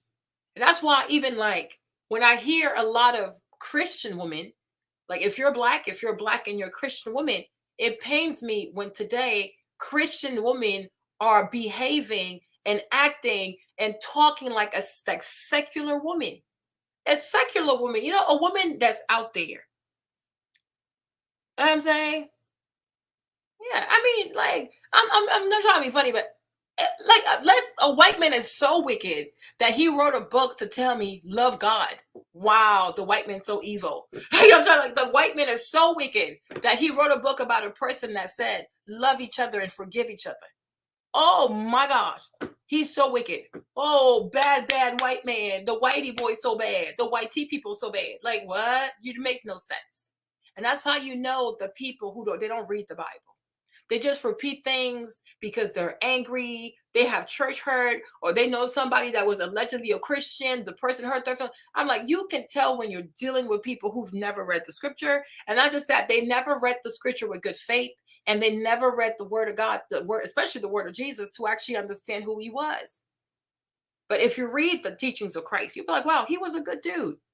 Everything he said, if I was to apply it to my life, I could see how I would have a better life. It's nice to live a life where everything does not revolve around you. You should not be a narcissist. You know what I'm trying to say? Like, it's okay to be like, wow, there is a God. Wow, white man so bad. Okay, there is a God. Because there is a God, I should make an effort. Don't hurt people. Don't try to hurt animals. You know what I mean? Pick up your trash. Because there's a God, take care of the earth. Recycle your stuff. Pick up your trash. Want, white man so bad. Right? But Christ says, love each other. Have love for each other. If more people had love out here, everything would be so peaceful. Young people will not be in for all these black children in foster care. All these black children waiting to have adoption. All this mess would stop. If there was more love out here, the police, I don't even know if you would actually even need police, because people would know how to police themselves. The world lacks love. And I'm like, Jesus was right. Like, when you really think about it, homeboy, he was actually right. He walked on water. He didn't walk on water. It doesn't matter. If he did, that's awesome. If he didn't, oh well. It was a nice story. I liked it. But ultimately, whenever something scares you, don't be afraid to walk towards it. Don't be afraid to walk on it. Point blank, period. Maybe he walked on water. Maybe he did not. I don't know. I don't care. I really don't care. Because that's the part of being an adult. That's the part of being mature. Ultimately, take away all the miracles, the woo-woo, wah-wah, hocus pocus pocus, and let's focus on the teaching of Jesus Christ. Be a good person. Have love. You know what I mean? Love people. We're not saying don't be upset when people do bad things, but give them grace and help them to see why they're doing wrong so that they can also be saved. Don't forsake anybody. Pray for people. Pray for yourself. Pray without ceasing. When Jesus says pray without ceasing, yeah, you can think of prayer, but you can also think about practice self-awareness. Think about how your actions affect other people. Think about how the words that come out your mouth, think about how they affect other people. All of that is being of a prayerful mind. Because when you are praying, you are there. You are spiritually there. You're not moving with your flesh. You're moving with your spirit. And if your spirit is in the right place, as you pray, you should be able to see, like, you know what? Maybe next time, maybe I owe Elena an apology, right? Oh, I haven't checked on Bruna in about 2 weeks. Let me see if she's doing good. Oh, let me call this person. Oh, let me call Don Told You and see, like, did he have a great birthday? That's you're a prayer for mine. You have self-awareness. Like, you think about other people. It's not like me. Stop. It's enough. Money. You're weird. You are weird. Like, you're bizarre. And it's the same thing as, like, when you are a Christian woman, you cannot talk like a secular woman. A secular woman, because she doesn't know God. She does feel like she needs money every time. She has to fight and make things happen for herself because she don't know God. So when you don't know God, you have to be self-sufficient. So it comes out how it comes out. But if you are a Christian woman, the Jesus that you say you follow, he was born poor. He died poor. Okay? So that you can't then turn around and be like, oh, I'm going to require your money. You don't even require money from your Savior. But you want to require money from a regular person because y'all have a relationship? You can't be serious. You cannot. Sometimes I don't know if people have a hard time connecting the dots. Like, connect the dots. You are worshiping. You call yourself a Christian. You call out to Jesus. You claim to be a Christian. This Jesus of yours, he was born in a farm with pigs and the things in the farm. But you still say, hey, that's my Savior. Cool. The Bible tells you he was a carpenter. But somehow you have a problem with the bus driver. What? You can't be serious. You cannot be serious. So a carpenter can be your Savior. Like, you trust a carpenter to get you into the afterlife. You trust a carpenter to get you into heaven. But you don't trust that a man that drives a bus could potentially be a great husband? It makes no sense. It makes no sense. That's why I say sometimes people call themselves Christians. I don't know if they know what it is to really be a Christian. Are you a Christian because you feel like the counter of a Christian is a witch? Are you a Christian because you feel like your mom's a Christian, your dad's a Christian, so therefore you also got to call yourself a Christian? Or are you a Christian because you yourself have a personal relationship with Christ? And you understand, right, that he didn't have, like, the things out here that matter. He didn't have none of that kind of stuff. He was a carpenter, right? He never had a house. Even when he had to go into Bethlehem, he had to borrow a donkey because he didn't even own a donkey. He walked everywhere. The man had no means of transportation. Like, Jesus is literally broke. He's a regular person. Every time he needs money, he asks people for money. It was Lazarus. It was Zacchaeus. Like, he doesn't really have money. And the person that's in charge of money was Judas. And Judas, on top of that, he's stealing. But even that, he doesn't say anything. So that's why when I see a lot of these so-called Christian girls sit here and say, oh, I want to marry a man that's like Christ. I want to marry a man that's like Jesus. No, you don't. You would panic. Because Jesus, he won't even pay the light bill. You see what Tyler Perry is saying here? This man, at least he can pay the light bill. Jesus, he ain't paying nothing. He gonna live by faith, not by sight. And he gonna be like, oh, you gonna be like, oh, Jesus, it's time for us to pay the light bill. He gonna be like, daughter, I say unto you, verily, verily, for my Father and in heaven, provide all the electricity I need. For I am the light in the world, the light and the way. Go ask Jesus for food. He would say, oh, woman, you woman of little faith, for thou knowest not that the Lord provides all my sustenance. For man shall not live by bread, but faith alone. Like, do you really want to marry Jesus? Have you ever seen in the Bible where Jesus said, oh my gosh, I'm worried about money? No, you don't. You do not. So I'm like, that's why I had this one girl, she took a course, she said, oh, she wants to marry Jesus. I said, Jesus? Girl, you couldn't last a whole day with this man. Because you're going to think he's really crazy. So at least like what Tyler Perry is saying, this man, he actually has money to pay the light bill. Jesus? He be like, daughter, verily, verily, I say unto you, for I am the light, the way. You said, what, sir? Hold up, wait a minute. This a lot. This a lot. Like, really think about what it is to be married to Jesus. He gives all the food away. You're gonna be like, oh, Jesus, I need money for grocery shopping. Why does a woman need food? For that Lord provided all your needs. Look at the birds. They sow not, but yet they reap. You're like, huh? Hold up. He gonna make you fast out here. Daughter, he don't even gonna call you wife. He gonna call you daughter. He calls everybody daughter. Like, are you kidding me? You gonna wake up in the middle of the night. Where is your husband? Jesus. He's at the cemetery raising the dead. Like, what is wrong with this man? You don't want to really marry Jesus. You don't want to. Like, this is goofy stuff. You're being goofy. You just want to create like an unattainable standard because you have a bad attitude. And the church today is full of women with horns. They have horns. They are stubborn. They are rebellious, and they are secular. And they dare call themselves Christian. You are not a Christian woman. Because if you are a Christian, you understand the men I call, that's why the Islam people think we're crazy. What in the world? How can a carpenter be a savior? Between being a husband and being a savior, the savior, he has more, you have more expectations from him than you have for a husband, an earthly husband. Like James, Jimmy, I love my husband. That's my best friend. I think he's really cute. But my thing about Jimmy, though, Jimmy is my earthly husband. When I die, I don't know if I will see him. I don't know. I don't know what happens after. He is my earthly husband. But when it comes to Jesus, you say that Jesus, he's your Lord and Savior. He's the Messiah. He's the husband of the church. Like, look at all the stuff he's supposed to fulfill. And we are satisfied knowing that he was born in a farm with a bunch of cows and stuff. Okay, he was a carpenter. He never had a house. He never had even a donkey. He had to borrow a donkey to walk into Bethlehem. Did not own a boat. Every time he makes money, he gives it all away. You know what I'm saying? Every time he has bread, he has fish, he gives it all away. He keeps nothing. He gives everything away. He walks by faith. Sometimes he leaves you for 30 days. He goes off by himself for 30 days. He can't be bothered. He doesn't want to eat. He doesn't want to drink water. Right? When Jesus died, there's no tomb. You know what I mean? So somebody had to give up his land. His name was Joseph. So he's buried in a borrowed tomb. The man has no land.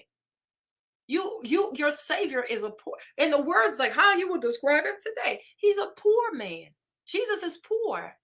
And we even describe him as he's a fisher of soul, right? Because all he came out here is to get some soul. He died. He was born with nothing. He died with nothing. So if you say that you are a Christian woman and that Jesus, the poor carpenter dude who lived the life, gave everything away, had no money, kept no money, saved no money, was buried in a borrowed tomb because he had no land, right? If you say that's my Lord and Savior, then when you live life, then you understand that you can't judge nobody because they don't have money. Because even your Savior, he had nothing. He had nothing. All he had was his faith. And that's what Peter, in the book of Acts, there is this paraplegic man that comes to Peter because he wants money. Peter says, gold and silver I have not. Zero. I don't have money. I have no money. Gold, I don't have. Money, I don't have. But what I have is my faith. So get up and walk. And the man, he gets up and he walks. But Peter didn't live his life because he had money. Even Philip, when Philip meets the Ethiopian, like the accountant for Queen Candace, He didn't say, oh, okay, now that I pray for you and now that I baptize you, like, can you break me a little something, something? No. No. Christian people are not to be obsessed. We're not called to be obsessed with money. We're not called to be obsessed with money. We're not even called to be obsessed with ourselves. These are not the fruit of the Spirit. You cannot call yourself a Christian and be obsessed with yourself. That is like, no, that you are secular, right? So it's like, if you're a woman of faith, if you're a Christian woman, if you understand who Jesus is, and if you understand who you're calling your Savior, you can never be the type of person to say, oh, this person doesn't have money, so they're worthless. This person have this and they're worthless. And in that case, then Jesus is worthless. Because a lot of us out here, Jesus couldn't even afford to take us on a nice restaurant. He ain't got it. But that's not what makes him Jesus. It's not what he can buy. And that's what he told the lady, the Samaritan lady at the well, because he asked her for water. And she was like, oh, but why are you talking to me? You're a Hebrew. I'm a Samaritan. We ain't got nothing to do together. And he said, you're really right. You're right. That's why he's trying to tell her, like, all them men you sleep with, they're your husband. Stop sleeping with people's husbands. And he said to her, if you knew who I was, you would be asking me for water, because my water is eternal. That conversation right there is deep. I'm like, because he's asking her for physical water, right? But the fact that she's out here sleeping with people's husband, being the Samaritan side piece, right? Because she's dehydrated in her love tank. She is dehydrated somewhere. Otherwise, she would find her husband and stick with her husband. And she was so shocked. So she runs and she tells other people, come see this man who told me all my business and asked me for some water. Because he told me he could give me the eternal waters of life. And he did. He saved her. Right? So that's why I say, if you call yourself a Christian, if you really follow Christ, not because of the hocus pocus, oh, Mary was a virgin, these weird miracle crap. That's why a lot of people go to church today, because they want miracles. Oh, I'm going to pray 5 times. I'm going to make all this money. I'm going to go to this conference. I'm going to become a multimillionaire. We are not Christians because we want things. We are Christians because we want to be transformed. You want money. You want more customers. You want bigger cars. Go get a job. Go get a license. Go to school. Go follow a program that can teach you how to do these things. That's nowhere in the Bible. You become a Christian because you want to be transformed. First of the mind, be ye transformed, okay? So if you really call yourself a Christian, if you love Jesus and if you honor Jesus for his person, not the miracle hocus pocus stuff, but because you actually see him. And I see why today we don't have so much of the miraculous ministry. Because when you do if God was letting people out here do too many miracles too, people will start worshiping the person that does the miracle instead of focusing on the power of the Holy Spirit and how you get close to the Holy Spirit. So that's why today you don't have that revival stuff. Like you don't have the Holy Spirit and all these miracles and people being healed. Because no, if it takes miracles to get you to come to Christ, right, then another person can deceive you with miracles too. There are a bunch of witches out here that can do miracles. It's not that hard. But how will you separate when it's a witch that's doing a miracle or when it's like a child of God that's doing a miracle? How would you separate them? It's your discernment. But at first you're chasing miracles, you're going to be scammed. And before you know it, you out here signing contracts and worshiping the devil. Right? And that's the thing. And I feel like that's another reason why, too, a lot of people don't have these powerful gifts from the Holy Spirit. So they have to scream. They have to wear expensive clothes. They have to have feathers, blue feathers all over their outfits. They got to have weave. They got to have all this makeup and these lashes. They got to talk a certain way to make you feel like it's the Holy Spirit. It's just theater at this point. The Holy Spirit is a very gentle spirit. It's very gentle. And if it can trust you to not abuse it, if it can trust you that you're not going to be somebody that you're going to use it for fame, it will come to you. It's a powerful spirit. It's a powerful spirit. It is a powerful spirit. But it only attaches itself to humble people. And a lot of people are not humble today. Even those quote-unquote Christians, they're not humble. They go to church to compete. They go to church to show off their fashions. They go to church to show off their cars. They go to church to like flex on people who are trying to figure their stuff. And that the Holy Spirit is not attracted to that. Because you can't force the Holy Spirit to come to you. Even speaking in tongues. You can get baptized, like immersion. They throw you in the water, they pick you up, and you're not going to speak in tongues. Because the Holy Spirit hasn't approved you yet. Right? And then there are people, they're chosen. So when they get baptized, like when they're dipped in the water, when they come out, they start speaking in tongues. Like I said, they can't stop. Nobody can scam the Holy Spirit. Nobody. And like when you read the scripture, like when you read the Bible, especially like in the New Testament, right? Because that's where it is. And Jesus says, oh, every sin will be forgiven besides the sins against the Holy Spirit. You cannot deceive the Holy Spirit. You understand? That's like you can talk about Jesus, you can do all your foolishness. And he says those things will be forgiven. But the sins against the Holy Spirit will not be forgiven. And because the Holy Spirit is such a sweet spirit, if you've ever, that's why like sometimes if you are in a Pentecostal movement, because I grew up Pentecostal. So if you are in the Pentecostal movement, right, they call it Shekinah glory. It's when the Holy Spirit drops on you, y'all. Like, it is one of the most beautiful things you've ever experienced. It is so beautiful. I'm like, it just drops on you. And when it drops on you, like, first of all, you can't even, like, you start speaking in tongues. You start crying. It is so, you feel like, oh my gosh, I feel like I'm meeting God.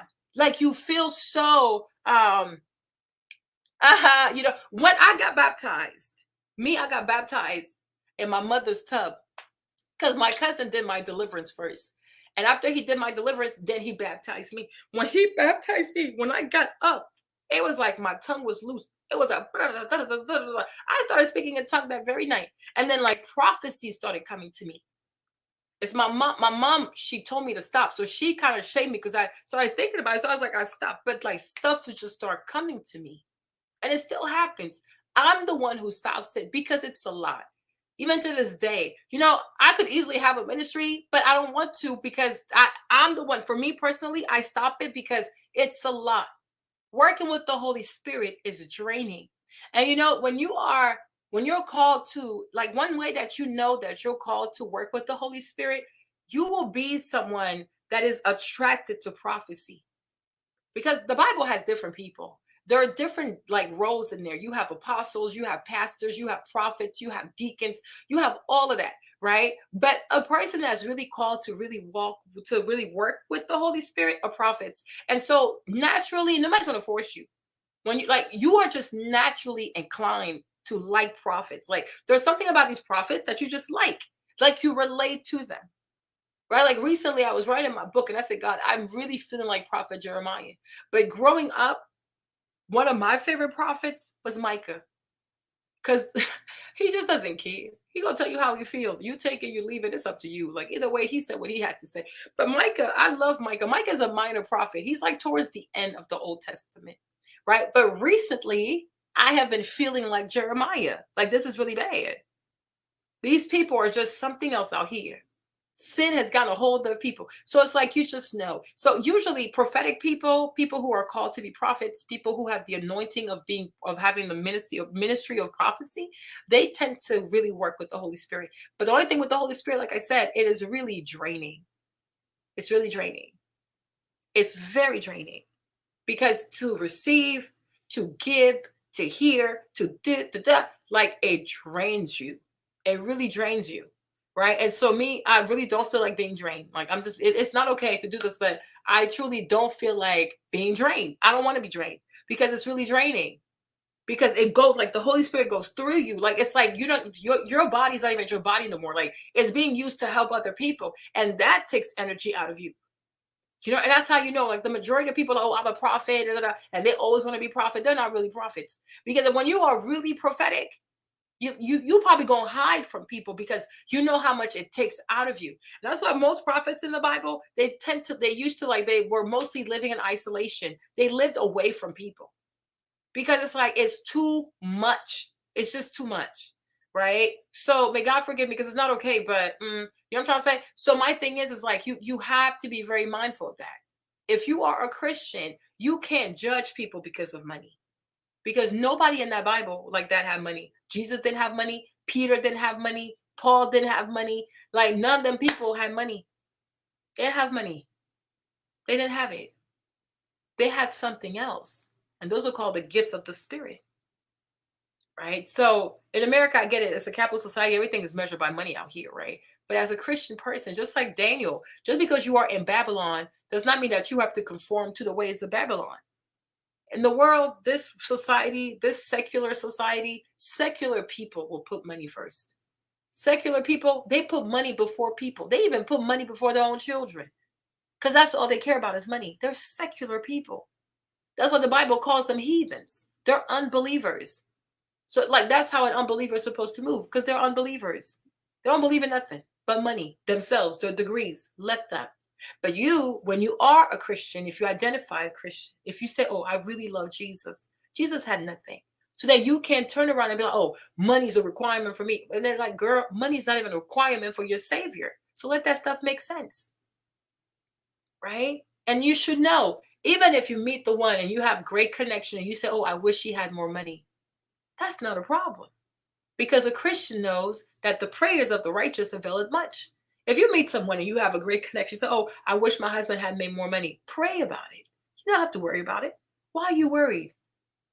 Secular people are going to be worried. Oh, why don't he have more money? And that's what they do. If you ever meet unbelievers, they're always stressed. They're always worried about, they worry about this. They're constantly worried. But if you're a Christian woman, you're a believer, you're a Christian man, whatever you want your spouse to have, whatever you want that person to have, pray for them. Pray that the Lord might give it to them. It might be in 3 months, it might be in 6 months, it might be in a year, I don't know. But you have to know that the prayers of the righteous availeth much. God hears all things, right? And that's what the apostle, that's what, like, what's it called? Philippians 4, verse, is it Philippians 4, like 6 through 13? It says, worry about nothing, but through supplication and through prayers, make your request known unto the Lord. You don't have to worry. Don't worry. God's going to take care of it. Breathe. I'm like, when I tell people to breathe, they get upset. But breathe. You need to breathe. You understand me? She's a secular woman. She requires money, this, and that. Let her over there. You look the character of a person because that's what we're called to do as Christians. We don't measure people by money. That's not what we do. That's what the world does. We're not part of this world. We are different from the world. You live in the world, but you're not part of the world. We live here. We work with people. We're on YouTube with secular people. Let them be. That's how secular people move. That's what the Bible calls them people, unbelievers. You are a believer. If you've read the stuff of Jesus, you've read the miracles of Jesus, you know nothing is impossible to Jesus. Nothing is impossible to Christ. Nothing is impossible to the one who believes. Believe. Believe in him. Believe in yourself. And not just that, believe in the Lord that he hears your prayers because you're righteous. He hears you. And like David said, I was young, now I'm old. Never have I seen the righteous forsaken, nor his seed begging for bread. You got to believe those things. You got to believe it. Even when everything out here makes you not want to believe, you have to believe because you walk by faith, not by sight. So a Christian woman, she got to talk differently than a secular woman. A Christian man, he has to talk differently than a secular man because we're not the same. We might look the same, but we're not the same. You have the power to bring God. You have the power to bring the Holy Spirit. You have the power to bring the power of the word in every and any situation of your life. If you have a fiance, you have a boyfriend, you have a husband, and you say, oh, Father God, I would love for my husband to make more money. I would love for my fiance to make, you can go get a journal. You see, I have so many journals. What is this journal for, Chad? This journal is for something. That's another journal. I have so many journals, right? But you can get a journal for your husband. You can get a journal for your fiance. And every day you can write a prayer. Find a scripture that talks about resources. Find a scripture that talks about finances. And then when you get your little journal, at the top of the journal, right? You start off, you write the verse. Hold on, right? You write the verse, you write it at the top.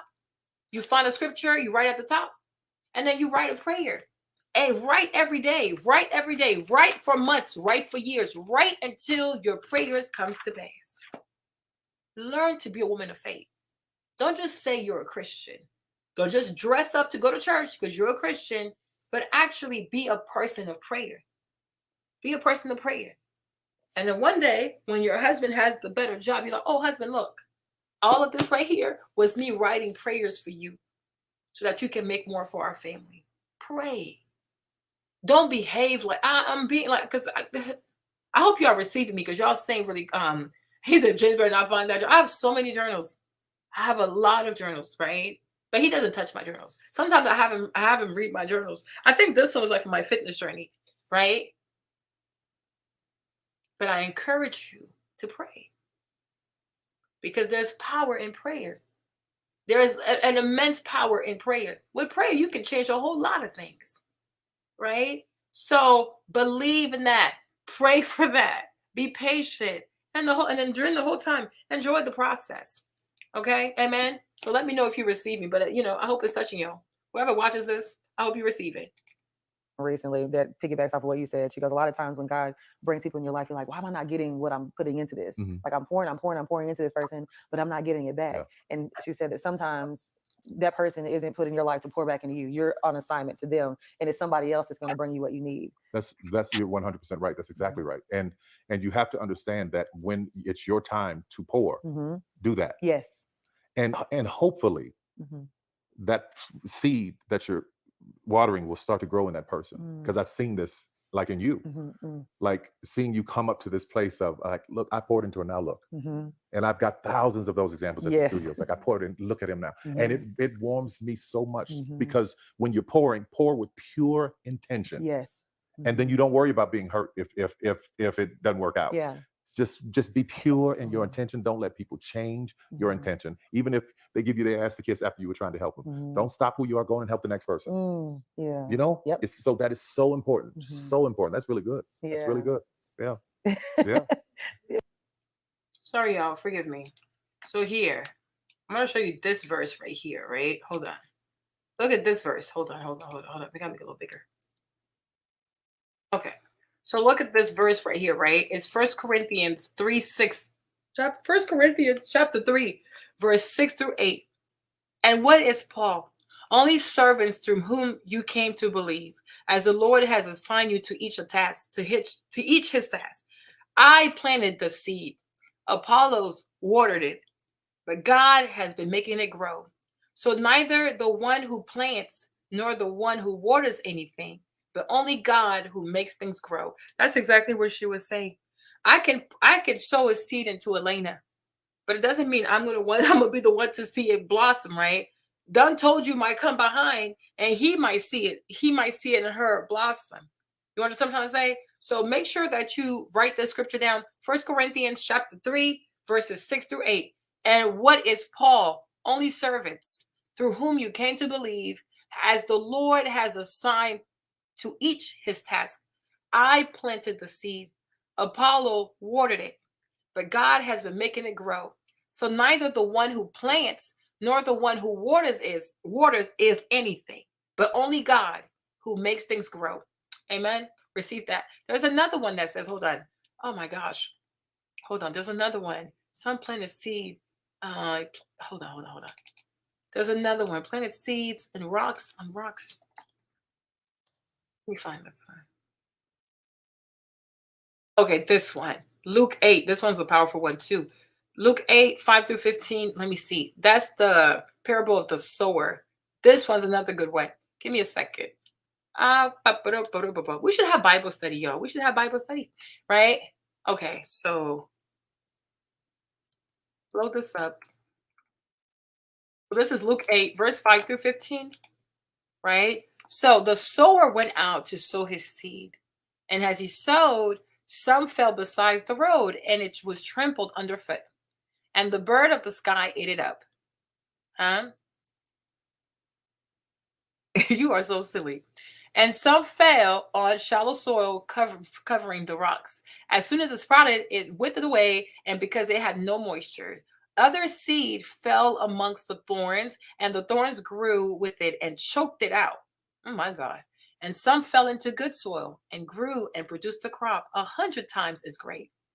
As he said these things, he called out, he who has ears to hear, let him hear and heed to my word, right? So this parable also goes to show you, like, just because you sow a seed, it doesn't always grow, because there are different types of soil, right? So there are different types of soil. There are different people that you're going to plant into. It's not everywhere that you sow also that you're going to reap.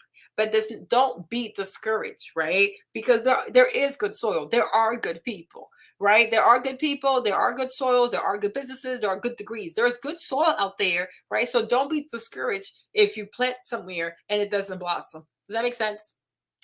Cool. Let's do this one. Let's go back to these people right here, child. Yeah, so good. Yeah, she's been dropping some nuggets. I'm like, girl, God is really talking to you and me. I love it. So I want to go like back to some of your journey. You started off in the chilling circuit with Medea Plays. You worked your way up to owning your own studio. At the time that you were like doing the smaller plays, what was it from? Like, even actually, I want to go back to when you decided like but what was that in between phase of like right before things went crazy?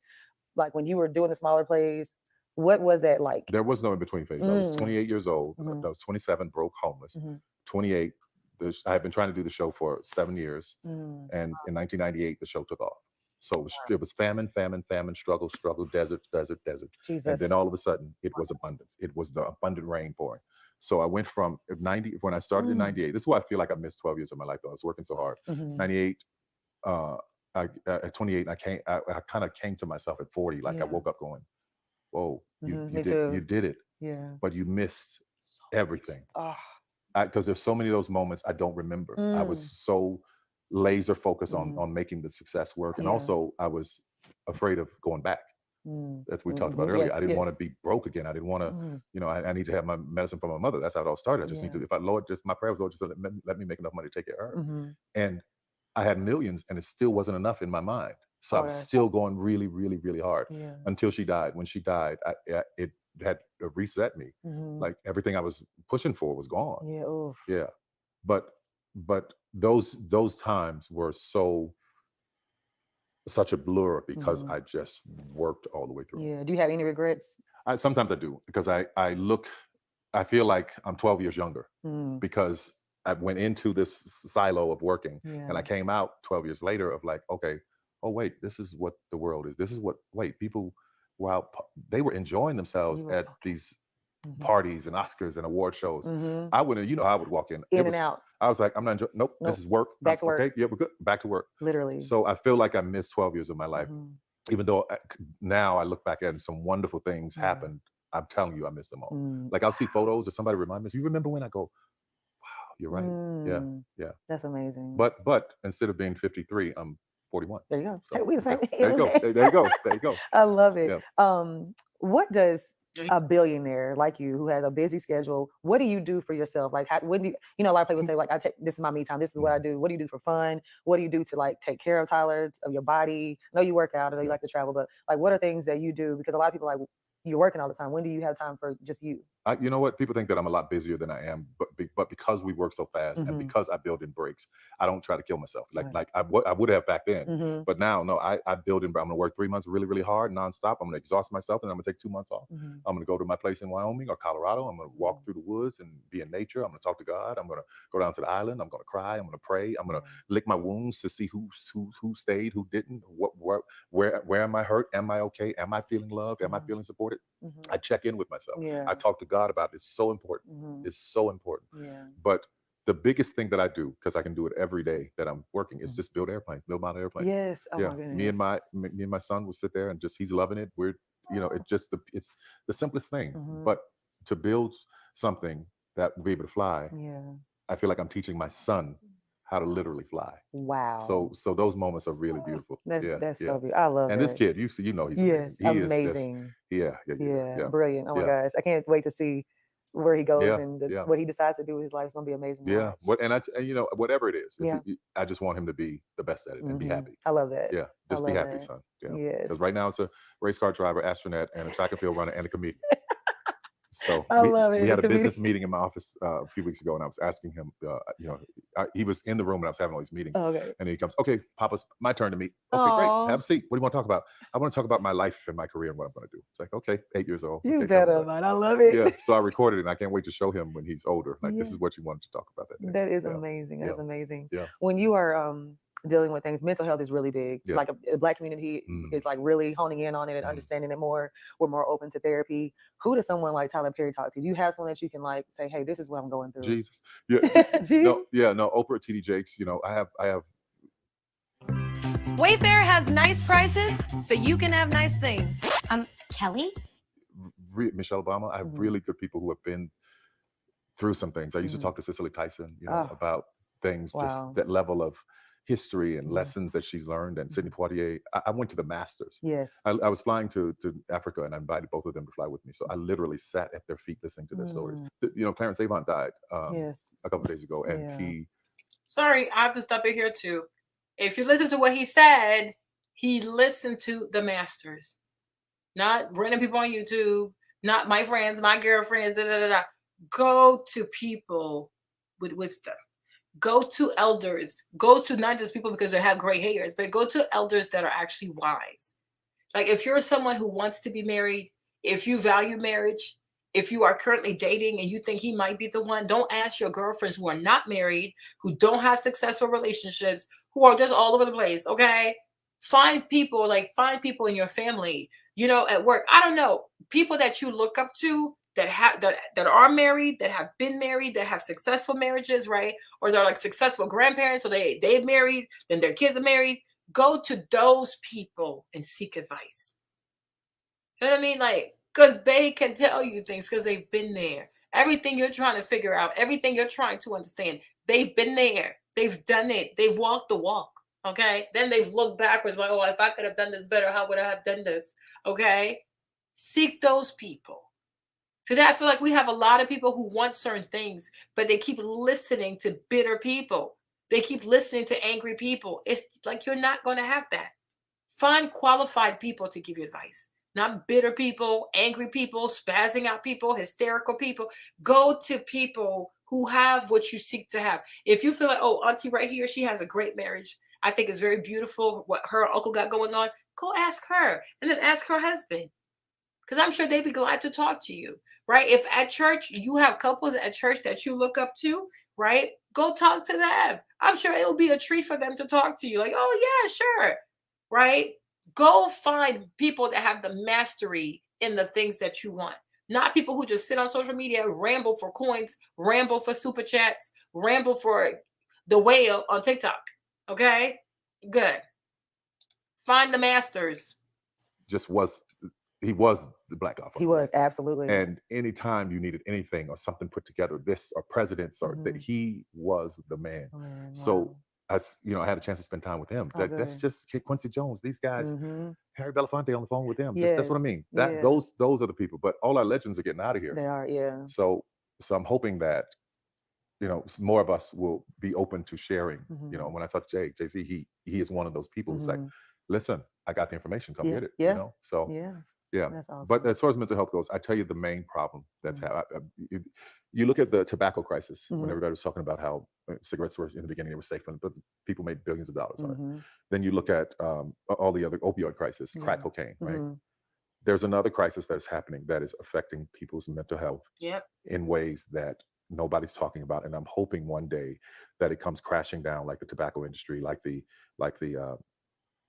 opioid addiction industry, Purdue Pharma, and that is social media. I knew you were gonna say that. Oh my gosh, you are right.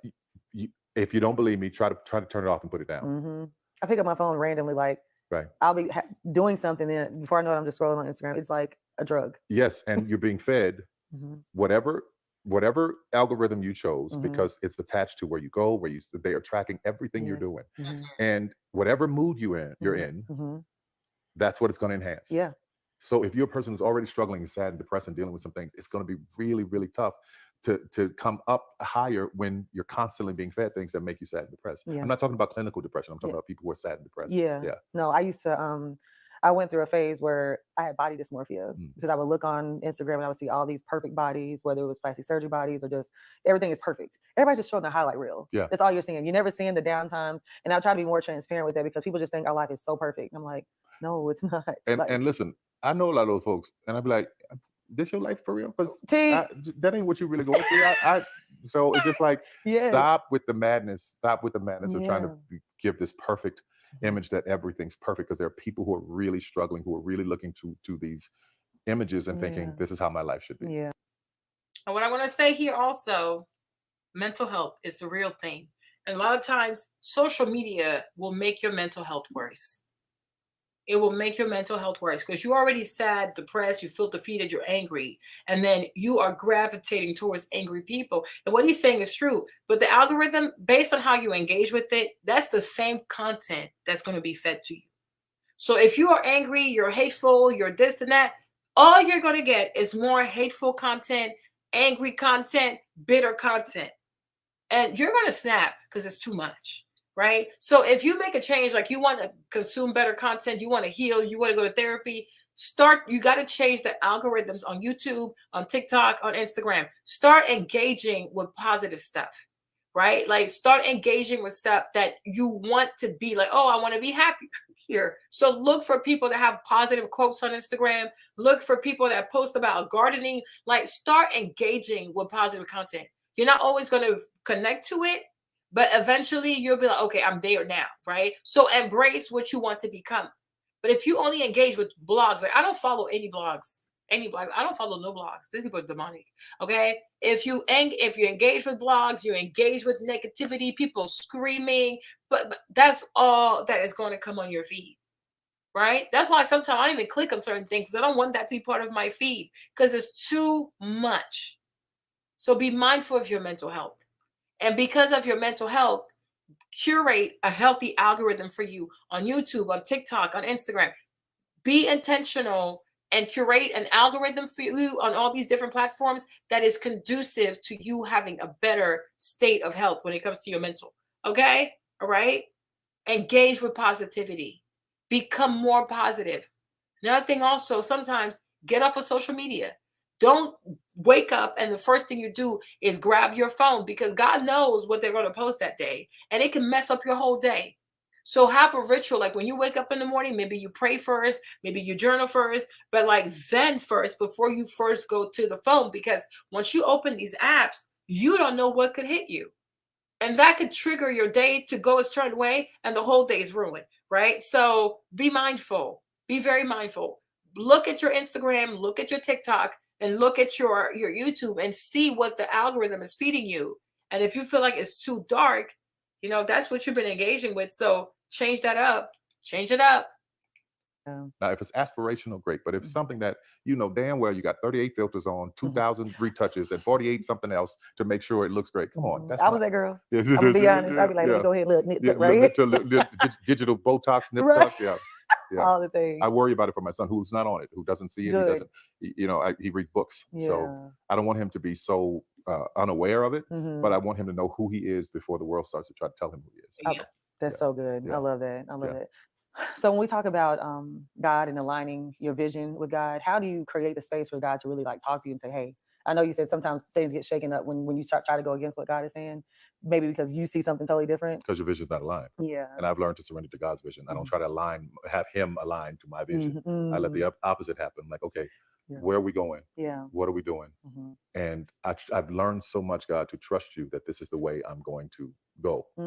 Because I don't want the resistance and the fighting or the other stuff. It's just to surrender to it. But again, I keep going back to social media because it is so hard to hear from God in noise. And if you are the type of person that is seeking advice from every friend you have online, every Instagram, every TikTok, if you're seeking advice, how can you know the still small voice that I believe is God? Yeah. That's why I have to remove myself and not be on anything digital and just listen to see what I hear. Walking in nature is the best way. I was out in Colorado and the wind just whispered. I heard it. I thought it was traffic coming because we were up on this mountain. Yeah. I thought it was traffic. And I asked the guy, is that the traffic? He said, no, that's the wind. It's coming. There's nothing more powerful than you making your thing happen. And I heard it come down over the mountain, down through the valley, and come up over it. And for me, that's like how I think God would speak. Like there'll be over there just this little bit of something that you missed. Wow. And then there's another something. Okay, you missed the acorn, so now the branch has to fall. Yeah. Okay, you missed the branch, now the tree's got to fall on you. Oh. Okay, you still missed that. The whole forest is burning. Jesus. So I've learned to just when I see the acorn, I'm gonna be like, oh no. Let me get that because I don't want the tree or the forest. Right. Just give me the acorn. Oh, that's good because the whole forest be running around me because I'm like, no, I see it this way. Yeah. Like, and I need to get better at surrendering. I always ask for God to order my steps, but I still am very much like, okay, this is the way I see it. I'm just gonna go this way until God is like, girl, get back here. Yeah, God in the Bible says, my thoughts of you are pure and of a good report, and let you be in health and prosper as your soul prospers, right? So all of that's good, right? So if your vision isn't aligned with what's good, then I don't know how that can be God. Right. That's so good. And what's good for you may not be the thing that you're supposed to do at the time. And that's normally what I be doing. Yeah. Okay. I always do things that I don't need to be doing. And God's like, girl, we've been through this before. Why are you still doing the same thing? But let me tell you something. I really didn't understand the love of God until I had a child. Wow. And if God loves us more than I love my child, then I can't even wrap my brain around that, because he does. Because when I see him making a mistake, or when I see him doing something wrong, I'm like, okay, how do I correct him? How do I get him on the straight and narrow? And I'm going to choose the level of correction based on how hard he's going at it. Yep. Yeah. That's good. I love that. I love that. So we talk about you having vision as a little boy. So as an adult, once you have that vision, how do you decide, okay, God, I'm going to partner with you to bring this to life? Is it through prayer, through meditation, or just always keeping him involved? It's his vision. So you riding along. He gave it to you. Yeah. You ain't in partnership. It's his vision for your life. Wow. So it's surrendering to, where is this taking me? Amen. That's the thing. Like, where is this taking me? And that's what I'm saying. The most frustrating part of my early life was having all these visions and not seeing the path. Yeah. So I could have did a million plays and never saw anybody ever saw them. God had to line all of that up for it to start to work. Wow. And I had to be willing to get in the middle of it and go hard. That's why I missed those 12 years, because I was in the will. In the will, you were in the it flow. too. Yeah. Still. But I'm enjoying my life a lot more now. I'm enjoying I'm taking the moments now. Yeah. I was just at an age where, that's running hard. I love you in this phase of your life. Yeah, happy and enjoying it. Yeah, wearing nice clothes, going to concerts, and all this stuff. And got some bling on. Got a little Richie. Things I never bought before. Like, But you can't, know. Yep. Had my Zoot suits, my Steve Harvey suits back in the day. I was clean. I had my rabbit jacket.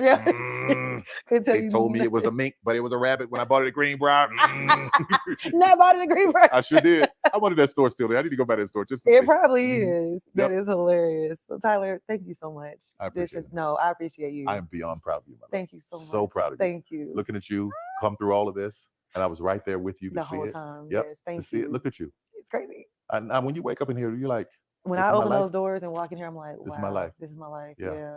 It feels so good. Yeah. It feels, thank so you. Proud of you. Thank so you. proud of you. Thank you. I appreciate you coming today.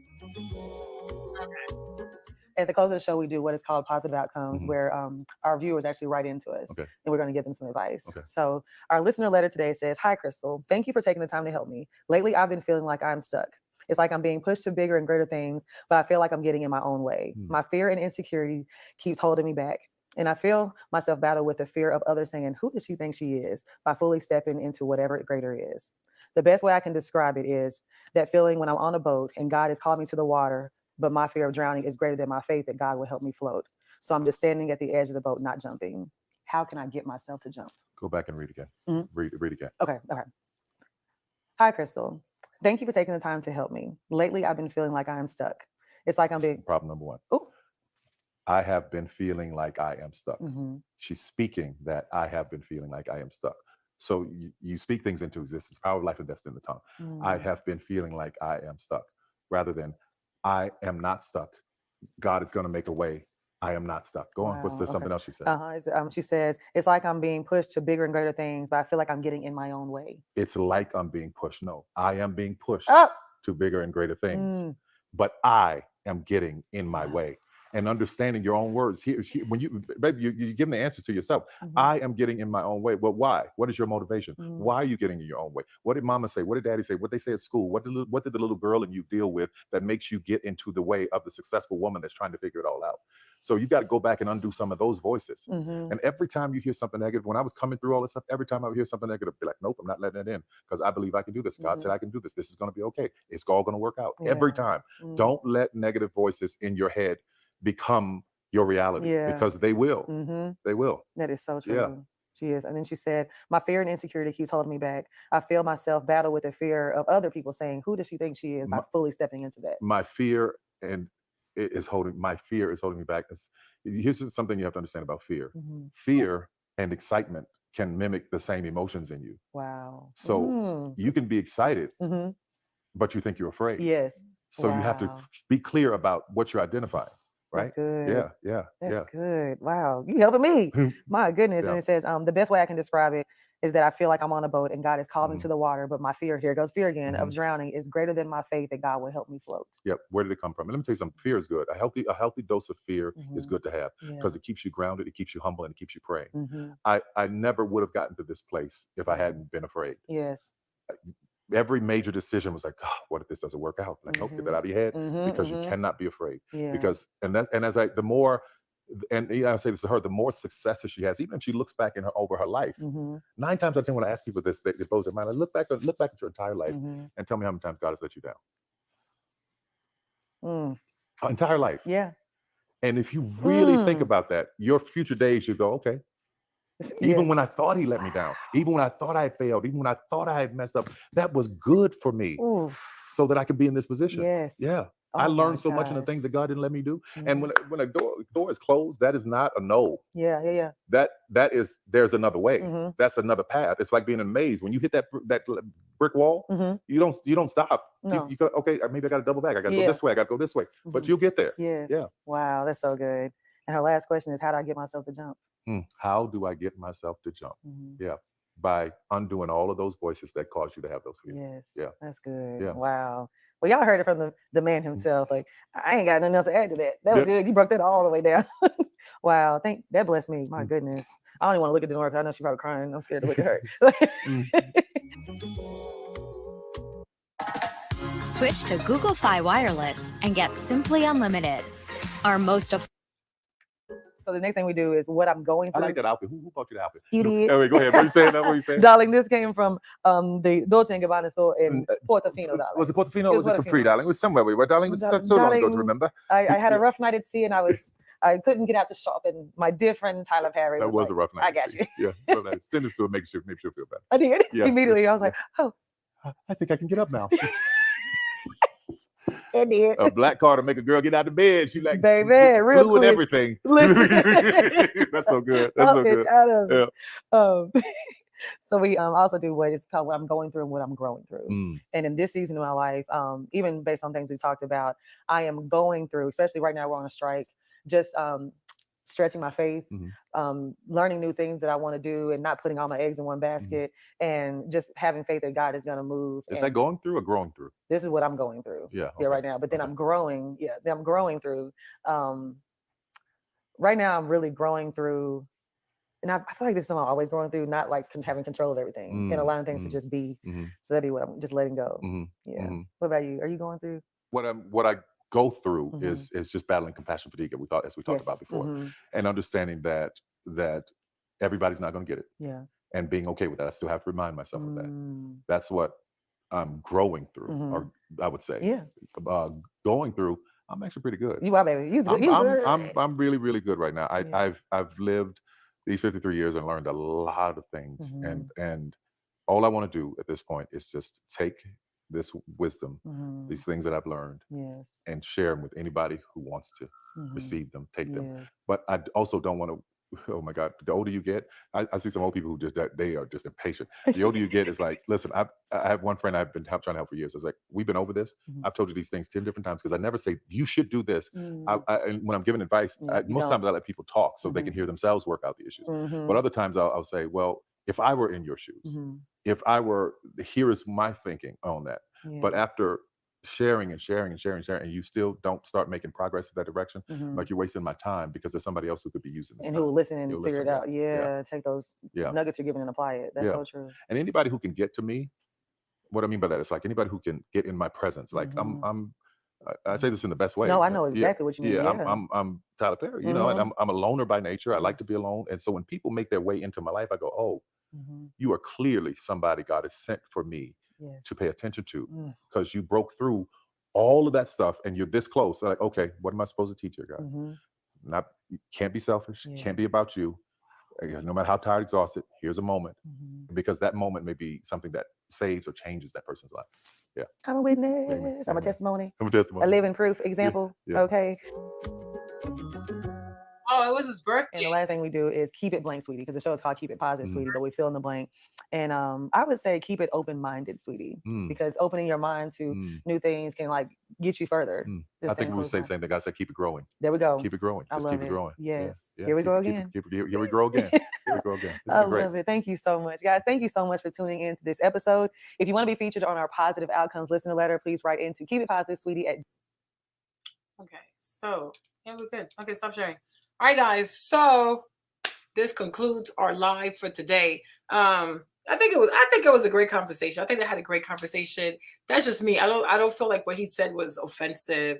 I don't think what he said was insulting. I don't think Tyler was saying, "Oh, just pick up any man outside, and as long as he can pay the power bill, rub 2 pennies together, pay the power bill, girl, just love him." That's not what he said. That is not what he said. That is not where he's coming from. And you can see he really loves Crystal. Like, he really loves her. That's like his little sis. So she's in good hands. And the advice he gave her is from a place of love. He's not trying to steer her in the wrong direction. I think all the Black women that he feels like he's talking to or that listen to him, that respect him also, they should see that, Tyler's come from a good place. But that's why I say, I don't feel like people who are making these videos and going crazy, I don't think they actually sat down and watched the actual podcast. Because a lot of people out here, they don't like to read. They are too impatient to get the information. Oh my gosh, it's an hour and 18 minutes. Okay. But if it's a great conversation that can change your mindset, open your mindset, change your perspective, confront you with areas like, that need attention in your life and where you could actually grow, it's worth an hour and 18 minutes. If you can't afford therapy, first of all, even me, myself, being honest, like I cannot afford, I cannot afford an hour of Tyler Perry's time. Because how much would that be? $100,000? Like, what? I got it. Okay. So for a lot of us who cannot afford Tyler Perry, we don't know him, we don't have access to him. And even if we could, I don't even know how much you pay Tyler Perry for an hour, like $1 million for an hour of his time. So just having an hour of Tyler Perry's time in a very chill, cozy environment, I think that in itself is a blessing. I think it's a treat, Hey, Lexi. Hey, Keith. What's up, Keith? You know what I'm saying? So I think that's awesome. If you're able to sit down with any successful Black person and they want to help you, you shouldn't be aggressive, combative, defame people, say things they haven't said, take their words and split up their words in a very destructive way, because he didn't say anything negative. You know what I mean? He didn't say anything negative. He's known Crystal. He has hired Crystal for many jobs. He paid for her down payment. He told her in 4 years she's going to be in a mansion. That's her house. Like where you see her do the podcast, that is her house. Okay. Look at the quality of her content. She's on a TV show. She has her own podcast. So even though people are on strike, she can still work with her podcast. So, and even him being Tyler Perry and sitting there, hopefully this video gets 1 million views because people should value Tyler Perry. And one of my concerns also when it comes to Black people, especially in America, right? We have to stop always attacking elders. We have to stop attacking our successful people. We have to stop always being so combative. You know what I mean? Because it's like, after a while, people are going to be afraid to talk. Because if every time you say something, people are going to attack you, turn your words, give you all these evil intentions that you don't even have. You're like, you know what? Let me keep my mouth shut. Let me keep my mouth shut. And if a lot of successful Black people that have great advice to give to people, if they, don't want to talk anymore, a lot of people are going to be punished. Because there's nothing more worthy than wisdom, like somebody sharing their wisdom with you. Like, oh, this is what I've been through. This is how I can tell you how to do this. I can tell you how to avoid this, right? Does that make sense? Like we can all stand to learn from somebody, and we can all stand to learn from very successful Black people. You don't have to like what somebody says, but you don't have to defame a person. You don't have to like somebody's advice. That's why it's called advice. You can either take it or you leave it, right? You don't have to take it, but you don't have to insult somebody because you don't like the advice they gave. You don't have to insult a person because you don't like what you heard about the advice that they gave. Like, did you actually hear the person say that? No, you heard somebody say that okay, cool. So you heard it through somebody else, a jaded person, right? So we have to be very careful because I could see even Michelle Obama, when she came out, she does not come out very often. But when she does come out and she talks to Black people and she talks to Black women, it's always a backlash. If she says, oh, your kids are not your friends, that makes perfect sense. Like, what? I'm like, what? Okay, your kids cannot be your friends. You should be loving with your children. Yes, you should be loving, right? And as they get older, maybe it becomes a bit more friendly, but you should always be loving. But your children are not your friends. As a grown adult, you should have your own friends. That's your child. You the parent, and that's the child. Oh my God, my daughter is my friend. Oh yeah, that is concerning. She's a child. She has no business knowing your sexual life, your what type of life, your this type of life. She is a kid. She cannot be your friend. You should love your kids, but they cannot be your child cannot be your friend. Like how can your child look at you and say, "Oh yeah, mom is here and I'm here"? Because when you say somebody, if I say, "Oh, Lacey is my friend," that means she's my peer. My child is not my peer. Like what? No, like that's weird. Right? I can make jokes, I can laugh, but that's because I love you. Like I'm a loving person, but I'm not your friend. Like I will never be your friend. You can think I'm your best friend. I mean, that's cute, right? But you're not my best friend. Like what? No, get out of here. Okay? Because the conversations I'm going to have with Lacey or the conversations I'm going to have with Kumba, like I'm not going to have these conversations with James or Stefan. Like what? No. Okay? That's weird.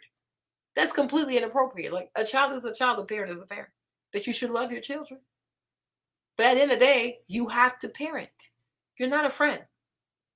You know what I mean? They should have their friends. And you as an adult, you should have your friends. But your child is not your friend. Like, this is weird. People went crazy on her, all kinds of stuff on her. I'm like, yo, that's the first Black lady of America. She's the first Black woman to be FLOTUS. She's not just anybody. And on top of that, if we went to school, you would never be in a class with her because she went to an Ivy League. So let's start there. She's a very intelligent woman. She's not your friend. Even you, she's not your friend. Even me, Michelle Obama, yeah, she's a Black woman. Yeah, she's friendly. Yeah, she got her a Black girl in her braids, a Black girl in her braids. But I am not her peer. She could be really nice to me, polite with me. Oh, I like you, Marlene. You're really sweet. Oh, thank you, Miss Michelle. I wouldn't even call her Michelle Obama to her face. I'm Miss Michelle, Auntie Michelle, because she's not my peer. She's not my friend. You understand what I'm trying to say? Like, she's not a random person giving advice. So it's like, some people got to check themselves. She's not just anybody talking to you. You don't have to agree with the advice she's giving, but you have to respect her.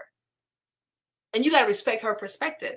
But today, people are like, this is this new gentle parenting. I don't know, this weirdo energy we're in. Everybody thinks they can be disrespectful and talk out their neck and just talk to people any kind of way. You need to calm down. And you wonder why a lot of people don't want to make a way for you because you're too much, right? So that's how I feel, right? So if you watch the video, if you stay here and you watch the entire thing, I hope you enjoyed it. I hope you learned something, and I hope you learned also never jump to conclusions. Do not watch 2 minutes, a minute, 30 seconds on the Instagram or TikTok and think that now you know the whole story. Now you're gonna start going against the person. Go back to the original content. Watch the content. If it's too long, speed it up.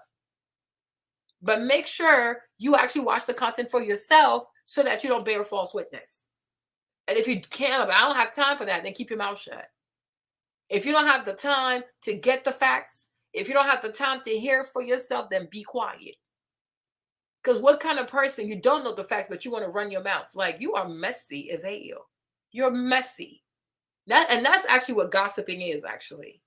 Because people just ramble. Because they want to put a false narrative out there about people. When you handle people's character, the way you would want someone to handle your character. But then for that, you have to have something going on for yourself, right? But be mindful. If you don't, like I've also, she does the show. I don't care that much. I'm okay, then be quiet. Why are we still talking about this? Because she came to me because she wanted to talk about Jeezy and Jeannie Mai, and I could tell she hadn't done her research. She's like, well, I don't care that much. Then why are we talking about this?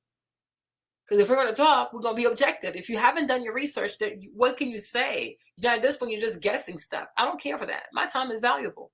And if you don't care enough to go do your research, then let's not keep talking because this is not a fruitful conversation. So if you want to give your opinions on things, go back to the original content. Watch the original content. Because once you watch the content, you can speak from an intelligent place, right? So learn from that. So with that being said, y'all, I hope you enjoyed the stream. I had people DM me and like, Marlene, don't take this down right away. You're crazy. Don't take this down right away. I don't know. I will leave it up. If I don't get a copyright thing, it will stay up. If I do get a copyright thing, I will put it on Patreon. You can always sign up for my Patreon. Hand pink waving, whatever that is. Okay. But I'm going to leave it up. If I don't have an issue with YouTube, it'll stay up.